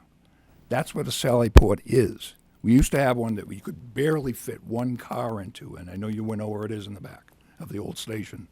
We could barely fit one car in and get out because we had an oil tank on one side and a bunch of generator transfer switch in the way. So that's what a sally port is. It's not a parking garage. Now, I know we could go, I'm trying to think of those Carfax things where they put them up in lifts and they put 3 cars high. That's not what that's supposed to be. It's not a, but I did say at town meeting, and I know a lot of people in this room will remember, that parking garage, or that you think it is, in a storm, we would bring those cars in, and it helps the highway department or whoever's assigned to clear our lot. It gets that out of the way. So when we were down at the other station during a heavy snowstorm, we had to have officers come in all the time and move those cars from one side of the building to the other side, and it was constant every 2 hours. But we bring in all of the cars and park them there. And we try not to have an arrest during a storm. And that's what happens. So, to answer your question, and I know you're big into cars and you have a place to park them. So, in that place that you park them, on a nice Sunday morning at 9 o'clock when it's sunny and you want to go out and have breakfast or lunch and go for a ride, and if you had the car in the back, you might move a couple of those cars out, pull the car out and put it back. That's the only time you have to do that on Sunday, because you probably then put the car back in the front. But we have the cars, and the way we assign them is two officers per car.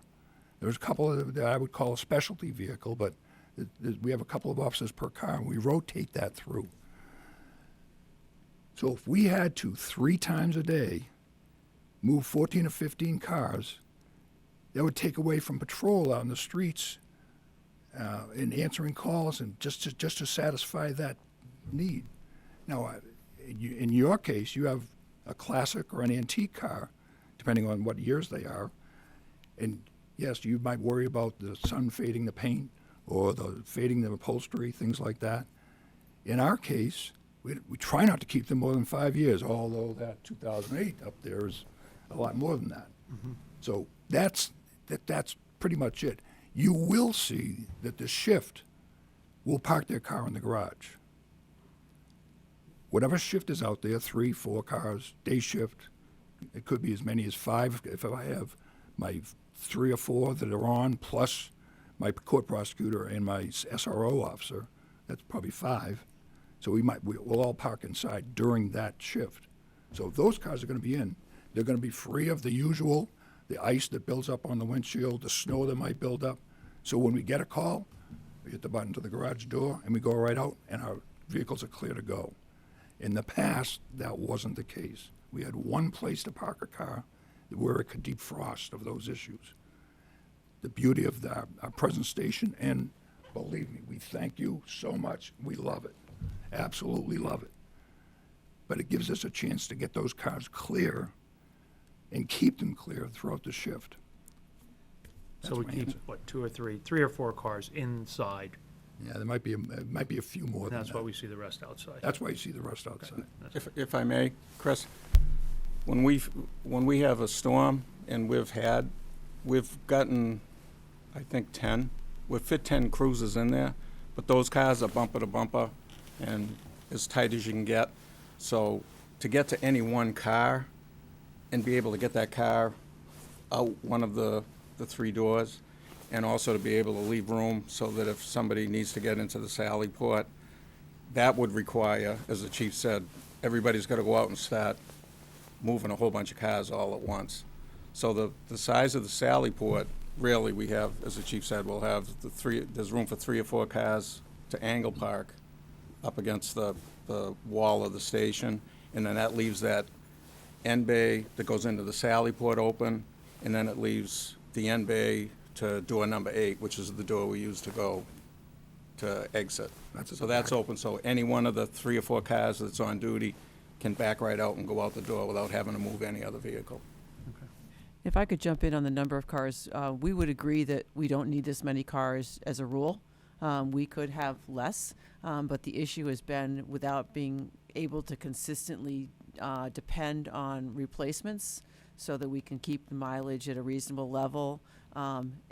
They have kept cars longer to spread out that situation. So, I mean, ideally, in a perfect world, I would include a car or 2 in the operating budget because while it's an expensive item, it's one that should be replaced on a very regular schedule, but our operating budget doesn't have room for that. If we could get back to that schedule at some point, then I would say yes, we would have less. I know that when I first started as chief, Chris, a long time ago, the cruisers were in the budget, and they got eliminated. They went out into the cap. They decided it was better to go into a capital group, and we've done that. So, The comm repair and maintenance, what is that, is that the communications repair and maintenance? Is that what that is? yeah, it could be a multitude of things. The repeater transmitter, or our portable radios, or our mobile radios. It could be multiple radios in all the cruisers, as you know. And all the officers have a portable. Okay. So chief, maintenance contracts, Maybe it's- repairs, Maintenance contracts that go along with that, with, what was it, John, Cybercom, I'm sorry? Allcom? Allcom, yeah. Yeah. Okay. And the, so vehicle maintenance, tends to be up, which is sort of interesting, because the 2019, the actuals were 13,000, now we're budgeting 25,000 again. So we're rotating vehicles, we're trying to keep extra vehicles to keep the mileage down, but our cost of maintaining the vehicles is going up. It's sort of the inverse of what it should be with that many vehicles. I'm not sure that we could ever do 13,000 for vehicles, but we get newer vehicles. Yes, it does cost less because, as we all know, an oil change for every 3,000 to 5,000 miles, it's usually about 5 now, but brake pads, maybe rotors, around 60,000 we start doing front end parts if we have to do that. But we've gone through that period of time where we replaced an engine, we replaced transmissions, we replaced rear ends. They now, all cars have computers in them. Those that get pricey and difficult to replace. So in a perfect world, we'd love to have our vehicle maintenance budget be 5,000, but it's not possible. It doesn't matter. Those parts are expensive. You have tires, rims. Now, are these being done by the DPW or are these outsourcing? Because I'm sure the DPW includes The reason facility maintenance of vehicles. The reason it's so expensive, Yeah. so inexpensive, is because we have the DPW and they have qualified people that are able to do it. When they get the clinker that they can't fix and it requires factory trained people, then we have to set it up to the local Ford place. So It still seems high, based on the vehicles we have. These are newer vehicles. Just an observation. that Just list seems up high. there that I saw. Huh? You think those are Yeah. newer vehicles? Yeah. Remember, I got 370,000 on mine. General, and it's still running. You And get it to starts up drive every yours morning. a little differently than we get to drive ours. You'd be surprised. You'd be surprised. A general thing, and it's nothing against anyone. It's just an observation, and I think it's what people perceive sometimes is you look at Norfolk compared to all our surrounding communities. We're probably the only community that has a chief, a deputy chief, a lieutenant, a detective, a prosecutor. Every other one has a sort of a mix. Medfield has a deputy chief but doesn't have a lieutenant. Rentham has a chief and has sergeants and doesn't have a lieutenant or a Oh, no, that's not true. well, I'm looking at their org chart. It's just, we're gold-plated. We seem like we're gold-plated, which may be good. Again, we're one of the 5 safest communities. But it's just, is there any opportunity down the road? What do you mean 3? Three what? safest. 3, top 3. Third safest. Okay. Is there opportunity down the road for us to combine some of these? I don't know how busy the prosecutor is. Is he or she over at the courthouse every single day? Is there opportunity to combine that with the detective? Is there opportunity, when the deputy chief, I think he's retiring someday. I don't know when. Hint? Huh? Is that a hint? No, I'm just saying someday, I don't know when. But, is there opportunity for us to combine some of these? Because the costs don't go down. As you said, we're gonna save $156,000 when the 2 police officers retire. We're gonna save, but it's gonna cost us 30. It's actually, the 156 going away, but it's gonna cost us 166 to put 2 new ones on when we send them to the academy. So our costs are never gonna go down. With collective bargaining agreements, we're gonna continue to see the patrolmen's salaries go up. And obviously with the new station, we still don't have a good handle on all our costs up there. So is there any ability for us to combine some of these for the future? Not this year, but as we move forward, because I look at this and say, it's gonna skyrocket. And if we start going to a better vehicle replacement, it's gonna be even higher. All right. And that's just a general question, just looking at the surrounding communities and looking at us. It could be a conversation for another day. It could be. But I can tell you right now that you're not right about Renthams. They do have a lieutenant. I can name them. But they don't have a deputy chief. They do have a deputy chief, and I can name that person. You sure? Yep. Okay, they don't list them. I can't be held responsible for Rentham's org chart, but Yeah. But that's the question. So any answer to that or just for a different day? I just say, is there any way of opportunity that we seem to have a lot of chiefs and a lot of people in, All right. in management positions? Prosecutor is a patrol officer. Right. It's assigned to the position of prosecutor. Right. Doesn't cost you any more to be a. Are they out to on the be that road too? Are position, they out on the other road too? than, maybe a stipend to be the prosecutor, Okay, $1,000. so they're a patrol, they're on the, they're in the beat. patrol officer. Okay, Your detective is a patrol officer. okay. It's not higher paid jobs by standard. There's a stipend for that, and it's not a lot of money. SRO officer is $1,500 a year to be that. Believe me, we get more work out of that position than. Chief, you could what does possibly KP imagine. pay us what does the KP school district provide the town for Thank that? you. Just short of $25,000, they pay to have the school. So she's in school all day long, or most of the day, at the junior high, and they fund half of her salary. So in, yes, I was So gonna if ask we that. eliminated that job, Chris, you're gonna lose No, 25. I'm not saying, I'm not, if you notice, I didn't pick on the SRO because I think that's one of the most important Yeah, it's a positions very in the police important department. Is that salary 100% included in your budget or is 50% included in your budget? Here's how that works. That we fund the salary, you get the money back in the general Yeah, fund. it comes into the general fund. General fund, Yep. okay. So, And we okay. do have some things, that, we get some money for details that's listed in the narrative that I gave you. There's parking fees, there's a lot of things that end up going, but they go to the general fund, we don't get them. License to carry fee, we're averaging around 200 a year for license to carries. For whatever reason, back at the prior presidency, people got nervous and they decided everybody wants a license to carry. So, one of those things. So we're processing those. Those are like $100. The town gets 25 for each one. So it sounds like what we're hearing is that a lot of these more specialized in nature kind of roles are already being consolidated in with more standard roles to be able to, have a dual use. But it sounds like there could be some more discussion down the road about other potential. The methods. SRO is half part of the time a detective, and Right. the other part is an SRO. Yep. In a perfect world, there should be one at the elementary school also. Yep. And so are the details included in the salaries? And the details for officers included in our salaries? I don't know if that's the right way No. of posing that question. No, No, because we don't include those. Those are they get by paid the- it, but we So would- N-Star pays, it goes into. pays the general fund. town, they get a bill for the cost of that officer plus a 10% administrative fee, and that money goes back into the town to pay the officer, and we keep the administrative So that's fee. not- There's always an administrative fee because somebody's got to figure out how much they get Right. paid. Then it gets processed over in this office, and it gets sent out to Harper's, and then so that's that 10% covers a lot of those fees. So no, the budget does not include the cost of details. Right. Okay, Oh yeah, no, That's what I absolutely was not. trying to Yeah, no. understand. Okay, good. All right, I'm all set.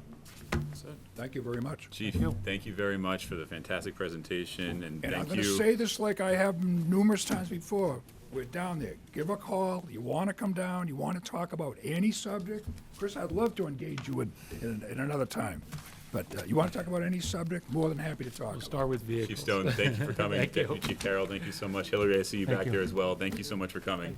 And thank you for continuing to keep our community safe. Yep.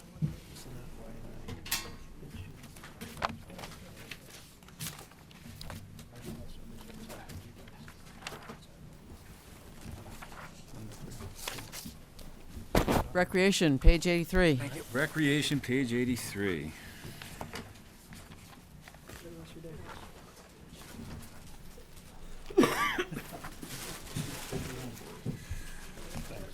Good afternoon, Ann. How are you? Good. Thank you for joining us on a Saturday.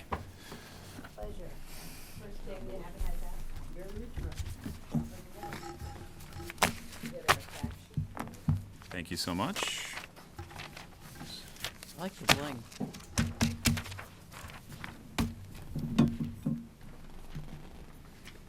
If it's real, you can,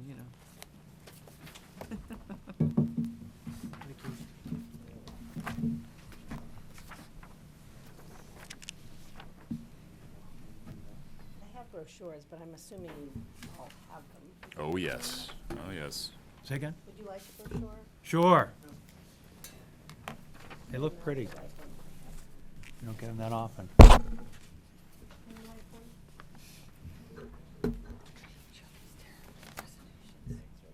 I handed out chapters.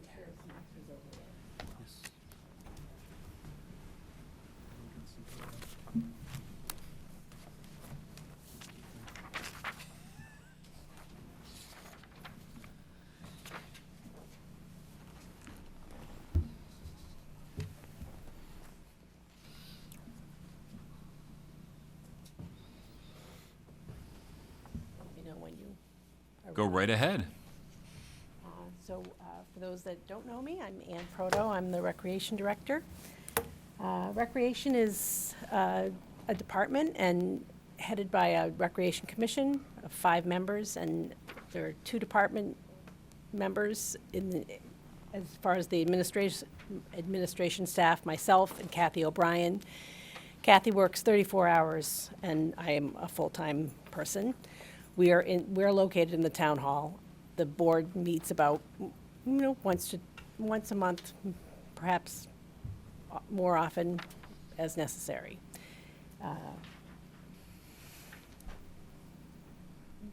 The department can be segmented into 3 groups. We have programming, fields, and projects. Programming is our primary use of time. Almost all of Kathy's time goes into programming. She does reserve space and such for some fields, but mostly programming. So I handed out a fact sheet that gives you some idea, and a lot of that is some programming statistics. I did the annual year of January through December of 2019. I know the budget is fiscal year, but because we do seasonal, it was just easier and a little more accurate to do an annual year. So we have programming for all ages. The school age 6 to 17 is the largest group that uses our programming, but we do have programming for all ages. Preschool is certainly a very busy group as well. But we also have a lot of adult programs, a lot of exercise programs. We have people are here at 6 in the morning exercising, and they're here at 9 o'clock exercising. So we do have a lot of exercise programs. We also offer one-time programs. We twice a year we do an estate basics program, and it's a great program. And regularly we get 12 or 13 people. It's a free program that we offer, and we've been doing it for a few years. And when I first did it, I thought we'd do it once or twice, but we really get a call for it. So we just regularly do it, and people sort of know that it's coming and they sign up for it. And it's offered by an attorney, so keep going and do it. So the ages of 0 to 5 and 6 to 18 and adult, I broke that down. But we're busy. So overall, last year, if you took the attendance of how many preschoolers attended, every time they attended, it was over 5,000, over 18,000 individual attendance for school age. The staffing, I'm full-time, Kathy comes out to 0.85. The general fund pays for half, the recreation revolving fund pays for half. Part-time and seasonal employees, we have 69 currently.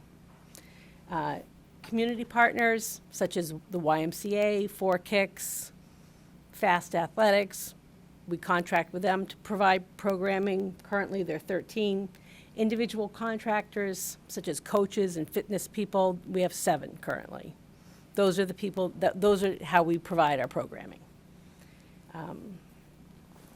How recreation is funded, we use a revolving fund. It's a 53D account. It is for recreation, and it is to provide recreation services, park services, and it can provide the pay for part-time employees. Hence, we pay Kathy part of her salary out of that fund. And then for fields and the maintenance of fields, we use the field maintenance account that is funded by every user that uses the fields. They pay to their organization $30 if they're a member of they live in a KP town. If they're a non-resident, it's $40. And then the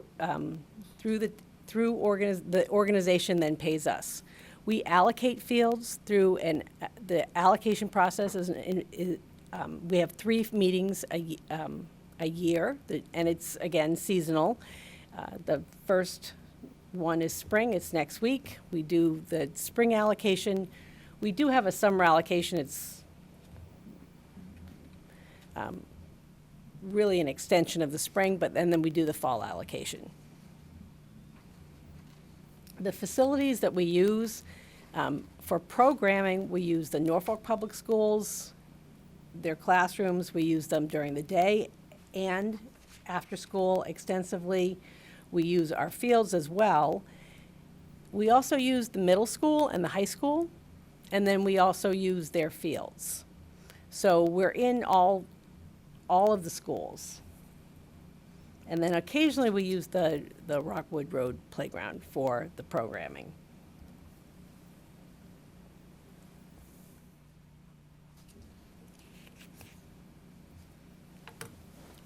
As far as the field maintenance funds, what those provide are all the materials that DPW uses. We provide the fertilizer, the seed, anything they may use to do what they need to do.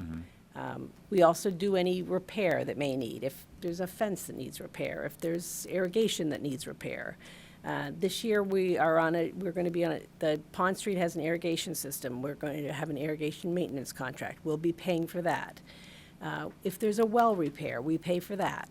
So that's what the field maintenance account pays for. I'm trying to think if there's, so we also have special projects, and that would be separate from the field maintenance account. Currently, we have the well that we've just put in a well, and then we're going to be putting in an irrigation system over at Freeman Kennedy School. So that's an ongoing project. The new project will be starting are the 3 fields that were just recently approved at the town meeting. And then one possible new project, if the select board approves it, is us developing the new park for seniors off of Boardman Street.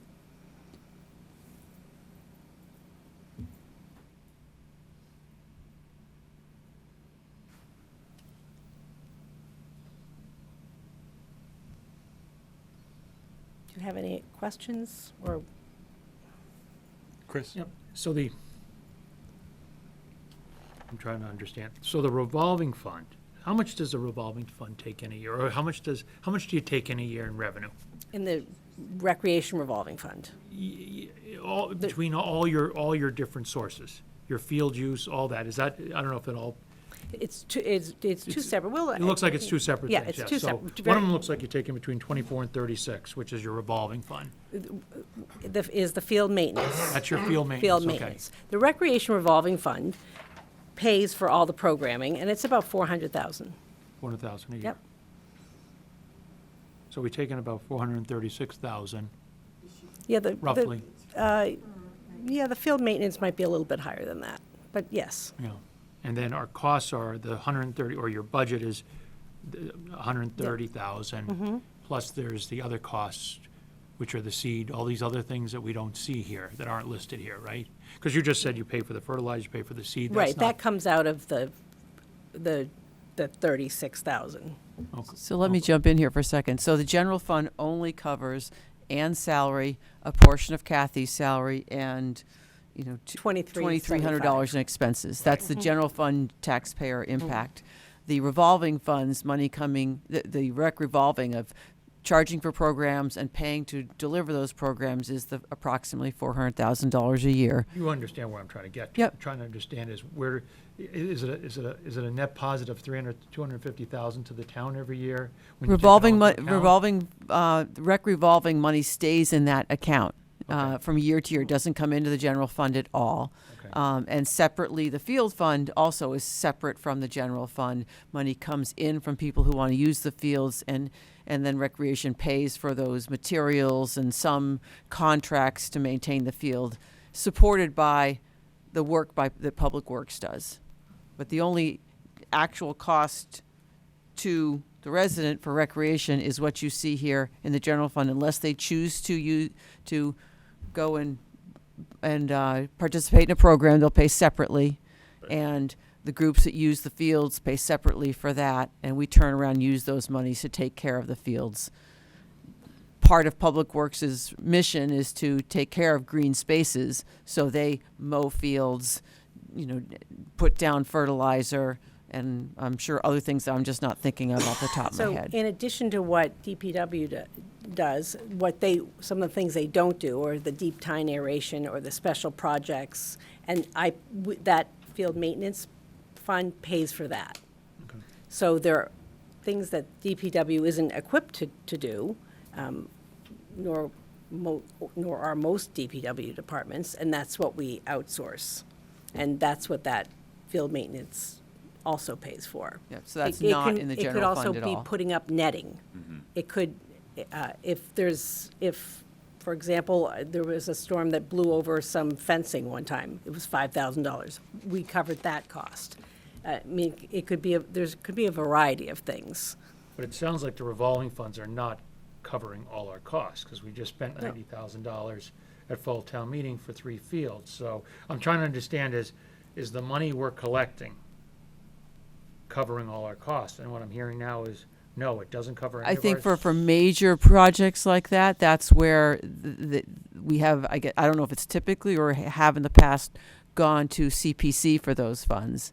But the general ongoing year-to-year things that have to be done to the fields is covered by the field fund. Should we continue to look at it and think about what we charge and what those costs are? Absolutely. So the building of fields would be outside of what the revolving fund could pay for. The revolving fund for the fields can certainly maintain and even do some really extraordinary maintenance, can pay for that, which the CPA funds cannot cover under the definition of the law for those funds. The CPC can restore fields, can build new fields. We do not, the funds that we collect, we do not have enough money to do that. Fields are very expensive to build and restore, and that's an extraordinary thing to be doing. That's not something we would, the fact that we're doing 3 in 1 year is also something that I really can't see doing again. I certainly hope not. It's something that we may be doing 1 a year. To be doing 3 in 1 year is really an exception. I hope we don't get into this position again. We've had a lot of changes, and unfortunately, we got into a mess because of the changes at DPW, and that's why we're here, and we're there for the 3 fields. But the CPC funds, specifically, 10% is for open space and recreation. The funds are there for recreational use. So what I'm hearing is that once these fields are established and built, at that point, the revenues collected then cover the ongoing maintenance past that point. It's the point of getting them built up and structured that we go to CPC for, and isn't included in what we're talking about in that plus minus on an annual basis. I understand that. And the revolving fund is separate from that, and that allows certain things to get done. Yes. So that's something to look at down the road is, are we charging enough to cover our Sure. costs and add a little extra, so that if, God forbid, in 10 years, if there is no CPC funds and you need to redo a field, you've got to have something in one of those field accounts to cover it. We just That- happen to be fortunate Right. that we collect 1% from the taxpayers to cover open space and recreation. With a small match from the state. But yeah, Yes. yeah, okay.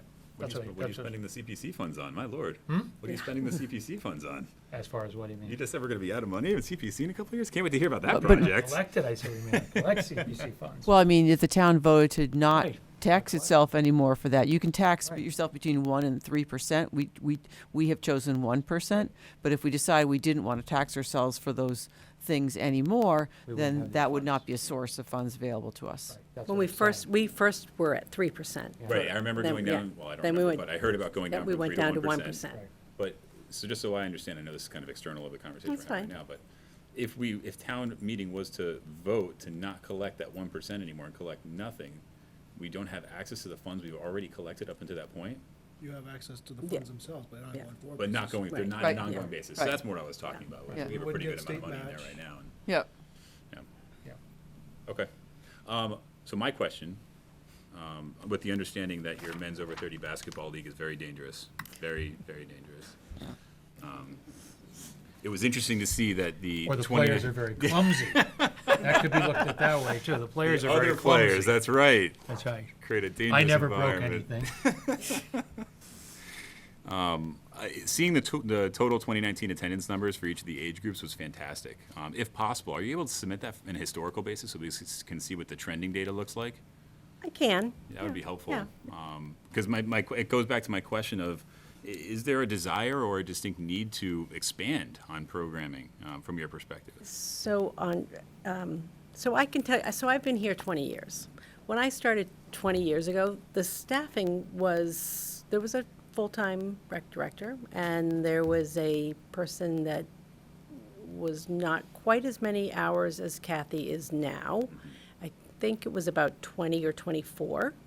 At that point, I can tell you the revolving fund was about $95,000 in, so they did about a quarter of the programming. So we increased pretty quickly. When I first started, I actually shared the job with someone.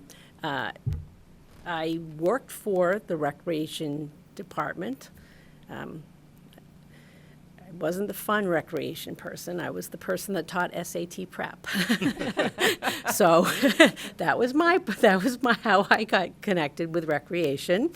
The other person was another teacher, and together we proposed sharing the job. Our kids were little. It worked out wonderfully. And together we moved forward. Actually, a lot of the programming was sports-oriented. And we brought in a lot of the other programming, the chess, the things that, and there were less electronic type of games then. But it's evolved over the past 10 years. I would say. I would not necessarily say we've grown. I would say our job is more evolving. And it's not that I'm not interested in growing.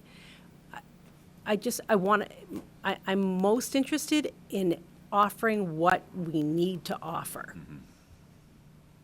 So I'm always, I want to have as many people as we can, as if they're interested in participating, but I want to be able to offer what they want to offer. Having the new programming, the other day first time we've had gaming after school. We had a half-day program. I think your son was there. Sure was. So we had ultimate gaming for a half-day program, and we'll probably be doing that. Some of the other programs are fading out a little bit. Right. And it's the nature of it's sort of the nature of everything. Do you have any limitations? Do space limitations prevent you from growing any programs? Would you need a room, another? I have to say, the summer programs are definitely limited by the fact that we do not have a building. There is no question. The two most popular programs, one is in the winter is Norfolk Rentham Youth Basketball. We have over 300 kids. It's a great program. It's terrific. We have the King Philip team, the basketball teams, help coach. We have, along with the professional coaches. That's the winter program. In the summer, we have a summer drop-off playground program. There's usually 300 to at least 300 or 350 kids signed up for it. It is Monday through Thursday, 9 to 1. For the summer, it is now up to $109 for this entire summer. And it's up to that because of and it will be more expensive this summer because of the increase in the minimum wage, really. I mean, it's gone up significantly. It was $79 or $89 last summer, and it will continue to go up because of the minimum wage. But it is only 9 to 1.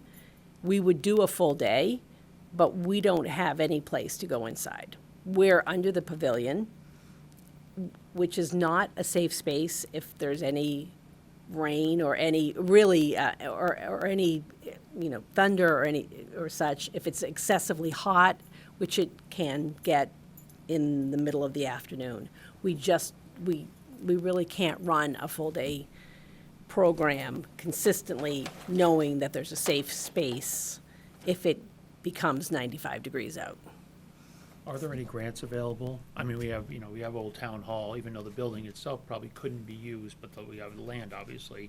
Is there any grants that are out there that we could maybe get funding for part of a building or anything for recreation? So there are grants for parks, not so much for buildings. CPC specifically, and actually CPC could cover bathrooms.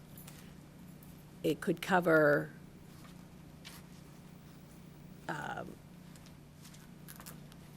maybe some sort of food facility, like to make like fresh water, that kind of thing. It specifically does not cover any kind of gymnasium. So getting a grant for a building is a large building is much harder. There are grants for parks, and actually Massachusetts has had it's yearly, so it's not out now. Hopefully next year another park grant will come out. That's what I'm sort of hoping for if we get, if we can move forward with the park off of Boardman Street, and not, I would use that first before the CPC funds. So, but it's very hard to find grants for buildings, sometimes sponsors for buildings, but for a community with our demographics, grants are hard to come by. Do we give first priority to town organizations for all our recreation buildings? And for some reason, at one point, I heard someone saying that other towns were using our gym for like basketball ahead of people in Norfolk, or do we give first priority always to the Norfolk teams, clubs, and So that's a school question. I don't rent the gyms. I ask for gym space from the schools, just like every other organization. So we don't give first priority to the school space? I actually, the schools are wonderful to work with. I have to say, I will say this, because I go to, a lot of regional meetings, and I hear from other recreation departments how difficult schools can be and how it's hard to work with them on fields and gyms, and I cannot say enough about how wonderful it is to work with not only Norfolk Public Schools, but the King Philip schools. Yesterday, I spent my day working with the athletic director about how we can all work out with the coaches on the summer programs on the turf fields and the gyms, and trying to balance it all out, and working with a football coach to get the lacrosse working. I mean, and everyone is willing to work with everyone else, and it is really wonderful. As far as our working with the Norfolk Public Schools, worked with Ingrid, I give her what I need for the entire year in August, and then we get that space, and then they rent the rest of the space out. So But I give her what we need, and I don't know how they do the rest of the space. So we're getting what we need, that's what I was Yes, asking. from the, Okay. yes. Right. And then I have to, gym space I don't think it's just our towns, but in every town I book space a year ahead of time. Gym space is very valuable.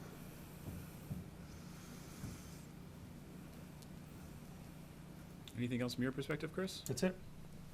I think that's everything I have as well. And thank you so much for the outline, answering the questions, and for providing this invaluable service to the community. Thank you so much. I'm always happy to answer any questions anyone has. You can always come and visit.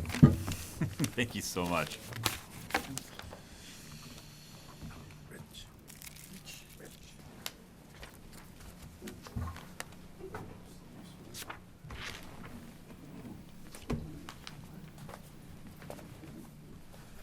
Mr. McCarthy, how are you, sir? No, not evening. Afternoon. Good. Thank you for joining us and taking time out of your Saturday. Really appreciate it. Thank you for inviting me. Age 40. Thank you. So I figured what I would do is just give an overview of, first off, for the department. I know both of you well, currently one of you is on the ZBA, so you know a little bit about the department, and you were also on the planning board, so you know about the department, but for the public at large, and it'd be helpful to discuss it. So I'm the head of the land use department, which consists of under it's the Board of Health, the Planning Board, the Zoning Board of Appeals, and the Conservation Commission. And those are the land use permitting boards. We have 3 employees that are 40-hour-a-week employees, executive assistant, administrative assistant, and then myself. The conservation agent is 30 hours a week. The conservation agent position started as a municipal employee back in 2013, approximately. My particular position that I hold started in 2014 for historical perspective. Just past 2 years here in November. It was my second year. As far as the full-time employees, the administrative assistant for the Zoning Board of Appeals, when I got here, was at 30 hours a week. But as probably most people have heard and read and so forth, there's been an increasing amount of 40Bs that the town has presently before them. So we ended up increasing the hours up to 40 to handle some of the administrative work from the workload relative to the 40Bs, and then just general permitting with the Zoning Board of Appeals. So as far as revenue sources that we do have that come into the department, we do have fees. So if I'll go over the past 2 fiscal years and the present year. So in 2018, the fees for permitting between the Planning Board, the Zoning Board, and the Board of Health in FY18 was just over $61,000. Last year, FY19 was a much larger year, which was over $84,000. And then this year so far, we're running about $26,000 in fees through the department. We also there's filing fees that are submitted for the Conservation Commission through the local wetland bylaw and the Wetlands Protection Act through the state. And those fees help offset part of the cost for the conservation agent in the department. So, excuse me, in FY18, it was $13,000. In 19, it was $9,300, and so far for FY20, it's at $10,000. What we did do this year, which if you look at the salary line item, the increase for both myself and the conservation agent, who are non-union employees, we had a 3% increase, not the 4%, so that was a reduction. But the larger increase between the salary to the land use department was that running the fees being collected from the conservation filings, we were lower year to year, and so we had to shift a little bit to the land use budget, part of this to maintain the hours for the conservation agent. So that roughly was about $6,500 more, which overall had increased the salary line items, which you see in the spreadsheet, which shows about 6.4%. So that was a larger bump. To overall offset some of those costs, to present the 0% budget and then the 3% budget, as we went back and looked at our expenses for the department. As over the past few years, with the amount of 40Bs that have been filed, we've had to utilize professional services that weren't necessarily being paid for by the applicants. One of those areas is legal work, and the ZBA has, in many occasions, been able to have applicants help pay for that cost, but applicants are not obligated, so we've had to pay for some of those costs. And the larger cost that's between, partly from the ZBA, and then also the Board of Health side of it was Abbeville, the Buckley Man site, which is the 21E site. We've had to bring in a licensed site professional, so those amounted to significant increases, which I own total about $90,000 over the past couple of years that we've had to go. We have a professional line item that we use first in the department, but those costs exceed that amount, which typically in the past will run about $10,000 that line item. We had to increase it, so we've had to come outside. And last year we had 20, and we carried 20 in the budget because, again, with the projects ongoing, we haven't. They're still in permitting, not sure exactly where they'll land. So that accounted for a larger cost share in the department. So the budget that we built for this year on both scenarios, we're crossing our fingers that we're hopefully in safe harbor cross our fingers, we'll see how this goes, by July. And then, so some of those costs that we may need relative to legal would go away, unless there was litigation, which hopefully that doesn't happen either. But so that's one of the cost drivers. I don't know if you want me to pause for questions at the moment. Would those costs go away at that point? Because anything that's still in the queue would have to be reviewed regardless, right? Yeah. We wouldn't really see the impact of that until a little bit further down the road, right? Well, so if potentially we could land in where we end up in safe harbor. Yeah. So then we have a 2-year window. Well, potentially we have enough units where we could be in safe harbor, Right. which would give us a 2-year reprieve. Yep. I'm sure we will look for good projects that are 40B to get us to 10%. But under that scenario, then the town has the ability to go to an applicant to try to recover those costs, kind of working with them, as opposed to the applicant would come in presently and say, look, I'm not going to pay to hire you special counsel. That's on you. Mm-hmm. So that's where I'm hoping that, so if it's a level funded budget, it's pretty lean because there's only about, it's just over $3,600 in there. With a 3% increase, that's where we put the money back into the budget, where it's just over $13,000. So this year, presently going in, we're at $20,000. That was where we carried into the budget. Got it.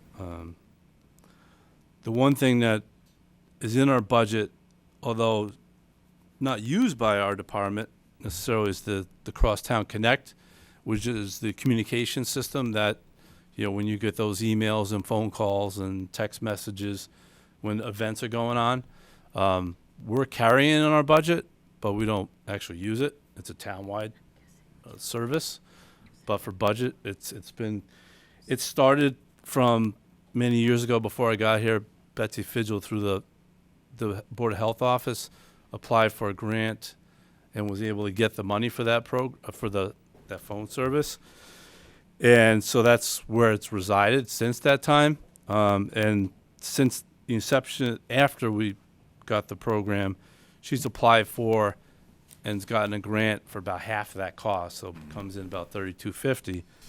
But for budget purposes, we're carrying it. So it's the money does not come back to the department. So that's one item. Hopefully, maybe we can, again, it increases our budget, overall budget, but it's not really ours. But nevertheless, that's where it is.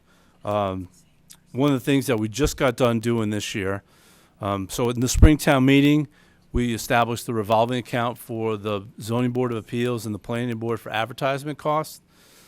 And what that now allows us to do is when the applications come in, the money goes in a revolving account, and then those legal notices get paid directly out to the newspaper, which we're required to advertise. Prior to that, the filing fees would come into the department, it would go through the general fund, but not back to us, so we were having to borrow from one line item to the other to cover those costs.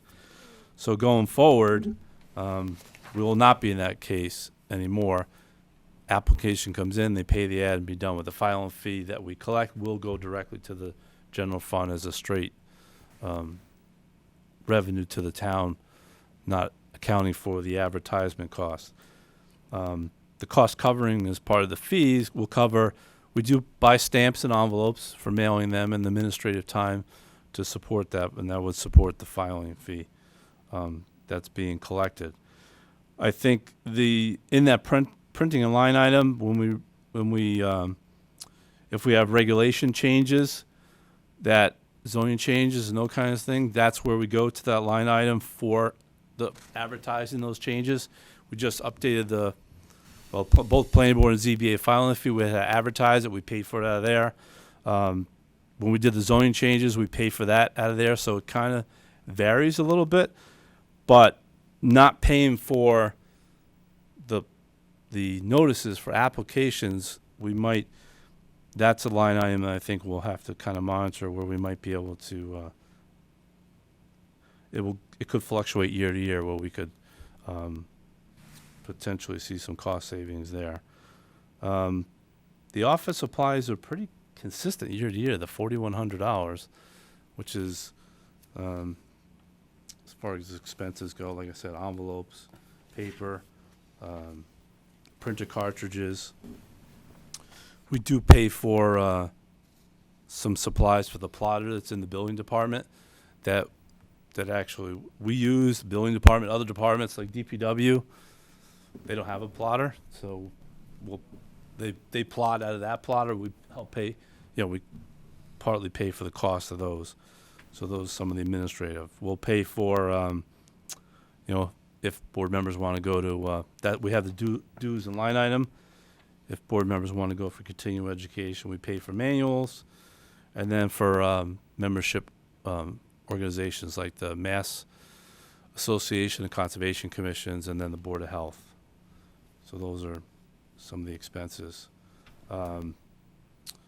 As far as what the staff does, when it comes to we don't have a full-time Board of Health agent, so the Board of Health agent for the town of Norfolk is a consulting position.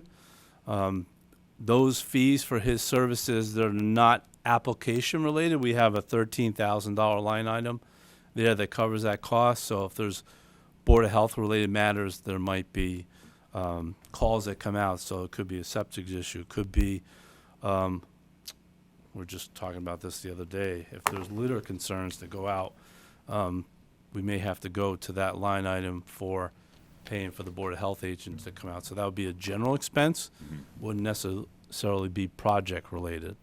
Where do you have that line item? You said 13,000? Yeah, so it's under the, if you look on the Board of Health Consultant PSC, it's 13,000. Actually, I don't think we have that broken out as a separate We don't line have item that. in here. Oh, you don't? I'm Yeah. sorry. So where is it hiding in? Where's the $13,000 in this It's not budget? in that list there, is what I'm trying to say. It's a separate Board of page Health. we should give you. So it's not part of his budget? It's not in that budget there, right? No, it's, Correct. Okay, so it's So not in as his we budget. continue to build the book, we need to get you the detail. Small And I have it correction. here. Let me just look. Small Just- course correction. You know, I shook it and I couldn't find it, and I'm saying, where's the 13,000? So- I don't see it. So let- so let me- like I learned something as well as you probably just learned, that, I had spoken to Todd, can we put everything under the land use, but there's classified as Board of Health that are public health Just separate from that are separate, but under the department, so it's. So that's not it. So let me tell you, I can just tell you and then I'll get it to you later, which is the total for Board of Health is $18,875, made up of 3 line items. For which Board year? of Health, For which year? For this FY year. '21, this year and next year, 0, no change. And it's made up of engineering, which Rich just mentioned, by a company called PSC. Sanitation, which is $3,300 by a consultant named Mark Oram. That's to do food inspections and other food safety type of inspections. and then $2,575 to the Walpole VNA for flu clinic, and if there's any monitoring, say if there's a tuberculosis case or something like that, any type of reporting and monitoring that they would have to do. And this is $13,000 in total, you said?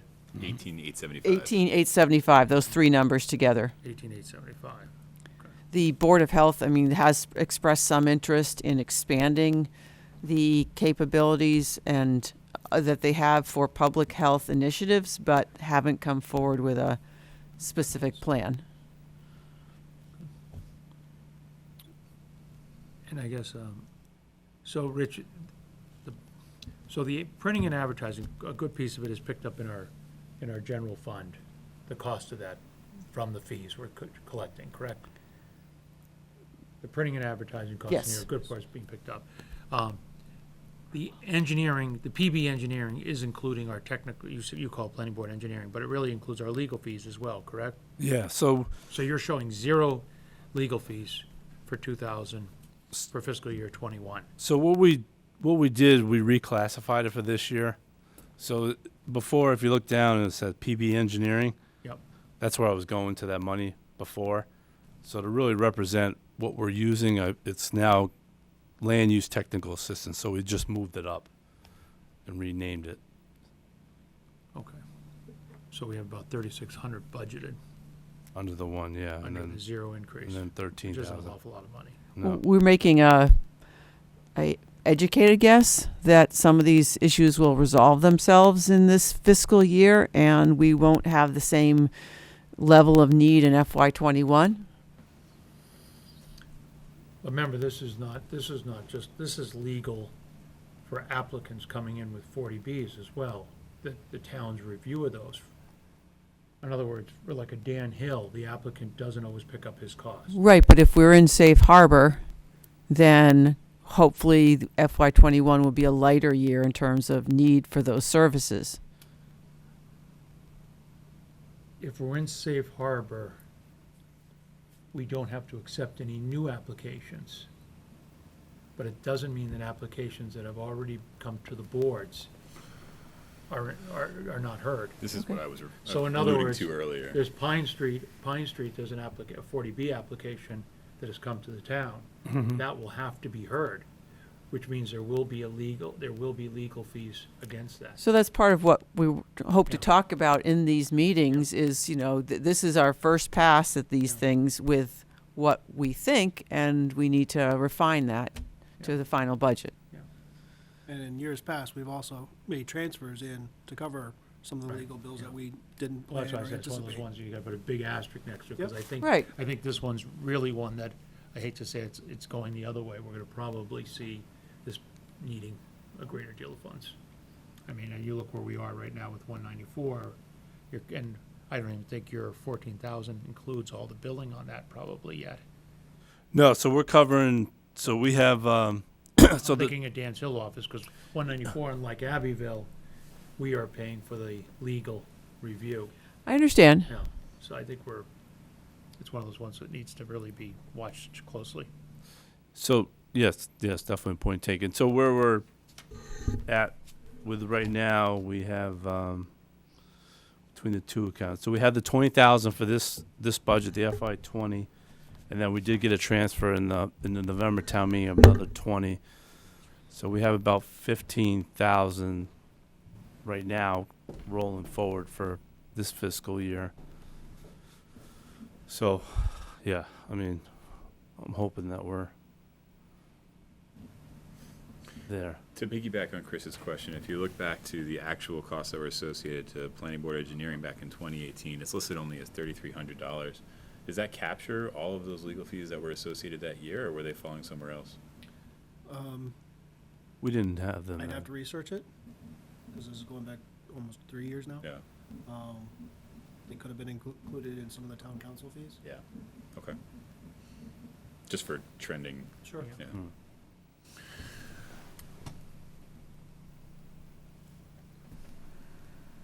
I don't disagree with you. This is but we're trying to. Well, it's helped Todd plan too. I mean, Yeah. we want to have one that jumps out at us. Yeah. No emergencies, Boilers. no extraordinary. I have no other questions. Actually, I gotta go back to that, and I hate to spend any time on it, but I didn't understand it at all, to be honest with you. Oh. What is this CTY thing again? What is this thing? that you- So I'm assuming you're signed up for it, but, you know. I didn't. Oh, It's the alerting system. It's that the we use. emergency alert system. Reverse 911, so. Oh, the reverse. Code 911. red, whichever. So when your phone rings and Yeah. somebody's saying that, trees down on Rockwood Road, blah, blah, blah. exactly. Or yeah. when we had, there was a area of town, there was one night we had a meeting where there was a gas leak, and so they were able to identify that area of town, send those people signed up a message. We use it here, thankfully, I'm gonna knock on wood again before I say this. If we had to close because there was a snowstorm and town hall wouldn't be open, we use that to tell all employees, come to work an hour late, or, we're Okay. not able to be home, but we use it for town emergencies and to notify staff of things. And I know I got alert from when there was it was last year maybe, a suspicious person I know that they're being on the lookout. That was me. All right, we found it. Why is it under planning? Why isn't it under, I would think it'd be under the police. I know there was a grant Betsy got, but Right. it's sort of, it's One of those legacies that has just landed here. but maybe we need to we move can- the we legacy. can move it, to I the mean- Department. It just seems like an odd place to have it. Right. Again, it was originally here. Betsy does do the grant application each year. And we keep getting the grant every year, right? Yeah. to offset Yep. that cost. And we did get the grant again this year, so. Okay. And actually having that helped us with the match we needed to show to get the new trailer-mounted message board sign. We could say that we were budgeting for this, which is a good public safety thing, and that helped us with our 10%, 10,000 that we had to come up with. Okay, so what was the increase in that from 2019 to 2020 was because? So the amount that's budgeted is $6,500 each year, because that's the cost of the program. But we get reimbursed based on the grant of about 3,000 and change. So it usually nets out. And then whatever is in the account just flows back to the general fund as a turnover. So it cost us 6, we get 3 back. Right, So we only have to pick up 3. right. It's one of those things that, you don't know you need it till you need it. If we And don't get the then- grant, There you go. Right, you're fine, planning right. for the worst case scenario. Yep. Yep. Yeah. Okay. I got it now. Okay. thank you, Rich. All right, well, Rich, thank you so much, really Thank you. appreciate it. And, both Chris and I have worked very closely with you in our previous or current lives on other boards, and we appreciate all the support that you, Betsy, and Amy all provide. Thank you. Thank you. Switch chairs. Can I suggest that we take DPW next as Barry's here? Because No, I'm sorry. I've liked having Barry be out here and watch all of these and look at his facial expressions as we go through them. I think that's fine. Todd and I are here for all the rest, and Yep. we're happy to do so, but I think it's a better use of his time. Seeing as how it doesn't seem like there's people banging down the door to listen to the technology presentation right now, I think this will work out They're just going to fine. miss out. Oh, wait, we have an objection. Scared everybody away. Thank you, sir. Well, they have no questions, Barry. They know it's all awesome. I'm good. You're all set.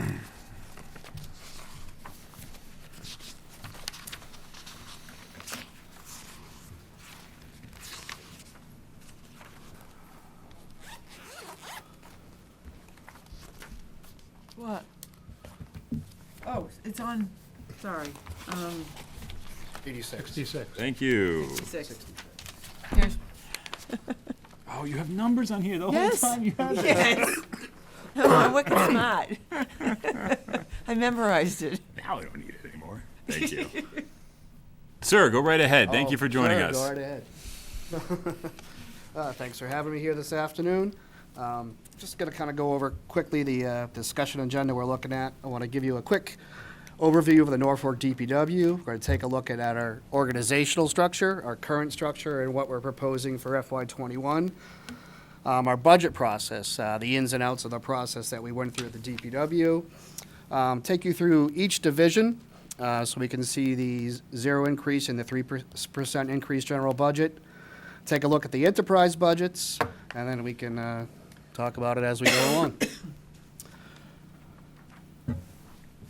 So basically, I just kind of wanted to, this mirrors what's the text that's in the document, but I just wanted to give you some highlights. So there's 6 members of the administration staff at the DPW.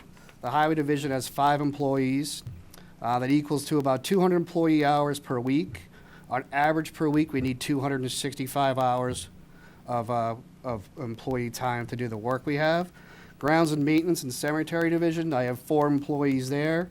There's 157 employee hours per week allocated with those employees, and we have about 191 hours of work that needs to get done on average per week. Solid waste division, we have 5 employees there, 3 full-time, 2 part-time. Vehicle maintenance division, we have 2 employees there. Our water division, we have 3 employees, and we have an operations consultant, Whitewater, help us out. Wastewater division is 1 employee, which is actually a water employee, and we also use Whitewater as a consultant for operations there too. So we have 23 full-time staff members at the DPW and 2 part-time staff members. We can go to the next, oh, already went ahead of me. So this is just some information, general information of all the work that the DPW does, and all the highway division, the 40 miles of sidewalks. It's just basically letting everybody know that the DPW covers a lot of ground in the town of Norfolk. So our current organizational structure, everything has kind of changed, as you know, at the DPW. We've had a lot of retirements. We've had the opportunity to pick up some great staff members. We've had the opportunity to move some positions around. So the current structure, we had a superintendent of vehicle maintenance, Paul Vito. He retired this year, last year. Director Bob McGee retired. Tom Benedetti, the former highway superintendent, he retired, and our executive assistant, Karen Mitnick, retired. So this is kind of what the structure looked like under their tenure, and we're proposing some changes to the DPW structure. Next slide. So we have a superintendent for highway grounds and solid waste, which is Blair Crane.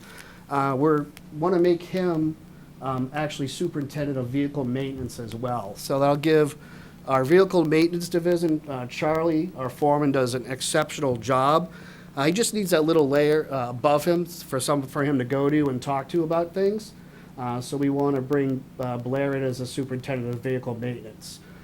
We have 2 highway assistant foremen that we want to move to foreman positions to again support Blair, the superintendent, in his day-to-day operations. We feel the assistant foremen have been assistant foremen for a very long time. They've proven themselves, and it's time to make them foremen.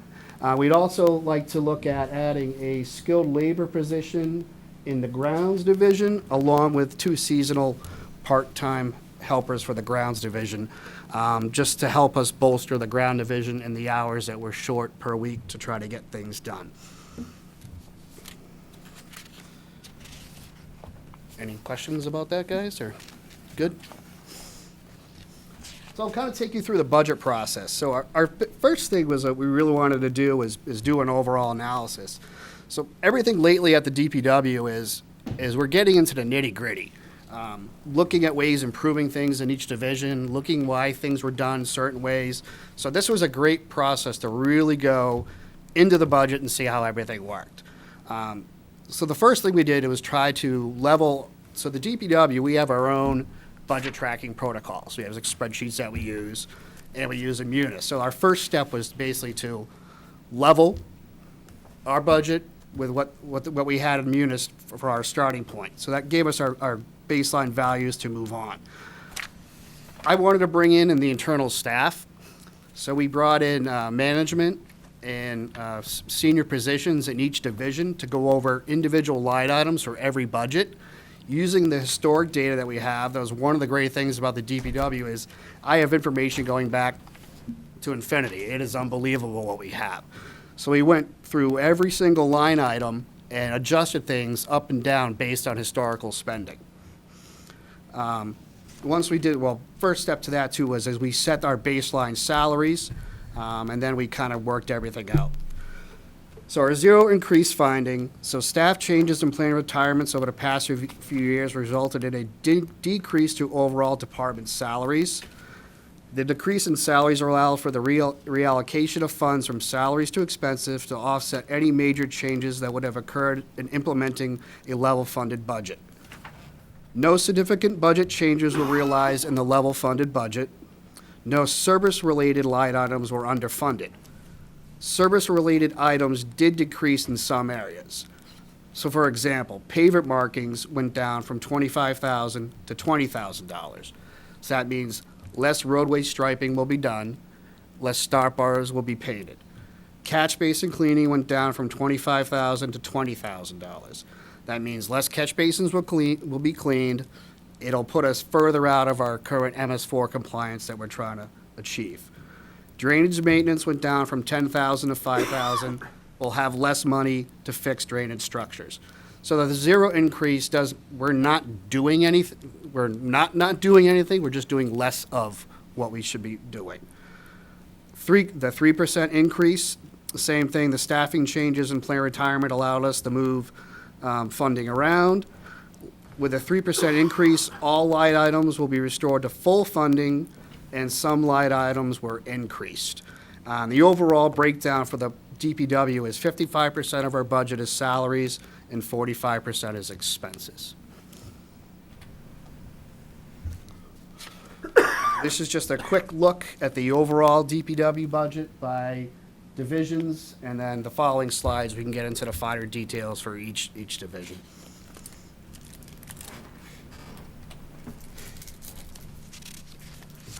So for the administrative budget, the zero increase budget, clothing allowance, so this is for all the divisions. So for some reason, again, we were diving into the details that there's contractual and uniform clothing allotted to staff. It was all out of the administrative budget. We felt it would be better to allocate it to the correct division's budget, so we did that for all divisions. We added a line item for DOT-related testing, so that was actually a line item in the Board of Selectmen that covered the cost of DOT testing for the DPW employees. We felt that we should move it over to the DPW. The budget increased in the 0% by 4.5%. A 3% increased budget. We were able to add a line item under the 3% increase for OSHA compliance. That is a big mandate right now. We're looking at the DPW. We are now under all the OSHA criteria. We need to do a lot of work to catch up with that. And the budget increase in the 3% is 8%. Highway Division. Again, the clothing allowance was adjusted for the Highway Division. The big change in the Highway Division is we have, you guys see a different budget I have. I have the finer details. So we have a daily maintenance budget, so that covers if I have to buy asphalt, catch base, and basically it's all encompassing for the DPW. We added an additional line item in our budget to track the cost of asphalt. So this is a specific line item just for patching, paving, and things like that. It's going to allow us to track things easier in the future on our end. So the highway budget decreased by 2.5%. And the 3% increased budget, I was able to restore everything. So catch basin cleanings went back to the $25,000, striping went back to the $25,000. So the 3% budget allows us to restore all our services to 100%. Grounds Maintenance Division, again, we moved the clothing budget from admin to here. 3 new positions are proposed, 1 full-time and 2 seasonal. So we're able to fund the new positions in the 0% and in the 3% based on the budgets we had for people who have retired and some of the salaries that have changed for new people coming in. In our 3% increase, we were able to increase our budget line item for hand tools. That's one of the things we're starting to need more of the DPW is more supplies to get things done. Grounds Maintenance Cemetery Division. So we had some staffing changes, which lowered the overall budget. So we had some people retire. They were getting paid higher salaries. The people that backfill those positions are getting paid less. And in the 3% increase, there is no change to the grounds maintenance budget. Vehicle maintenance, same thing. We moved the clothing from admin over to the division. We also met with facilities. Facilities is going to be taking over the DPW as part of their facilities. There was some hesitation in the past for the DPW to give it up, so the DPW line item of $7,000 is now going over to the facilities department. Again, staffing changes, employee retirements lowered the overall budget for vehicle maintenance. Under the 0%, their budget increased by 8.1%. In the 3%, it only decreased by 6.5%. One of the big things was we were able to go in and look at all the individual line items of vehicle maintenance and make adjustments to add money into hand tools. Charlie needs some new computer technology, diagnostic equipment that he wasn't able to purchase before, that we'd like to get that into the new budget. Solid waste. Again, this was another where we went through with DPW administrative staff and the foreman and really went through every single line item. The big one here is the equipment repair went down. You can see $14,000. Because we're getting the new roll-off, we don't have to budget that amount of money to keep the old truck going. So that's fortunate for us. Again, we had a lot of staffing changes and planned retirements, and we were able to kind of move things around within that parameter. So the 0%, the budget decreased by 3.5%. And the 3%, the budget increased by 3.7%. One of the things we added is we added a line item in for the grinding and hauling of DPW yard waste. And we have some catch basin cleanings that we're going to have to start looking at, we're going to have to address in the future. So we didn't have really any money in there in the past to allow us to handle that. And Is that the $10,000 for the catch basin cleanings? Is that what the $10,000 is in here for hazardous waste? No, the $10,000 here is for the hazardous waste shed. So we have materials that we have to remove out of that hazardous waste. Which is for the catch basin cleanings? The $30,000. It's lumped into the Facility maintenance? yes. No. Trying to look at the big number here. Yeah, the facility maintenance one. Okay. Yes. Thank you. What'd you say, 30,000? Yes. So we, How come facility maintenance is only showing a budget of 8,400? so that's what we're talking about. So over we have accumulated about 10 years worth of catch basin. The material we take out of catch basins has been taken back to DPW and stored, and we've got about a 10-year pile that we have accumulated. We've had to do testing on that, determine what's in it, and unfortunately, it's got things in it that I know Barry can list off for you, and I necessarily can't, that are considered hazardous and need to be, it has to be disposed of in an appropriate way, which we haven't been doing. We need to start to do that, so this will start us in the process of addressing that.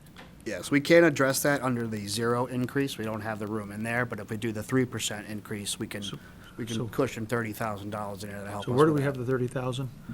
It's in the line item called facility It's facilities maintenance. maintenance, Under, solid waste. but in the It's in total his, budget. it's in his, Yeah, but where's it in the total, where's it in our budget in page 70? Yeah, it'd be in the same thing. Where's it in page 70? The last column. Last, So for 0% increase, he's at 8,400. For a 3% increase, he's at 38. 460. Yeah, my Okay, my so this is- spreadsheet okay. matches, yeah. doesn't the catch basin company that we use take the material away? No, see, that was part of the deal. One of the reasons in the past we got such a good deal on our price for cleaning our catch basins was we were storing it at the DPW. So the cost is gonna increase now if we have to have it hauled away while we're cleaning, now we have to look at how we're to get rid of the existing pile that we have. So I think, not to say that we didn't do things ideally in the past, but in order to keep costs down, a decision was somehow made to keep it on site. Now we've got a 10-year-old pile that we need to start to get rid of, and we have chemicals or whatever in the pile. So the idea was we were looking to get a better use determination. So you can use the cleanings from the catch basins in various things. So the idea was we wanted to be able to mix it with our loam, because it's actually really good. It's sandy material, you mix it with our loam, we could do it. Because of the contaminants into it, the only two options we have are to haul them away or use them underneath paved roadways. Well, there's too much organics into it, so it's not ideal to have under paved roadways. That leaves us with the option of we have to haul them away. And what happens if we don't fund it? What happens to them? They sit there for another year? They sit there, yep. And there's no regulations on this We can keep pile? stockpiling, we have to keep testing it, and the problem is then we'll start losing space at the DPW, because now we're gonna have an area where we're gonna keep piling this stuff over time. We're looking at costs right now, we're working with our consultant to see the best way to go about getting rid of them.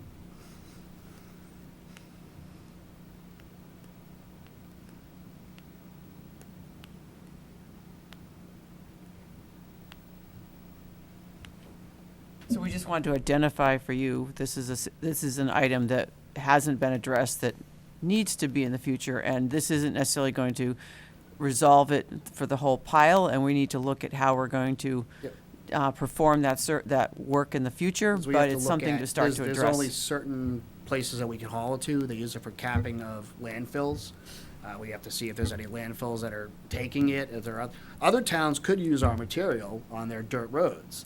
So there's a lot of different options we could look at as to getting rid of it. And part of that too is we have to look at, we bring in a lot of yard waste from the residents. So we have, stumps that need to be ground, other materials. So that $30,000 is kind of a starter money, so we can start handling the materials we have at the DPW.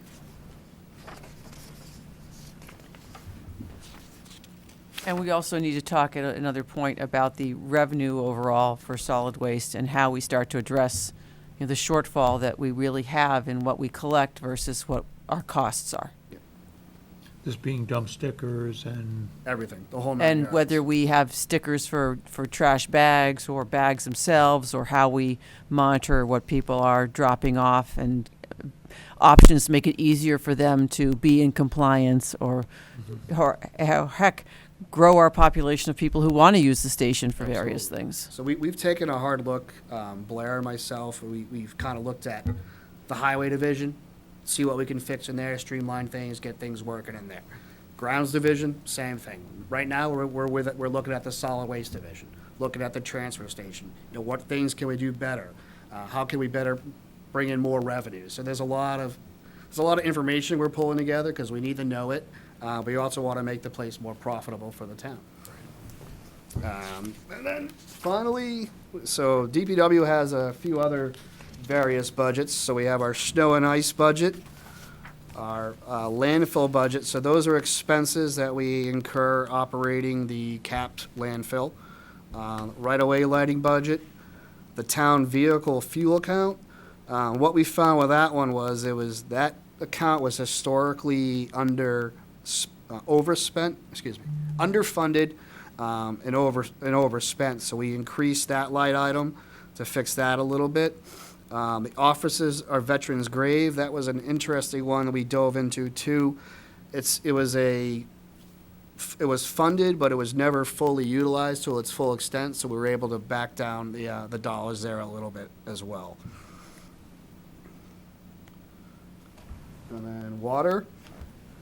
before you get to that, the town fuel account, who's included in that? Everybody.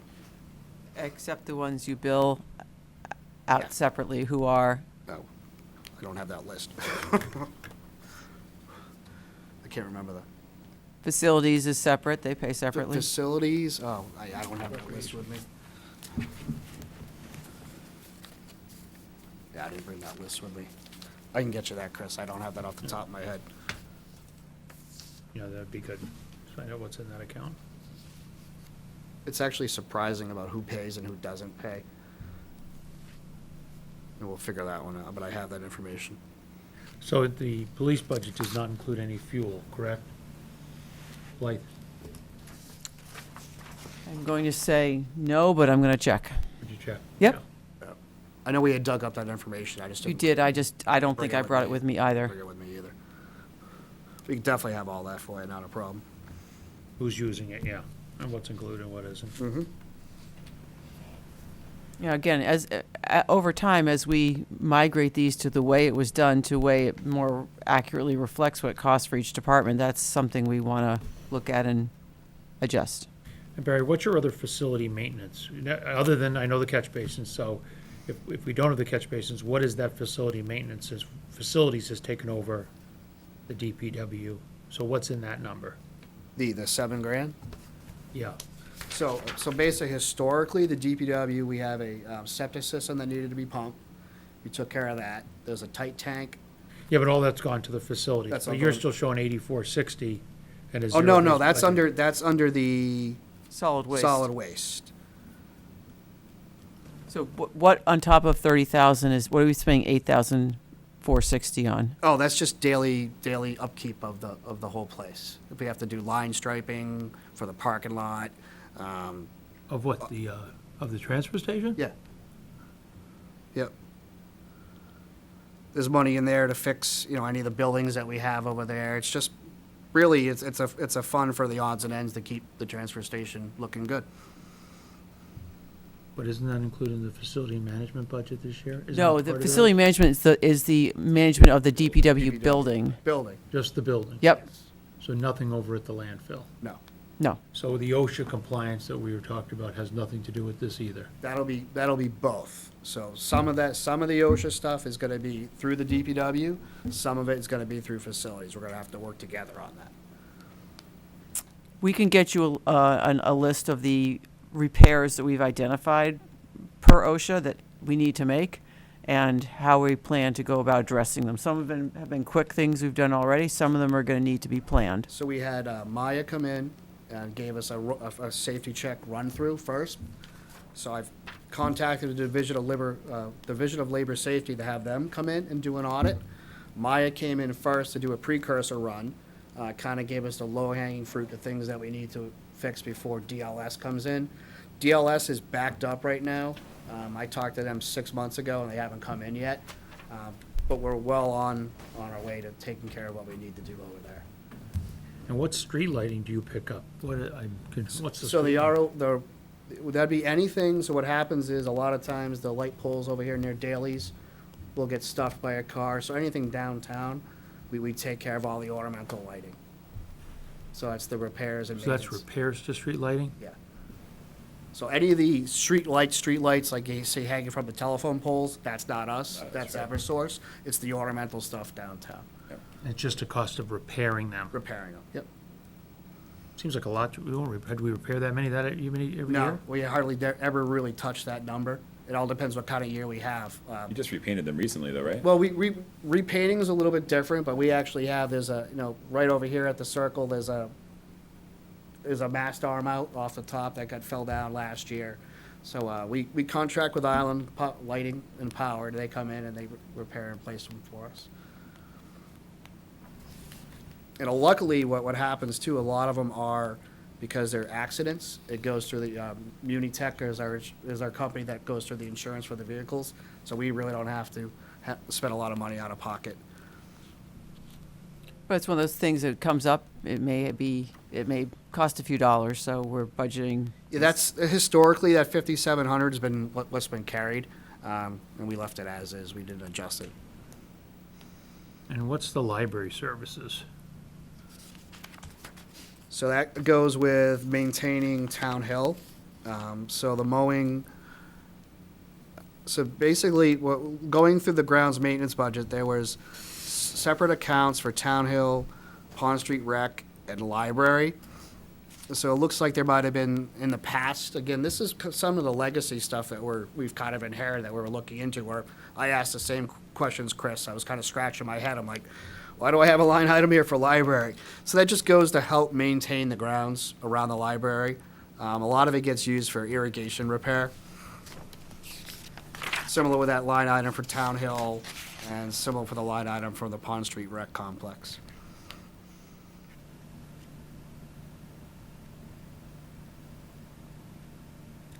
I mean, that was, Pond Street Services is basically fixing things, yeah.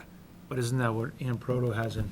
So that's her one of the things. revolving funds? That's one of the things where we've been looking at Pond Street Rec, we were doing a lot of the irrigation repairs for Ann, but it's very time consuming, so that's one of the things we're looking at with Ann. That's why she's bringing in that contractor this year to look at the irrigation system. So these are, I want to say they're legacy line items that, you know, they've been in here.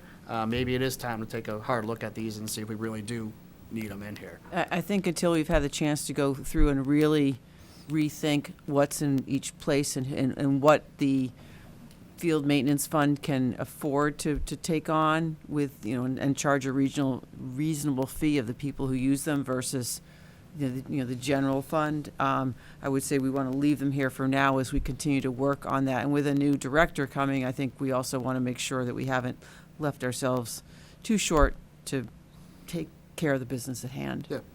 I think that's going to be a working process. It was, Yeah. I mean, it was very helpful for us to sit here and really dissect our budget, because I was having the same questions that you guys have. I'm like, what's this? Why is that?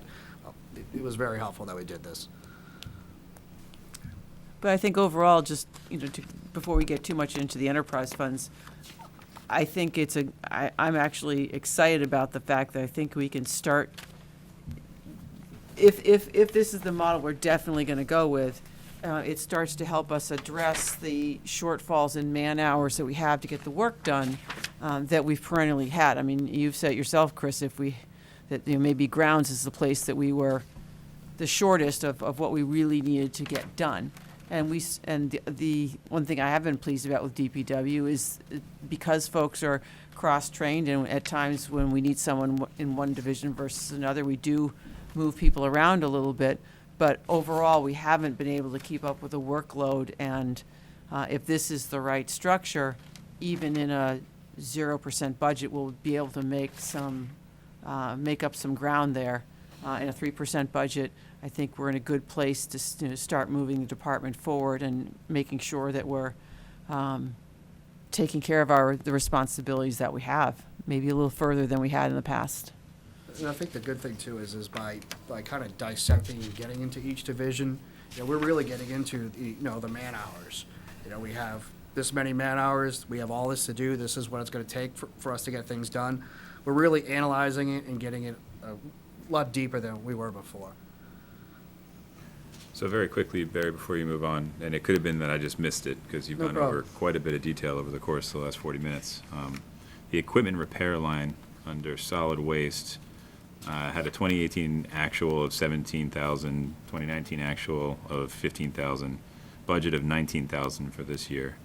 And then it goes down to 561 year-to-date with a 5,000 projection for both 0 and 3% increase. Yeah. Was that adjusted or allocated somewhere else? Yeah, that was because that money that was in there was to fix the old roll-off. Gotcha. So we fixed the roll-off, a couple of the front loaders, and one of the other trucks is under the solid waste division, but the lump of that was to keep the roll-off going.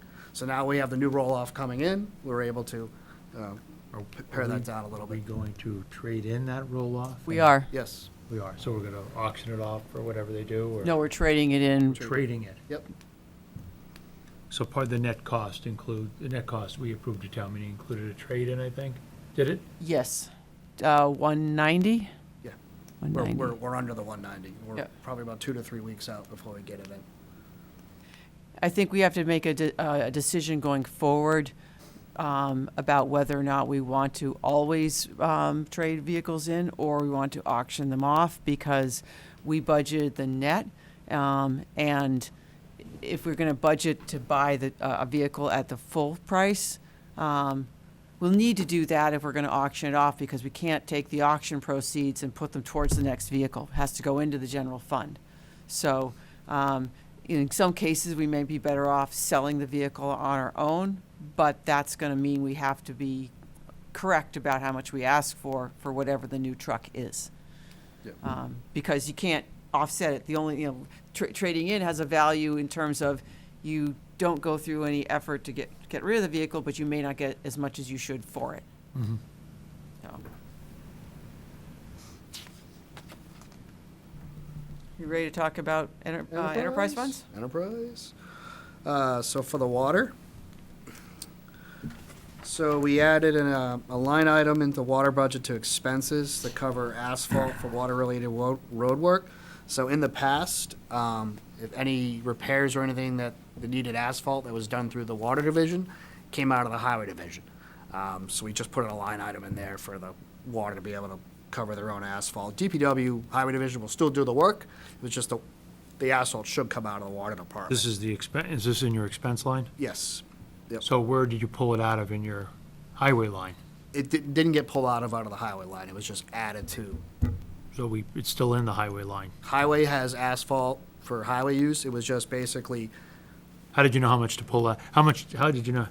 If none came out of highway, that means we were never doing any before in highway, but we were doing some in highway. that was the problem. So- So the asphalt was coming out of highway. We weren't getting reimbursed for it for the water. So the water now can buy their own asphalt and have the highway guys take care of it. But overall, I think what he's trying to say is we're spending more.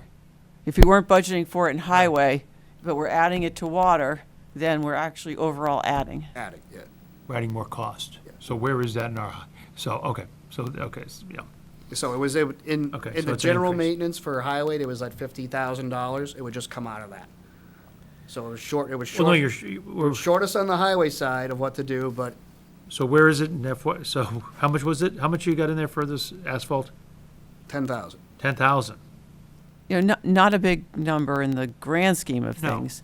no. And unfortunately, I think roads are is kind of like the roll-off truck. If we had the funds to improve our roads overall, we would have spent less money on pothole repairs and asphalt for things like that. It was just basically to offset it so that the water was paying for the asphalt and highway wasn't going to pay for the asphalt. Other expensive, the contract services increased a little bit due to the consultant services, and we're projecting what we're going to need for the operation of the new well site. We also added a line item to cover potential new PFAS regulations. So we added $20,000 to there. We're still in the process of seeing what's coming down the pipe for that. We wanted to be prepared for anything that we might be looking at.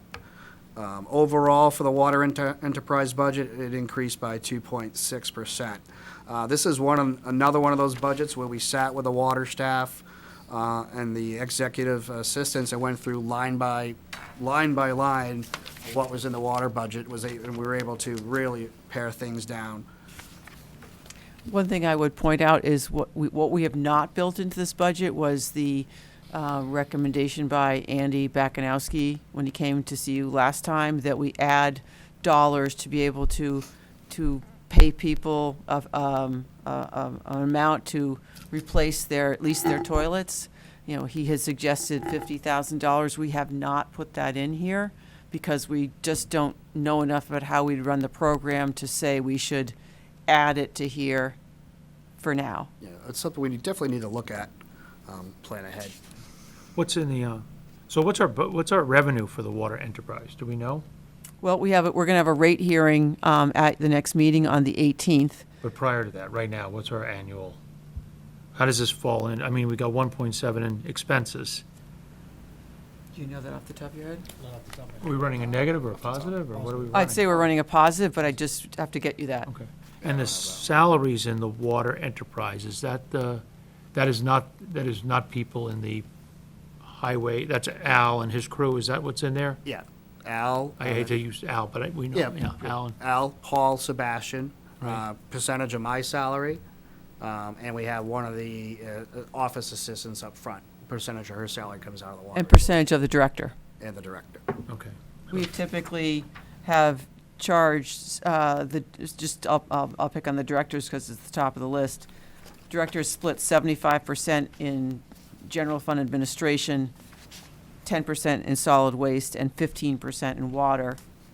And the assistant director is 50% administration and 45% water and 5% wastewater. It's typical when you have an enterprise fund to charge some of the expenses of your staff that oversees the operation to the enterprise fund itself, because it runs more like a business than others. And so our admin salaries, of course, do not include those, right? They've been edited to not include those salaries? So a portion of both of the admins are, No, all th- three of them are in here. Yeah, but not at 100%. Oh, gosh, no. The only Okay. one who's 100% is Michelle Scott, who does primarily water-related work. No, I'm saying in the general salary, in the admin salaries of the DPW. So in the admin salaries, The 237,000 or the 216,000? that includes 75% of the Okay. executive assistant and 50% of the senior office assistant Okay, in and the general fund. And the director? 75%. Okay, okay. And then we'll get you a copy of that as well. These numbers need to be adjusted a little bit because of the new director, but the overall, you'll be able to see the percentages. Okay. We did take a look at that too, and looked at, basically looked at the staffing now, look at their certain roles and kind of readjusted, where people should be coming out of each division. And then, wastewater. So for wastewater, the budget increased by 2.9%. Increased by 2.5% due to the increase in consultant services for the operation of the wastewater treatment plant by Whitewater, and the salaries increased a little bit too because we adjusted where people's percentages were coming from for that. Who's the salaries there? Al, Well, there's we have them in the enterprise fund, so do we, Wastewater is 2.9% of the water foreman, 2% of the okay. executive assistant, and 5% of the assistant director, a very small amount. And again, our revenue is exceeding, Well, it hasn't completely because one of the four entities has not, who's responsible for 4.3% don't get me. of the budget has not.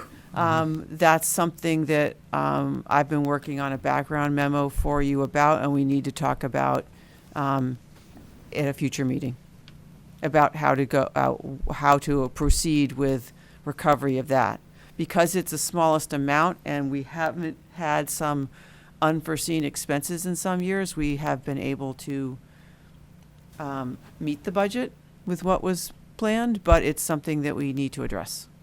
And so we've been doing the history gathering on that, so we can make a recommendation to you about how to proceed with that. and is there anything in that expense line, Barry? Because my understanding is, and I might be wrong, is that we've been robbing one of the pumps or one of the pumps at that station to keep the other one running. Do we have anything in this budget if that pump goes down? Yeah.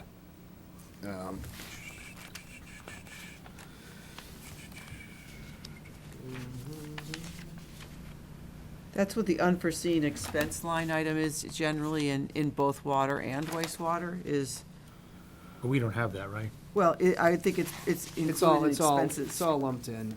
In the water budget, you can see it as an unforeseen expense line of 50 grand. So in the wastewater, so basically what I have is I have a major repairs line item, so that has $25,000, and we have unforeseen of $20,000. So we have 45 I've in got about there. 45,000 in there, yes.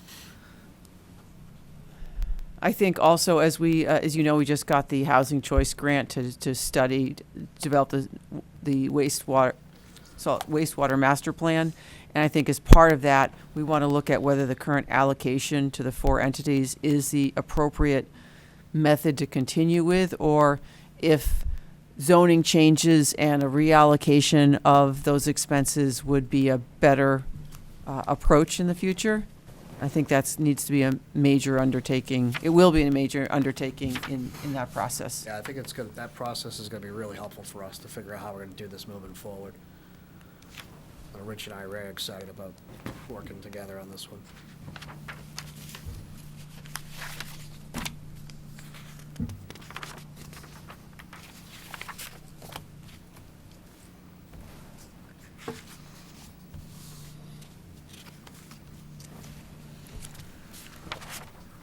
do believe that's everything I had. Chris, anything That's else from everything you? I had.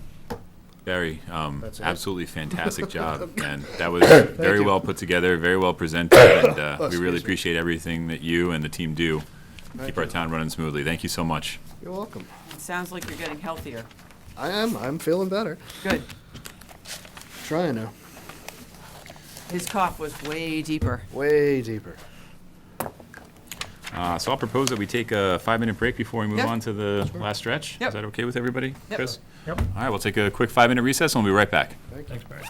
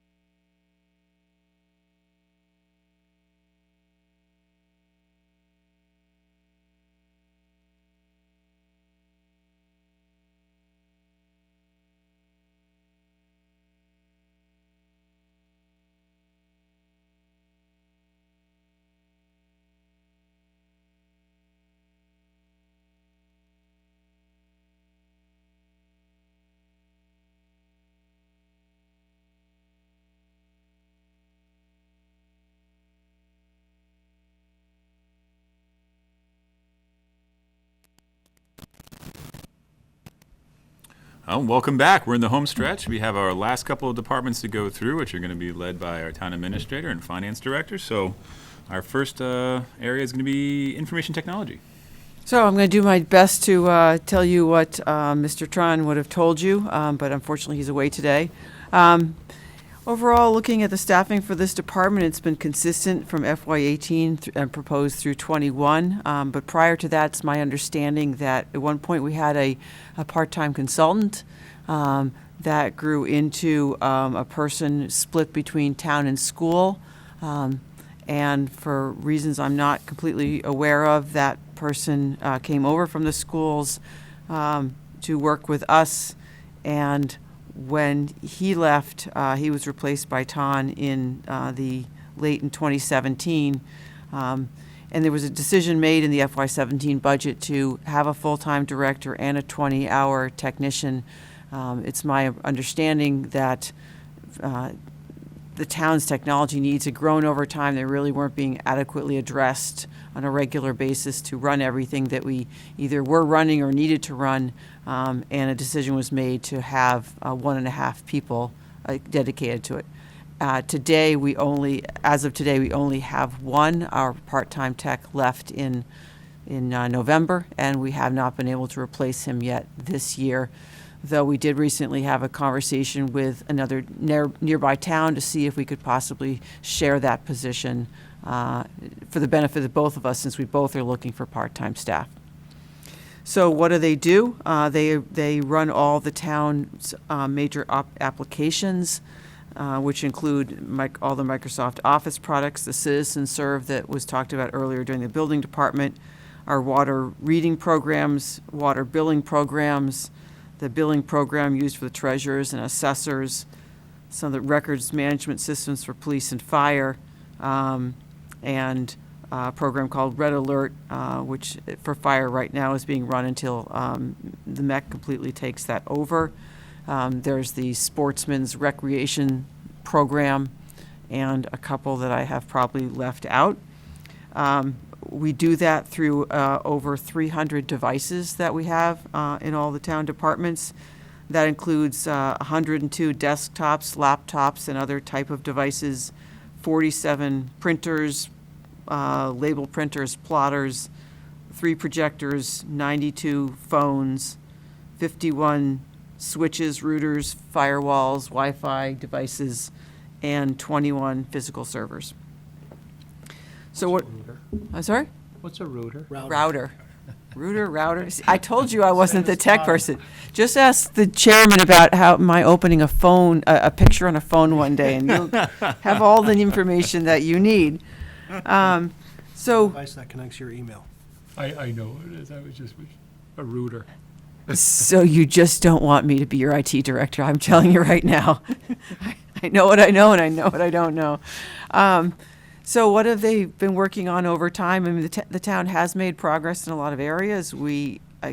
Before he arrived, there was fiber optic cable run to all the schools, library, DPW, town hall, and other buildings, which is terrific for our capabilities. We, in this last special town meeting, the fall, started to implement a rotation to update our equipment, a 5-year replacement program, and this year we bought 19 new computers to replace ones that were getting quite outdated. We're working to virtualize servers and to reduce the number of physical servers. I think at someday we need to think about whether we need to be more cloud-based than we are. We are going in that direction, but there's a significant cost, as I understand, to do so. So that's something to really think about. What do the 2 positions do? The IT director really supports all of the back end, the network, the servers, web servers, monthly updates of those sorts of things, updates to switches and firewalls, website updates, deploying new equipment, and doing research for how to do things differently. And he's really on call 24/7 with all the buildings and the users except for the library and the schools. The 20-hour person is more ideally dedicated towards user support throughout the organization, desktops, laptops, and so on. As you heard the town clerk say, we get a fair number of public records requests. Those require a search through the email databases to make sure that we've collected all the records and given them to the relevant department to review before they can go out. Anytime we have a new employee or a new board member that needs an email address, that has to be set up and managed, and so on. It's been tough to keep a part-time IT person. We budget about $25 an hour plus benefits.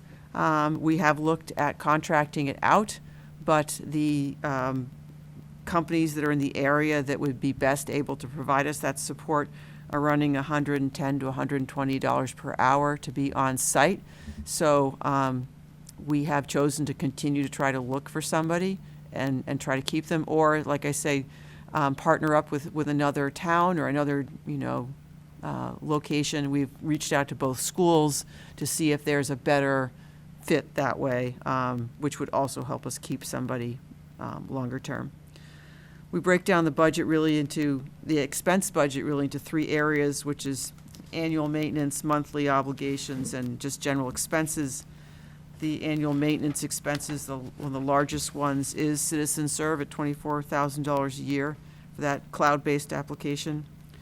The phone system maintenance and support, $6,000 a year. GIS, Main Street GIS is a system that we use by multiple departments, that's $6,000 a year, and the antivirus program. Our monthly expenses, the biggest one is email. We use Gmail. That costs $12 per person per month, or $144 a year, and we budget for 200 users, all town employees, board members across the organization who have accounts and so on. We originally had gotten that for $8.25 a month, but the cost has gone up. And then internet services, we have Verizon right now for our Fios for our internet services, and there's a cost there. And then general expenses are things like replacement or repairing or replacing printers, mouses, keyboards, cables, UPS batteries, that sort of thing. Small amount for membership in the Mass Government Association for IT, some going to occasional workshop for on cybersecurity, things like that, and some other miscellaneous subscriptions. And another thing we've done over time is, I guess the website used to be outsourced and by a private firm. Current website was built by somebody who was here at the time, who's since gone.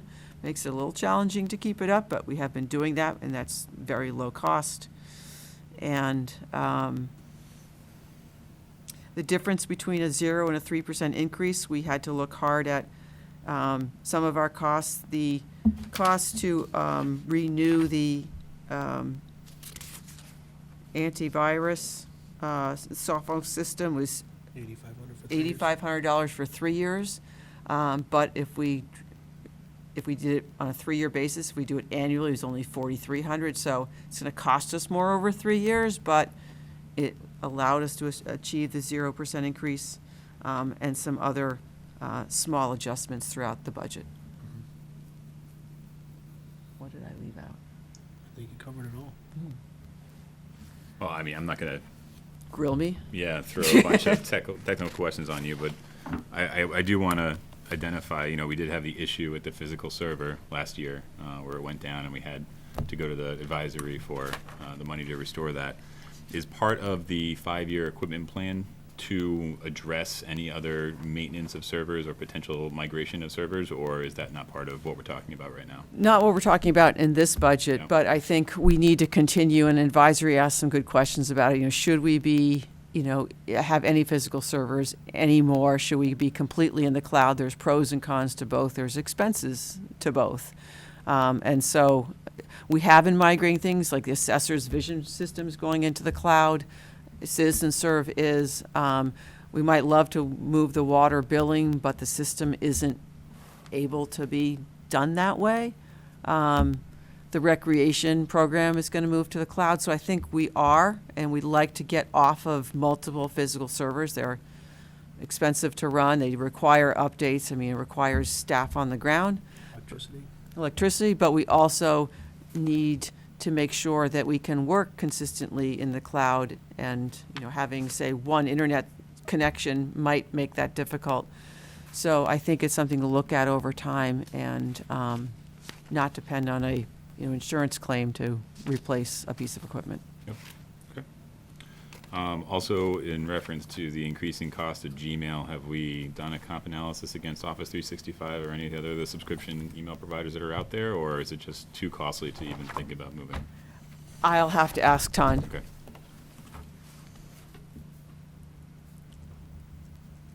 Chris, any questions from your perspective? Nope, I'm all set. Thanks. Last one I have is for website. It might be a follow-up item as well, but, you know, as we begin to talk about the ways that we can leverage the website as more of a communication tool, more interactive for residents, we might want to maybe do some groundwork and figure out what our options are for being able to develop that, either with a new complete template or what we'd have to do to bring the full ability to manage it in-house. Yeah, I mean, there are companies out there, and I called one of them, and then when I heard what a similar town had spent to implement it, I asked them not to call me back.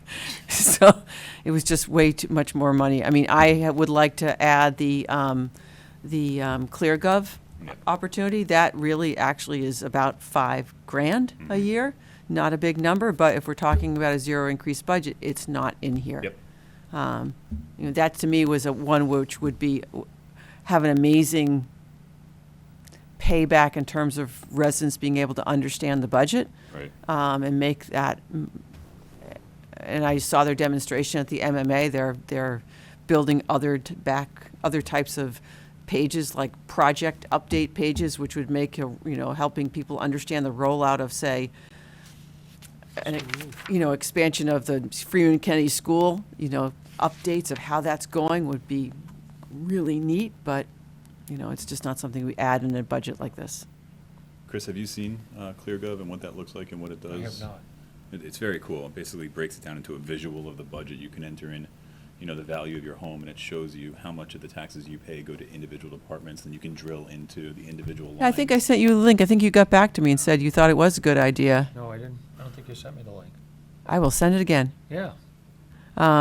Yeah, and once you're they've built a page for every community in the state, and they use the publicly available data from the Department of Revenue.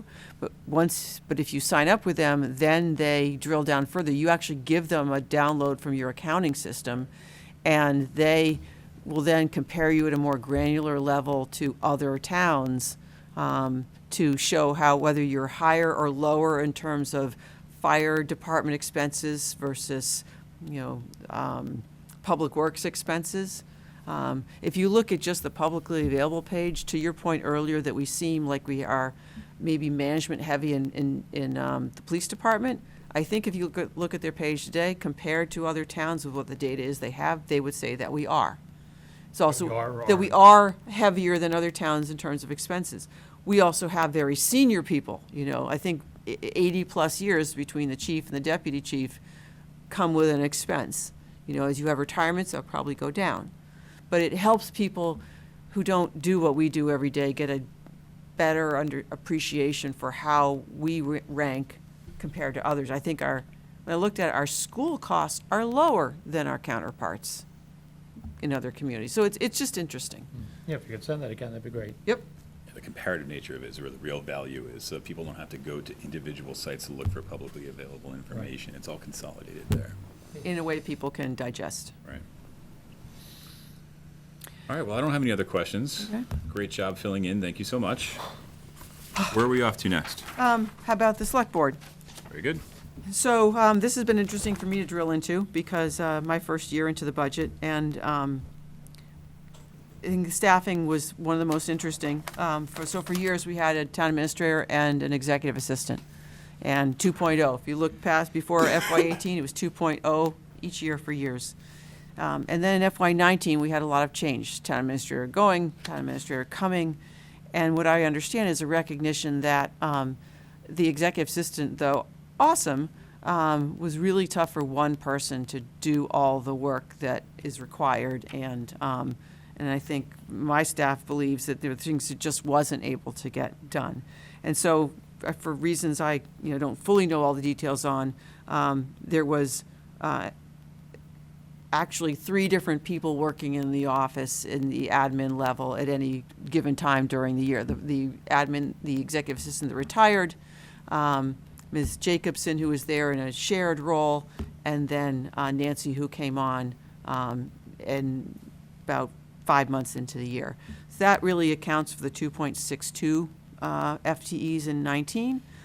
And then in 20, Sue transitioned out before the end of the year, just after I got here, and we replaced her, if you will, with Judith, who joined us for 25 hours a week. So we actually have a few less hours. We have 55 hours a week of admin time shared between the 2 people, and that's what I'm proposing to stay at for next year. It would be great to have somebody who was full-time. It's hard sometimes to balance with someone's coming, someone's going at different points of the day, but generally that works. And so the salaries that you see in here are planned on that level of staff with a 3% increase, as I mentioned earlier today. None of us are unionized, and I am recommending across the board that rather than a 4% increase, as we've typically mirrored what the clerical contract got, that it would be reduced to 2. And in the 0 increase budget, I've actually reduced my increase to 2.5 because simply want to hold on to as many hours of time of staff that I can. But even with that, I would lose time of one of the folks for additional 2 hours a week. We've also looked hard at the expenses, and we have 2 new copy machines, leases that renewed this year, and the machines that we have chosen and the usage that they're getting shows that we've been underfunding that. We removed the physician cost to the DPW, as Barry mentioned to you. We have de minimis postage costs. Office supplies have actually reduced in part because I don't see the coffee service that we've had upstairs on the second floor being used, except for employees and the occasional person here for a board meeting. Just to clarify, coffee service does not mean there's a barista upstairs helping people There with is not. There is drinks. make your own. It's a pod machine that you can make your own with creamer and But it's still about $600 or $700 a year. And so, whether I'd been asked to do this exercise of 0 or 3%, I probably would have cut it. Yeah. Because I just think, employees can buy a Keurig and bring their pods and achieve the same thing. And, unless it's a concern for the board that there isn't something available for others, but that's my suggestion. So that's a real decrease in office supplies. In-state travel, I also decreased. I don't know who was going to what in the future. I do go to some things. I try to get to regional meetings and the MMA, but I didn't think it needed to be as high. Dues and memberships are both for the town and for ones that I participate in. And the one line item here that has been in here but not typically been spent as much is miscellaneous.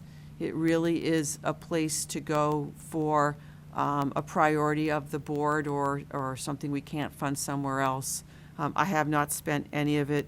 Oh, I spent $60, I'm sorry, this year. We have no intentions to spend it at this point, except to say if we really wanted to implement ClearGov, it could be afforded within this line item. I believe in FY19, the majority of expenses were for the consultant who did the town administrator search. That's what most of that went to. So this budget actually is lower than level funded at a 0 increase, and it is not even a 3% increase, but I will be intellectually honest in saying transferring part of it to DPW is part of the reduction. And I think you all know better than most of the folks at home what we do, but there's some oversight here, and we can go through it if you'd like. So that's. No questions. What is physician line? That was the testing for folks who, so anyone who has a CDL license in DPW, number one, needs to have their license renewed in a schedule and a physician. Random drug testing. And random drug testing. Thank you. And actually, it's health cards. Everybody who drives a Yeah. commercial vehicle has to have a health card. My understanding was there was a preference that there be some anonymity about who was being tested, so it was handled by our office rather than DPW. In talking to Barry about how things really work, there didn't seem to be a value to that. So to your point of let's budget things where they belong, we said let's move it. Very good. That all makes sense to me. Yeah. Chris, anything else on you? No? Makes sense, yeah. All right, Finance. Finance. sir. Any questions? Didn't he cut it by 10%? Come on, I want- So you've seen my presentation. Yeah, cut by 10%, right. Great. Thank you. Bye. So finance, I'm in charge of three different departments, treasurer, collector's department, the assessor's department, and then the town accountant's department. Treasurer's, collector's department, they do quite a bit. Collection-related duties or responsibilities for all the billing and collection of real estate, personal property taxes, water payments, motor vehicle excise taxes. They also are in charge with applying any water liens, utilizing the deputy tax collector, tax takings, foreclosures, as we discussed at a previous meeting about the foreclosure process. So that's going to be coming up this year as well. They receive all the monies which come into the town. They have to do turnovers to the office. So any monies that we receive, whether it's through grants, gifts, regular processing payments, state payments, things of that sort, all goes through the treasurer's office. They receive all the monies, make copies and things up, and then it's sent up to my office for accounting purposes to get to the right accounts. Some of the initiatives for the department that they've had is holding the public auction for the foreclosed properties that have kind of been identified, and we'll get cleaner as we get moving on that aspect. Continuing offering a wide variety of payment options for taxes and fees, including the walk-in, counter drop-off, through the U.S. mail, the lock drop box outside, which has been reconfigured with the recent outbreak of people doing some phishing scams. We've made that a little bit more secure with cameras on it too. In fiscal year 19, the department processed over 4,900 online payments worth over $2.6 million, and that number is just going to keep growing as we move forward. Right. Online payments can be made through the town's website, www.norfolk.ma.us. Pay your bill online. You can pay your real estate, your personal property, motor vehicle, water bills. We also have the ability now with the parade for our 150th celebration, as well as the dinner.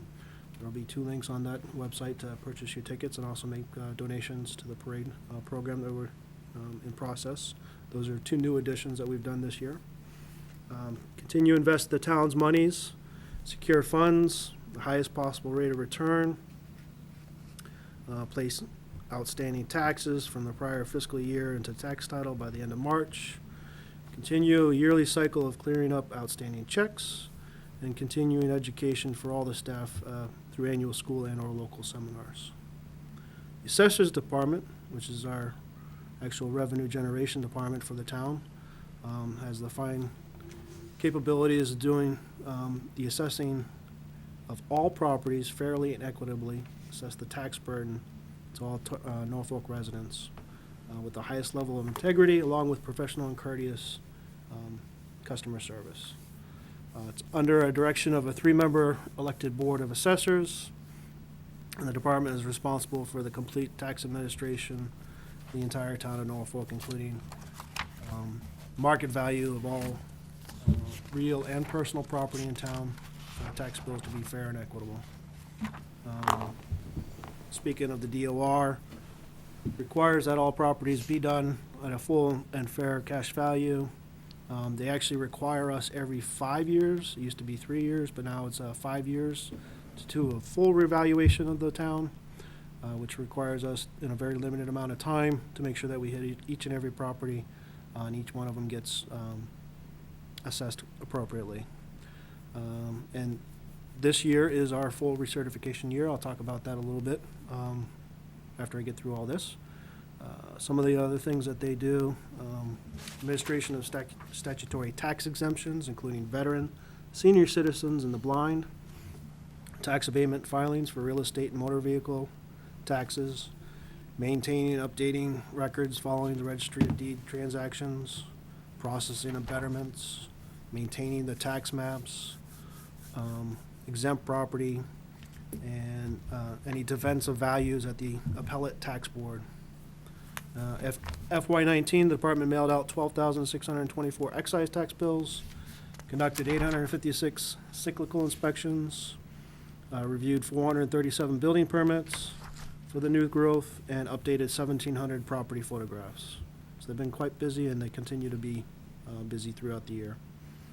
Their initiatives: complete the Department of Revenue full recertification this year, complete the annual inventory of real and personal property, identify new growth, report to the state to get that certified, assist senior residents and veterans with applications for some real estate tax relief programs that are available, and then maintain the assessor's maps, and also, as we discussed a little bit earlier, moving their software into a cloud-based program, enhancing their efficiency in the office.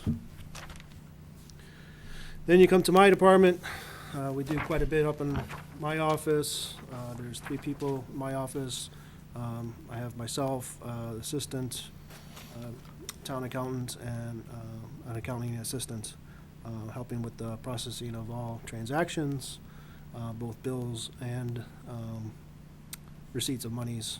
So we have cash receipts, checks, things of that sort that all have to be processed through General Ledger, which is the Munis software program that we utilize up there. We're in charge of making sure that everything is recorded in conjunction with generally accepted accounting principles, and that we have to maintain all federal, state laws, town bylaws, town meeting authorizations. Finance director also serves as the town accountant, in addition to the position's other responsibilities. The accountant's office provides information and the results of the town to the town taxpayers and other reporting agencies. We have to do annual auditing, and we just went through that audit process and got a nice clean bill of health. A couple of issues that need to be addressed, but nothing of significance. We need to, my office is charged with reconciling all funds, whether it's general, capital, special revenue, trust and agency, debt, or the fixed assets, and including the receivables and cash accounts. Assist in preparation of the town financials forecasts, help out with the capital project plan, and as well as doing the budget process. In coordination with the town administrators and your board for the budget process. Again, we process all payments, administer the payroll function, help with reconciling all payroll withholdings to the monthly health, life, dental companies, provide all the deductions and health insurance information to the Norfolk County Retirement Board. Also in charge of the procurement function for the town, making sure that we adhere to all required applications under 30B, as well as many other chapters that are available out there. And then, as I indicated earlier, we have to coordinate the town's annual audit. Some of my department's initiatives include completing the FY19 independent audit, timely submission of all required reports to the Department of Revenue, including the free cash certification that we had done, plus the tax hearing process. I also help out the assessors in completing that with the submission to the DLS, as well as Schedule A, which is basically our profit and loss. That's filed with the Division of Local Services, and they certify all that processing that we do. Work on continuing implementing the capital improvement plan, work on developing and implementing a long-term financial forecasting plan, continue to work on the internal controls, work with the 3 offices, explore opportunities for cross-training, maintain the town's unqualified audit opinion for FY20, and assist in maintaining and improving the town's high bond rating. Going to the budget, currently my staffing from 18 to 19 stayed the same. FY 20 increased a little bit, and that's going from 20 hours to 30 hours for the data collectors, that's in the assessor's office. Giving him more hours allows us opportunity to get additional revenues because he's able to attend and go to more properties within that amount of time. And I'm budgeting 40 hours as a potential for him in 2021, which is that small increase for that area. My office has 3 people, the treasurer collectors has 4 people, and then the assessor's office would have 4 people, a total of 11 people. However, based on the number of hours, full-time equivalency of 9.8. Level funded budget would mean the department to continue with all but the one position, which is currently not filled, which is the assistant in the assessor's office. That current position would be reduced to 10 hours per week in order to level fund the salaries. The position of the data collector is currently being allocated 30 hours. Again, having that person out there in the field helps to generate the revenues necessary for new growth, which potentially translate into more dollars for budgeting purposes. And a level service budget would allow for the assessing technician position to be available, again, back to 20 hours a week. In addition, we would be able to continue the data collector position at 40 hours a week, and the expenses would for the department would remain the same with a couple of reallocations on some of the different line items. And then the org chart, you see that I'm under the town administrator, and I have the assessor, treasurer collector, assistant town accountant. The board of assessors oversees the assessing department with the chief assessor, and I work in conjunction with the board of assessors as well. And then budget history, again, as I discussed, keeping salaries for non-union at 3%, while the union people at 4%, increasing those salaries accordingly, and have to reduce the hours for the assessing technician. I would be able to do a 0 increase, maintaining the expenses. A lot of the expenses that I have, postage is for all the mailings that we have to do with the tax bills, both for motor vehicle excise, property taxes, personal property taxes, and that's all done for the postage. Accounting expense, that involves all the different software applications, whether it's customized data solutions for the billing purposes, for the treasurer collector's office, the assessor's office, also some of their software components, including the vision software products, GIS, and a few of things like that makes up the that particular expense line item. So then next line item would be the audit. Traditionally, that was budgeted a little bit higher. I got them to reduce their rates down to $35,000. So we're budgeting the audit cost, and that's covering the entire town. The water does help offset through indirect costs some of the audit expense, but that goes back to general funds, doesn't go to my department. The Munis accounting software, which is used throughout the town, both on the school and the town side. I pick up the expense for the software, and that increasing at a 5% increase brings it about to $52,300. Fixed asset report has historically been about $2,000. That's outsourced. That includes all the reporting, all the fixed asset accounting of all the assets, both water, DPW, town, which are then used with the audited statements for our auditors. We could certainly look at bringing that in-house. That would require some additional software costs versus the person doing this, and our cost is $2,000 a year. I've looked at it. There are some options. It might cost us a little bit less initially, and then long-term. So I'm still in the process of looking at doing that as well. OPEB valuation, That usually runs about $8,000 every time they do evaluation. Evaluations are typically done every other year. So you don't normally have, you'll do, evaluation this year, then you'll go 2 years before you do another evaluation. However, with the individual Odyssey that I have contracted with, they do the valuation, but we spread the payments over 2 years. So it just works out budgeting wise a little bit smoother.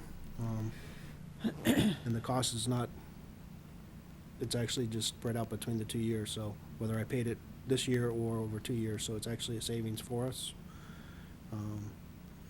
Banking services, that's all the things in the treasurer collector's office with the bank accounts, if there's any fees or what have you, those are all charged out of there. Office supplies, that covers pens, pencils, papers, toner, calculators. If we had a printer that went down, repairs, things of that sort, that help, office chair needs to be replaced, things of that sort. Dues, workshop, conference fees, so that covers 3 offices.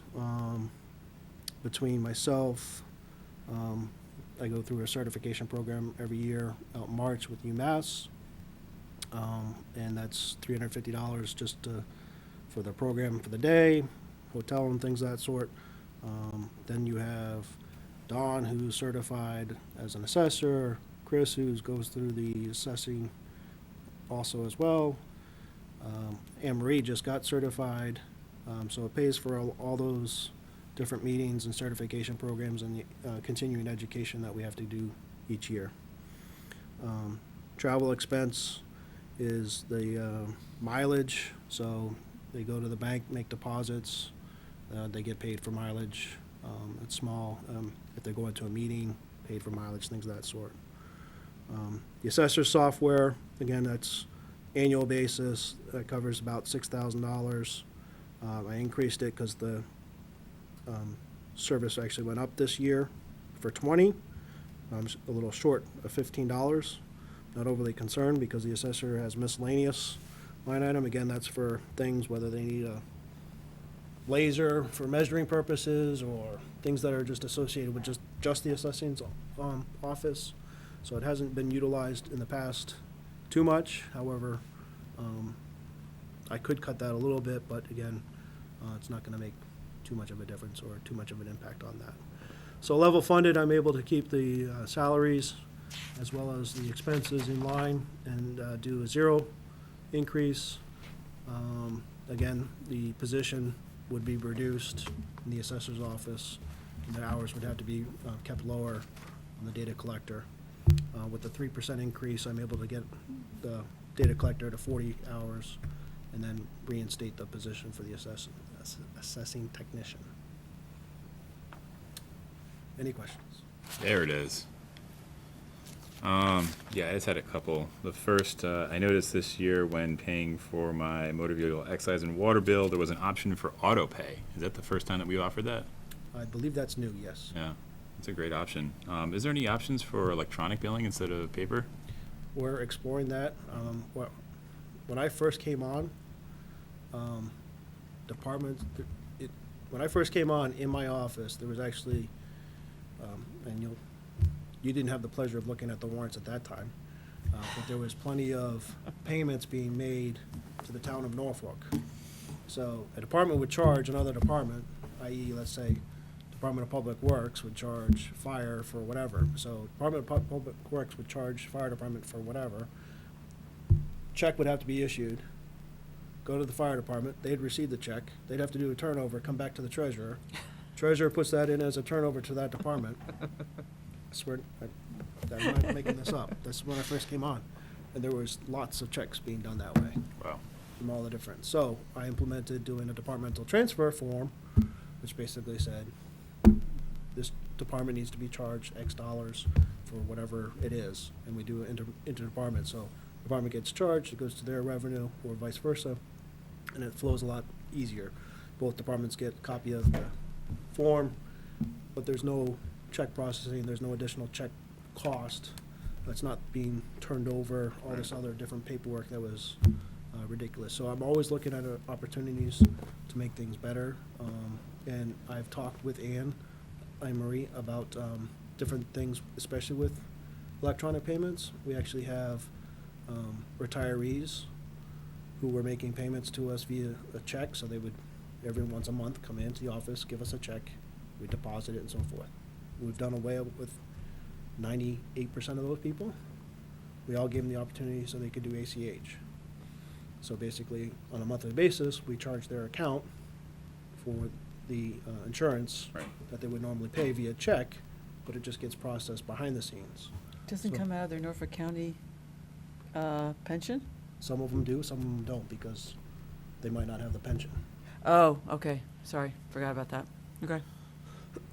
So it makes it a little bit easier. So yes, we're always looking at opportunities to make things a little bit better. Like I said, we added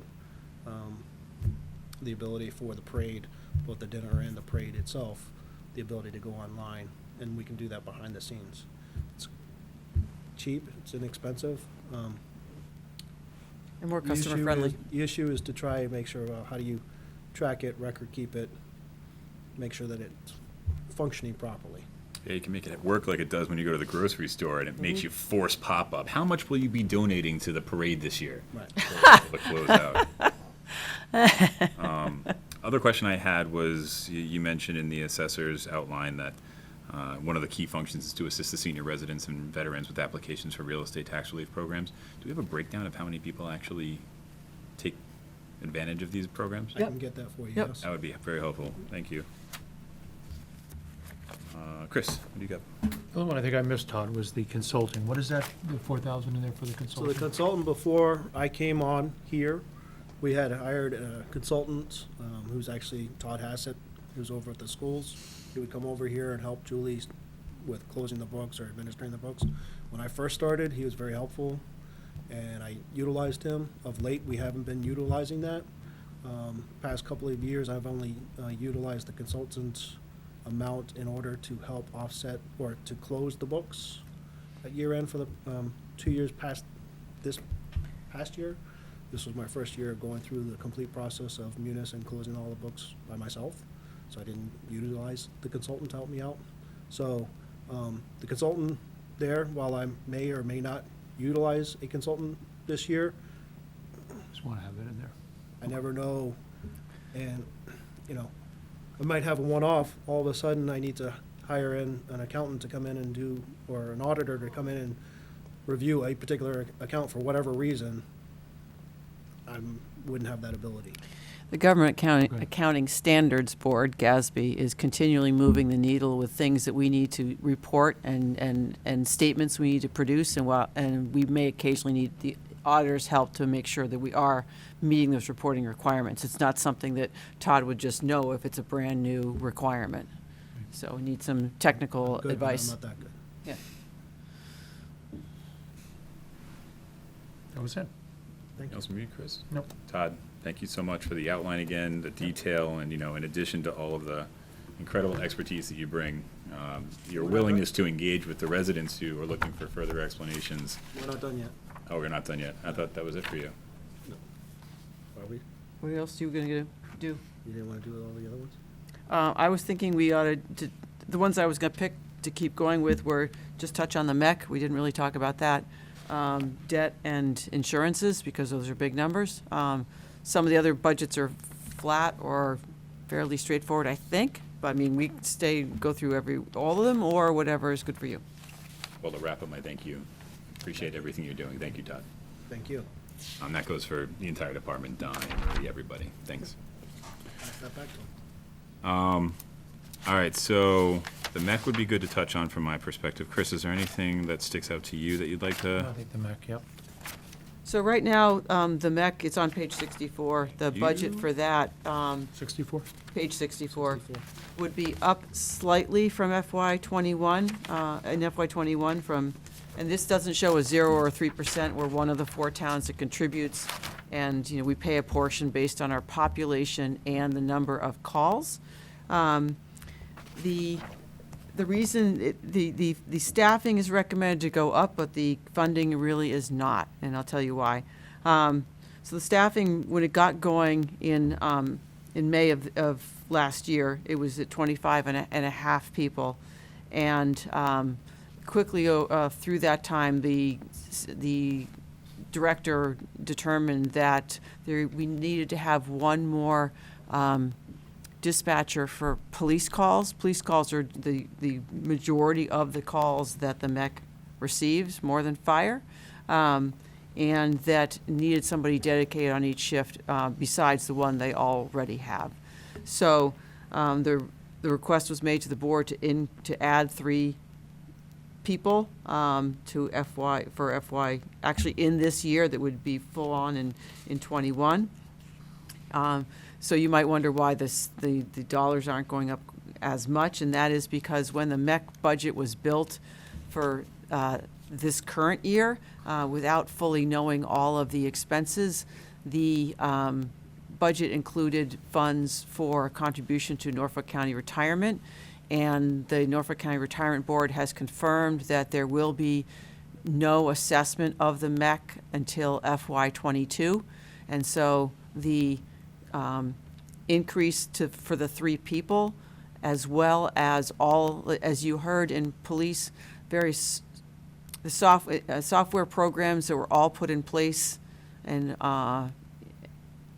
when it was opened are all coming off warranty. So there are some significant increases for that, but both of those can be offset primarily by the cost avoiding the dollars required for the Norfolk County Retirement. Because money is in the FY20 budget that we won't be spending, that'll go into what is essentially the MEC's free cash, or the MEC's excess and deficiency if you're in the school world. It already had about $400,000 in it because the 19 budget was higher than it actually needed to be when some grants were received by the MEC that we hadn't anticipated. So it's got about $400,000 in it. We're going to be able to turn back about that much in 20 and have those funds available to mitigate when we get to 22 and that retirement dollar figure starts to be factored in. So that's the general overview, and I have more detail I can get you on that. We're still refining this number. The board has a meeting next week, and I think actually it will be maybe a little less than what you see here. We're still working on that. Sorry? Better be. Yeah, Todd will make sure we do. The other thing is that we're continuing to work out some kinks with software and stuff, but I think once we do, we'll be in a better position to think about expanding the number of communities that we serve from the 4 that we do now. And if we can do that, then I think we'll be in a position to also spread the cost out a little bit more over time, because the MEC's got the ability to take on more than we do today. And so I'm hopeful that we'll get to a point where we'll mitigate Norfolk's costs by spreading those costs further than we do. So that's a very quick overview. We should go through it in more detail at some point, but that's the kind of the 100,000-foot level, why you're not seeing much of an increase in here at this point. But we don't actually have to certify that budget till the middle of March either, so like I said, we're still working on it. But it's people and software, maintenance agreements is what are the ups, and no state grants and no county retirement are helping it keep it level. I think we talked about this morning earlier what we're going to look at too, so making sure we balance And this looking at the revenue, in terms gotta of see the that. rent, yes. Yep. Good. And I think we ought to just touch on debt and the other insurances, which are starting on page 92. Also, these are items still very much in progress. So employee benefits actually start on 89 in terms of what they are. There's an overview in here for you of each of those, what's required. But if you want to look at just the numbers, they're on page 92. You want to take them through those? Sure. So on page 92, with the Norfolk County retirement, this is our portion that we fund for the retirement of the employees of the town of Norfolk. And we budgeted for fiscal year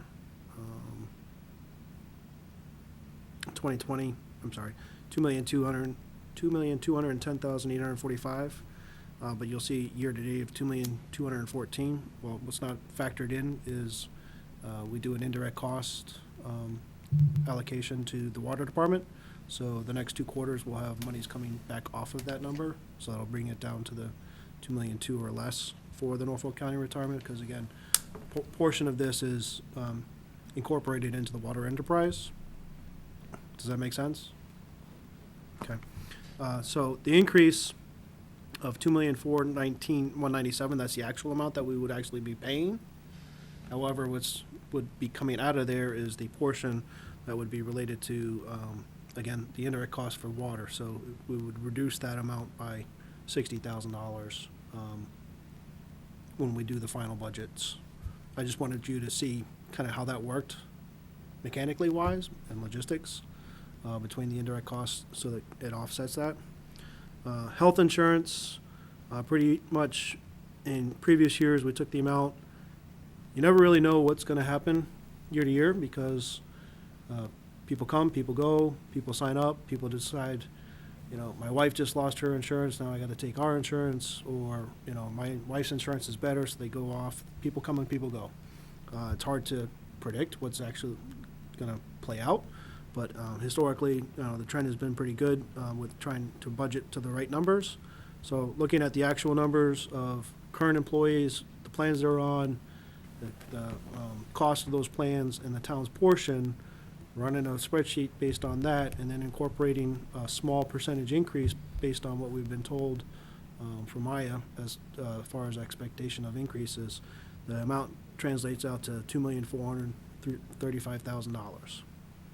So we're going to get that rate increase, which is hopefully not much of an increase in the next probably 2 weeks. And we also will be hopeful that the opt-out program we approved will yield some people deciding to take other insurance, and we can get this number down to something less than it is right now. Medicare, again, that's the portion that the town pays for the Medicare on the payroll. That trend has been a little bit higher, so we budgeted a little bit more in line with what we anticipate the expense to be. So that moved up to $250,000. Unemployment costs, historically, we budgeted about $25,000. You can see the trend of $9,500 in 18, $12,002 in 19. And year to date, we have $29,000. We've had a few people that we've let off. They've fully utilized the unemployment. You can never really predict it. So we may, at the end of the year, need to do a small little transfer in order to tighten that up, depending on how this department does. Again, within the department, I may have enough money amongst all these items and not have to do any kind of transfer. But I should point out that if we went to a zero increase, a level funded budget, and there were some reductions in force, town or school, we would need to budget about $24,000-25,000 per person for the number of people we let off. So we would, we lower other budgets, and we would increase this one for the first year. Life insurance, that covers the portion of the cost the town's responsible for all the different life insurance programs. I know that Scott was talking earlier about reviewing some of the different life insurance programs, so that may or may change depending on what's actually ultimately settled upon. But for right now, we're budgeting based on the plans that we have in place, $13,000, to keep in line with what we anticipate for those expenses. The longevity, the town has a personnel policy.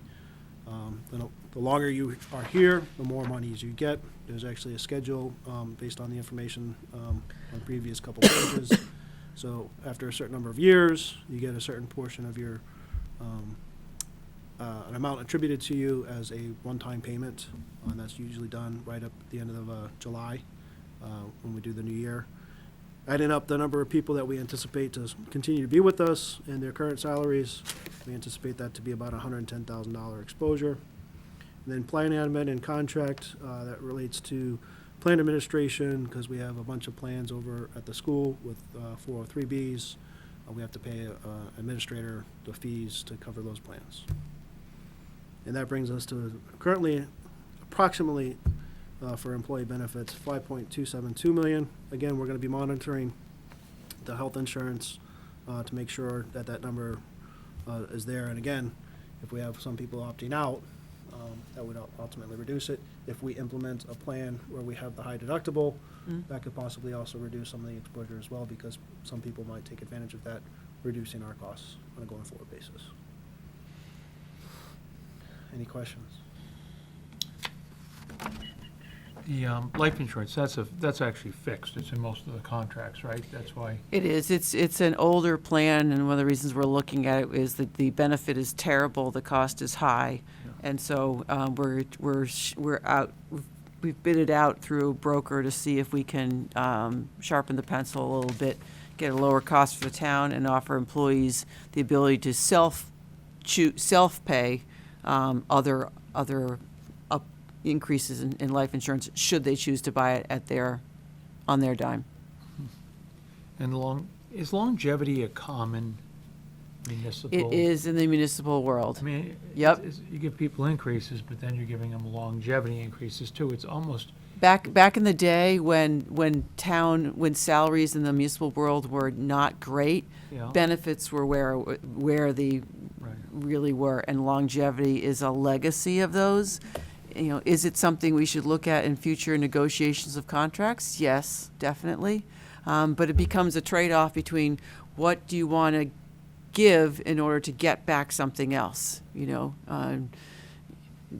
If we want to do away with longevity, the unions are simply going to say, well, gee, okay, if you want to do that, then I'd like to see a higher, COLA in a particular year to make up for what I lost. That's the mentality that you work through. So when we start to talk about negotiations with DPW and clerical, by this time next year, we're going to put in front of you what we recommend changes to contracts and language or dollars that makes it more competitive for the town. So it's one to look at, but once they're in there, they're hard to change, because what do you want to give to get that back? Right. But Charles said that, this is a legacy thing that went back in the days when municipals were not paid a great deal. Today, they're actually paid very consistent with the private sector. They are. So it's. Yep. Since we don't see it in the private sector, it certainly is. You probably see paid time off, not vacation, sick, whatever, and a heck of a lot less holidays. If you want to be sick all the time or go on vacation the whole year, you can do that, whereas we have this bucket, that bucket, and, I hear you. You want to touch on debt for real quick? No, I'm good. Debt is still a number that we're working on. Yeah. We've got both debt inside the levy, which this is on page 93. So the top portion is the debt inside the levy. That's the amount that we actually put in the budget, to pay for out of the budget. And the bottom portion is all the excluded debt, broken out between KP, and Norfolk, between the public safety building, library, and school expansion. So Todd, can you just raise your voice a little bit? You're fading I'm off. starting to lose it, but okay. So the top portion, again, debt service in the levy limit, and that'll be coming out of the budget. So for fiscal year 2020, we have $512,000 that was paid, or that will be paid. For 2021, I'm anticipating that to go up, and the reason why it's going to be going up is because we've decided to put the school roof portion into a ban, which will be paid out over the next 10 years, and incorporating that. I'm still waiting to get the final numbers. Once we figure that out, then I'd be able to tell you what the actual for 2021 is going to be. We have some debt that's coming off a little bit, but then we'd be adding the school roof back in there, and I'm anticipating that to be around $600,000. Probably a little bit less. With regards to the excluded debt portion, we had budgeted this year $3,092,000, which was, again, between Norfolk and KP. Next year, that amount is going down to $2,798,000. And obviously, as you make payments on long-term debt, the principal is being reduced as well as the interest. So, that's why that rate is going down, which will directly impact the tax rate possibly going down. Again, depends on two components, total budget that's actually spent, along with the excluded debt, but the excluded debt is being reduced, so that would be an indication that the tax rate potentially could go down, but also the other factor is the valuations. So as long as the valuations continue to go up, the tax rate will go down. And this is probably the clearest path that one has to reducing the tax rate is when this debt falls off, right? Sure. As long as you're not replacing it with something else. Correct. Can you actually break that out for us? It'd be nice for taxpayers to see what that change would be. In other words, as that debt comes off in 2021, what do we perceive to see? I could if I knew what the valuation was gonna be. Assume a static, based on assume a now. static valuation. I can and do then- Yeah. I can assume do it static. based on the valuation now. Yeah. And translate that out, but that's not anything, it would be necessarily gonna better. be true for each of the years. Right, That- but that's if the anything, only it would be caveat. better, right? Yeah. I think, the long-term debt's important because as we talk about the need to expand Freeman Kennedy, or to add some dollars to properly address the fire station, if you're Todd and I, we would never want to see debt go up. We'd like to see it somewhat be level and be planning for when we've paid something down or off, that is a time that we might add something so that we can create some consistency for residents or eventually have it go down. Yeah, it'd be nice to see like, KP comes off $2 down, the value of the fire station renovations $1 up. Yep, So exactly. people can sort of understand that as we Sure. as we approach those. And we're trying to take that same approach inside the levy debt. We took advantage of that not only for the roof, but for the new roll-off truck and for Lake Street. So, that we've eaten up some capacity, if you will, if we want to stick around 600,000 or so. So we might not be able to borrow for something next year. We might need to wait a year. We want to plan those things so that we are borrowing for things that make sense to borrow for and not for things that don't, and also how it impacts the budget year to year. And the inside the levy, we take into account the school on that one. We sort of don't, so we do pick up their debt, that debt of the school. All debt is central. All debt central, so the school doesn't have that even know. Right, so when we say when Ingrid said that the school budget's 86% staff, it is 86% salary costs, we're actually 49. Yeah. We're lower because we have costs they don't have. Right. All the insurances are here, all the building insurance, the debt, gasoline that they don't buy. Services. Huh? Legal services. Legal services, Yeah. you name it. And can we show the interest? I mean, that's the other thing, the one thing like with the school roof, just because it's an easy item number to look at, is the interest cost. Because even though we go to town meeting, we approve it, the taxpayers don't really in their mind say, oh, there's an additional cost to this, which is It's the like your interest we're mortgage. paying. It is, but we're not asking them for that piece of it. But we Yeah, will when you get a tax them car- for it. When we get a car loan, it shows you what the car loan is, plus your interest, plus the total value. We have a schedule on that, didn't you just do we clean that have- up for a resident? Do we have a schedule So of what what the you're interest? asking for is the debt in anticipation of it before it's funded. Meaning, if we're going to build this building, it's gonna cost us $10 million. Well, what's the interest on that? Be nice to know. I can for only peop- speculate Yeah. because we don't You- have the you- amount. You can only speculate, but at least But make with sure the people current are amount. aware is that this is the total cost, Yep, Understood. not the incremental cost. right. Right. Yeah, So, debt's a good tool, but it's a tool we should use carefully yes.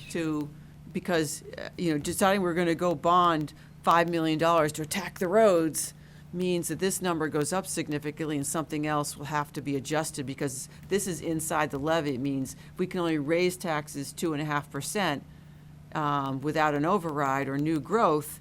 We can't let this number get super high. Or if we choose to have no tax increase, then something else will have to come up because we're committed to this. Right. So that's what I say, using it carefully means for the right type of purchases and knowing that it impacts the rest of the budget. And then also looking at the debt annually and or more often anyways, to make sure that we have the right debt at the right time. Right. Meaning, we just went through a refunding process that you guys signed off on not too long ago, where we saved almost $1 million over the rest of the life of Right. that particular bond, so, we're always doing that. Like the other reason when I told you that I Ingrid didn't want her to have the budget hearing on March 3rd, is because I said to her, look, if we need to get the school committee and the select board together to talk about the Freeman County expansion and turning in an MSBA statement of interest to get them to pay half the cost of Freeman Kennedy, we need to do that early in March because that's due in April, to see if both boards are on the same page about pursuing that, if that can cover half the cost. That becomes critical when you're talking about debt, because adding Freeman Kennedy at all our cost would be Crippling. Well, not crippling on the operating budget because it's excluded debt, Right. but crippling on the taxpayer if their tax bill goes up Right. just because of that. Yep. Now, I fully understand that in the MSBA program comes with rules that not everybody agrees with, but is that the right way for the town of Norfolk to approach dealing with expanding that school? Right. That's for the boards to debate. Yep. Any questions? We can go over more budgets, but I'm guessing we're getting pretty covered most. Yeah. Chris, was there any other points of interest that you wanted to touch on before we wrap it up? Pretty well. Got a pretty good detailed look at it. Well, I have a list of notes of things that that you mentioned or asked for, so we'll work on those as well as the questions that came in. Right. And get those out to everybody. Great. Blythe, I think it's worth noting too that, we really appreciate all the work that you put into this, not only the budget book, but helping everybody get together and get the presentations together and then executing today. It was not a light undertaking, and we recognize that. It was a really good exercise, especially since it's also my first time to the budget. I think it was very worthwhile. No, I can imagine that the residents appreciate it, and, speaking for the board, I think we appreciate it as well. Well, and if you see things that you think should be added to this or explained differently or better, bring it on. I'd like to keep working on it towards being a valuable tool for whomever wants to read it. Very good. Thank you so much. Yep. All right. Do we want to touch quickly on contract for DPW director? Yes. Good. So I have copies if you would like a printed one. I know we emailed it to you yesterday. So my apologies in advance that we didn't include Mr. Temple's, the last page of his resume, which should have been in your packet and wasn't, which showed that he does have advanced education. The job description requires a associate's degree. He has that in engineering as well as additional coursework, BA coursework through UMass. So that's on the last page of this first handout that I gave you. Because I wanted to make sure that you had that. And then this is a copy of his contract. He's actually signed it, if it is acceptable to the board. And there are should be three copies. Take the heavier one. So, let me just take one back to look at. So, this contract is the template that we've started using since I was retained, and it's very similar to the one that Chief Kinney signed in terms of how it's laid out, the basic requirements, and the basic terms. It would be a 3-year contract, he would start in late March. We'd like him to start sooner, but he has a pre-planned vacation. And it would go through fiscal year ending in 2023. The termination, suspension, removal clauses are all similar. The terms are all fairly similar. The rate of pay that we have negotiated with him is $140,000 a year. And as you heard earlier when we talked about the DPW budget, it's split between three different budgets. So it's not all exactly in the general fund. The other compensation items that you might find of interest, he is planning to move here from Chatham, moved back to this area. And he's planning to commute from Chatham till he can relocate. Given that's about a 3-hour round trip, I think he will be very motivated to do that. But he has requested a stipend of $375 to use his personal vehicle until he gets here. And I think that that will be fairly short-term. He would receive the same amount of vacation as other department heads who've got the level of number of years of experience that he does. It was 4 weeks a year, the same personal time, holidays, sick time, contributions to insurance, and so on. And he will have the use of a vehicle because he could be responding to emergencies on any given time, provided that he lives within a 30-mile radius of Norfolk. We don't want the vehicle driving terribly far. And I don't know exactly where he's going to live, so I can't tell you exactly where that's going to be. And he does want to either have use of a town-provided phone or to reimburse him for the cost of using his own phone to do for his work. Where is the outline that identifies his timetable for moving? It has to be within 1 year. He has to relocate within 1 year, and it is.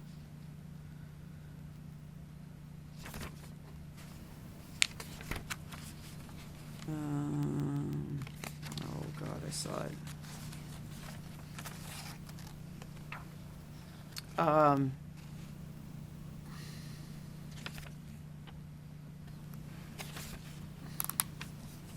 Section 10. Thank you. He's indicated to us he's already looking to put his house on the market and looking at locations to move. His family's originally from Marlborough, so whether he moves there or between there and here, I don't know. Chris, do you have any questions, comments, concerns? Well, that's probably a figure. I'm not a big fan of the stipend for travel. I just think you take a job. People who work in Boston don't go to their employers and say, hey, I have to take the train every day. Can I get a piece of the action? I don't like it. I understand. It's a cost of the job. And if he wants to be our DPW director, I think we give in way too quickly on giving a stipend out for people. And even though it's only, at the most it's gonna be, is, $3,900, $4,200. It's still it's the idea. Right. Of doing it, especially when we're looking at a lot of other places having to cut costs. Yep. Well, I mean, I don't disagree. It's an issue for me. I also worry about, his contract would call for a 3% increase every year. So if we're gonna do a zero-funded budget, we give, or is his? So we do have a clause in the back, section 14, that if there is if no other managers are receiving an increase, that his would, or they're postponed, the same would happen there. If we were in a situation where we were having layoffs and we were going back to unions for reductions, or for giving increases, he would be treated similarly. Well, that's only for the DPW division, right? That's not for all the over-encompassing, because it seems like. I would say all managers under contract agreement. So if I take a 0 and the police chief takes a 0 and the fire chief takes a 0, what we said to him is we can't be in a situation where if 2008 happens again and town budgets are getting cut and we're all agreeing to take less to keep the core staff in place, we're expecting to treat you the same way. And we're also not going to single you out and say you get a 0 and everybody else gets something more. So in other words, if we did a level funded budget next year, Well, level funded budget, as you heard throughout the day, it still includes pay increases of 3% for managers and the contracted amount for union staff. We're saying if we were in a very difficult budget situation where we were having 0 pay increases for all of department heads and going back to, and I would assume then if we're doing that, we're going back to unions and asking for concessions, we would treat him no differently than anybody else.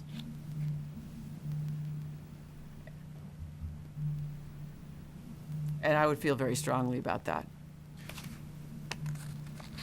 Well,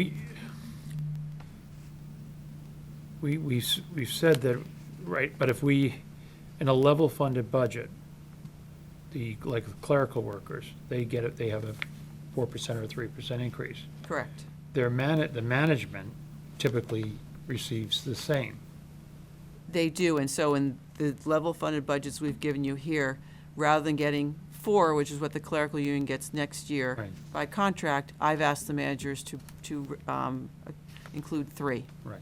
Because I think we need to start to change the trend of what all compensation is, especially as we go to negotiations next year. Mhm. And if we're gonna sit in front of the union next year and say, we can't continue to do this, if we've already reduced our department heads to, well, not reduced, but provided them 3% rather than the typical 4, we can show that we mean it.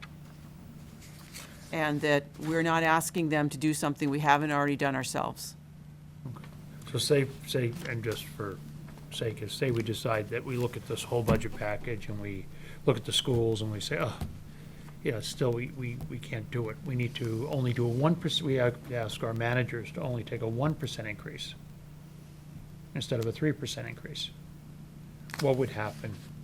Would he be in the same? I would treat him the same. Be the same, okay. That's what that's what I'm saying.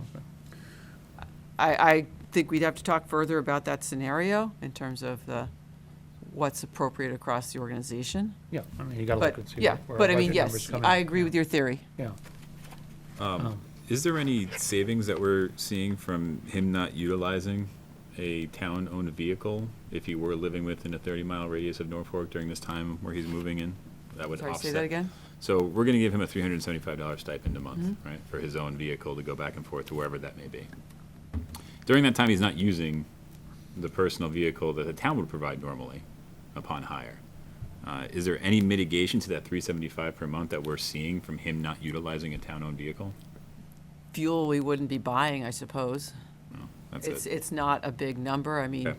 I don't know how many miles it is from Chatham to Norfolk. I think it's about an hour and a half, but I don't know what that translates to. Okay. So I think he's, personally, he's just trying to offset a little bit of that cost. And I certainly will talk to him about that it's not something we'd like to see go a year. We need to be more fiscally suitable, but I think, I can only speak for myself, a 3-hour commute every day would have me very motivated to get here quickly. And his wife works 2 days a week today, now, in Hudson. So I think overall the family has a real motivation to be here sooner rather than later for commuting and their own personal situation with family. I can't promise you any of this. I'm just telling you what I think is going to happen. Yeah. Recognizing your very valid concerns. I also, I think my other concern is that it's tough, because it's always tough with this top-heavy management that we seem to have somewhere. I mean, I think Barry did a fantastic job tonight He did. presenting his budget. I mean, Yep. probably I would say the best detailed level. The problem is we're bringing in, I say we're bringing in a very high-level DPW director who hasn't had, and again, we have a assistant DPW director. And if you look at our divisions, we have a highway division, a water division, and I think that, and a motor pool, which is very small. Yeah. He's coming from a place where he had 7, 8, 9 divisions underneath him without an assistant. Where do we address that? I mean, I would have liked to have addressed the budget, in the budget before we signed a contract, sort of, because I think it makes it very difficult. I think because you've got a guy who, and yet Barry, I think, did a fantastic job here. So you say, you don't just, cut him. But yet at the same time, this fellow seems like he could handle our 3 divisions with ease. So do we need that assistant? Well, And I think that's something, It's the same topic we so- have at the police station, everywhere else with the assistant directors.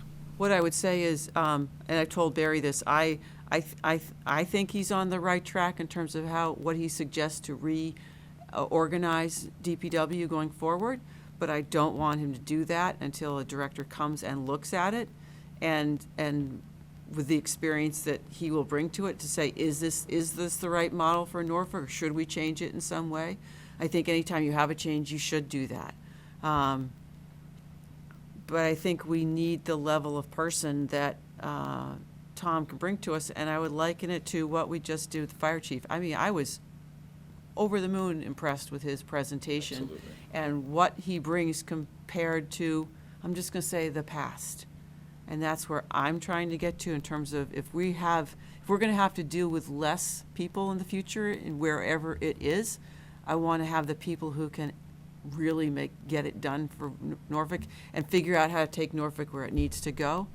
I think Erron is a perfect example of that, and I see this guy in the same way. So, if I'm sure there's someone out there that we can get for less, but I think what we will get for this and where it will take us and what will help us do differently, better, hopefully less expensive, and if that person's got the ability to do that work and figure that out, will be invaluable.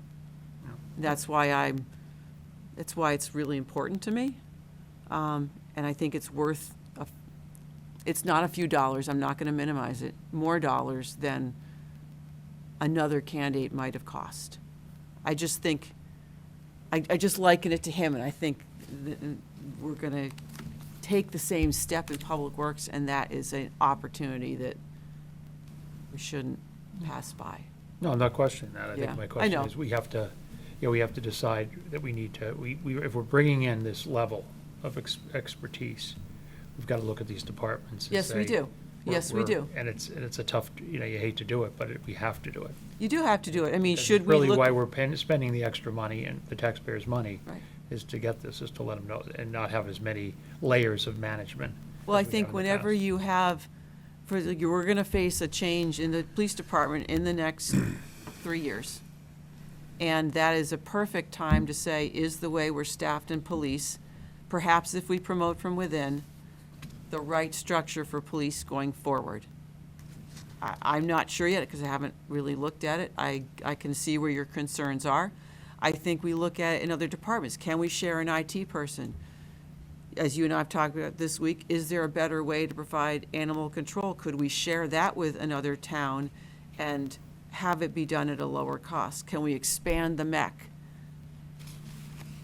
I think those are all things we have to do. They all come up at the right time. And I think the right time for Public Works is get the right person in there and figure that out going forward. Is the structure Barry's suggesting the right one, or should it be different? I wonder whether we should continue to have a consultant provide Whitewater doing the guts of daily wastewater and water, or should we have our own employees? I can see both sides. I think we need to figure that out. More importantly, when Todd really pointed out to me early in the budget process that the transfer station is losing money, to me, that's like first. We've got to figure that out, because we're budgeting consistently more revenue than we're bringing in. And we're upside down in that, and we've got to find the right balance between what residents want, and wanting them to come use it still, and what it costs. And can we do it in a different way that breaks that up? And I just think having those people who can figure that out for us and take us where we need to go. It's the first step. Yeah. And it's not 6:09, so I'm going to stop talking. Any other individual components or questions, Chris? Well, those are my two real big concerns on this. I will discuss with him this stipend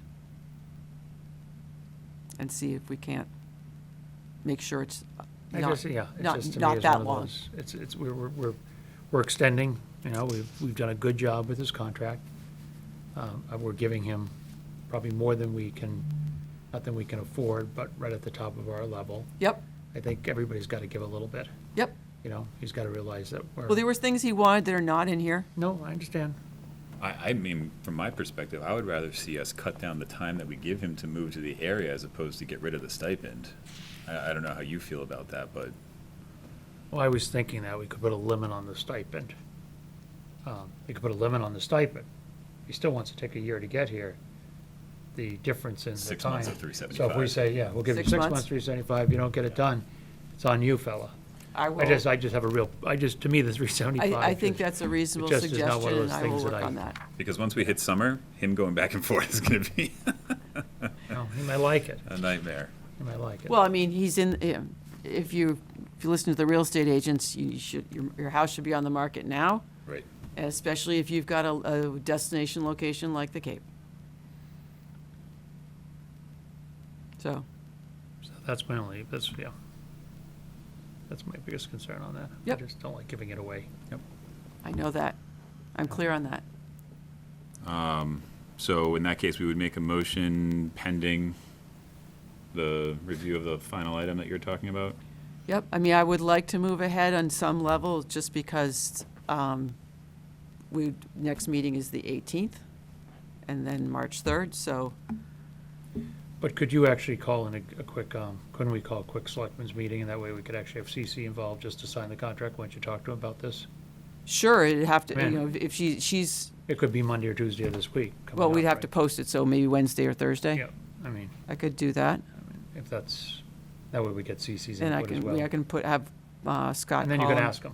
Yep. And then it's not a Yep. pending. So it'll be finalized at that Do you point. mind that? I mean, Yeah, that would we could be do that. my thought. Happy to work on that. Is that all right with you? I'm just not sure if I'm going to be able to get here at any point during the end of next week. Be in Boston. We'll figure it out, though. Worst case scenario, there's two of you. Okay. Okay. Thank you. All right. Budget. Good place. Contract. Good place. Anything else from your perspective, Chris? Nope. Thank you for enduring that incredible session. That was awesome.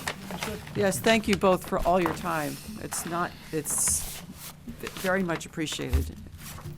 I can't recall last time I was able to spend this much time on a budget with any of my communities. Well, we very much appreciate it as well. Thank you. I think we'll get it, if we do it annually, we'll get it down to, something little less than Oh, yeah, this is definitely a level setting kind of exercise. You're absolutely right. 8 hours. Yeah. And thank you to everybody who came in at different parts of today and those who were watching at home as well. Thank you for your engagement and your involvement, and we look forward to hearing from you all as we get ready for our deliberation going into the next couple of weeks. So I would move that we adjourn. Second the motion? Second, further discussion?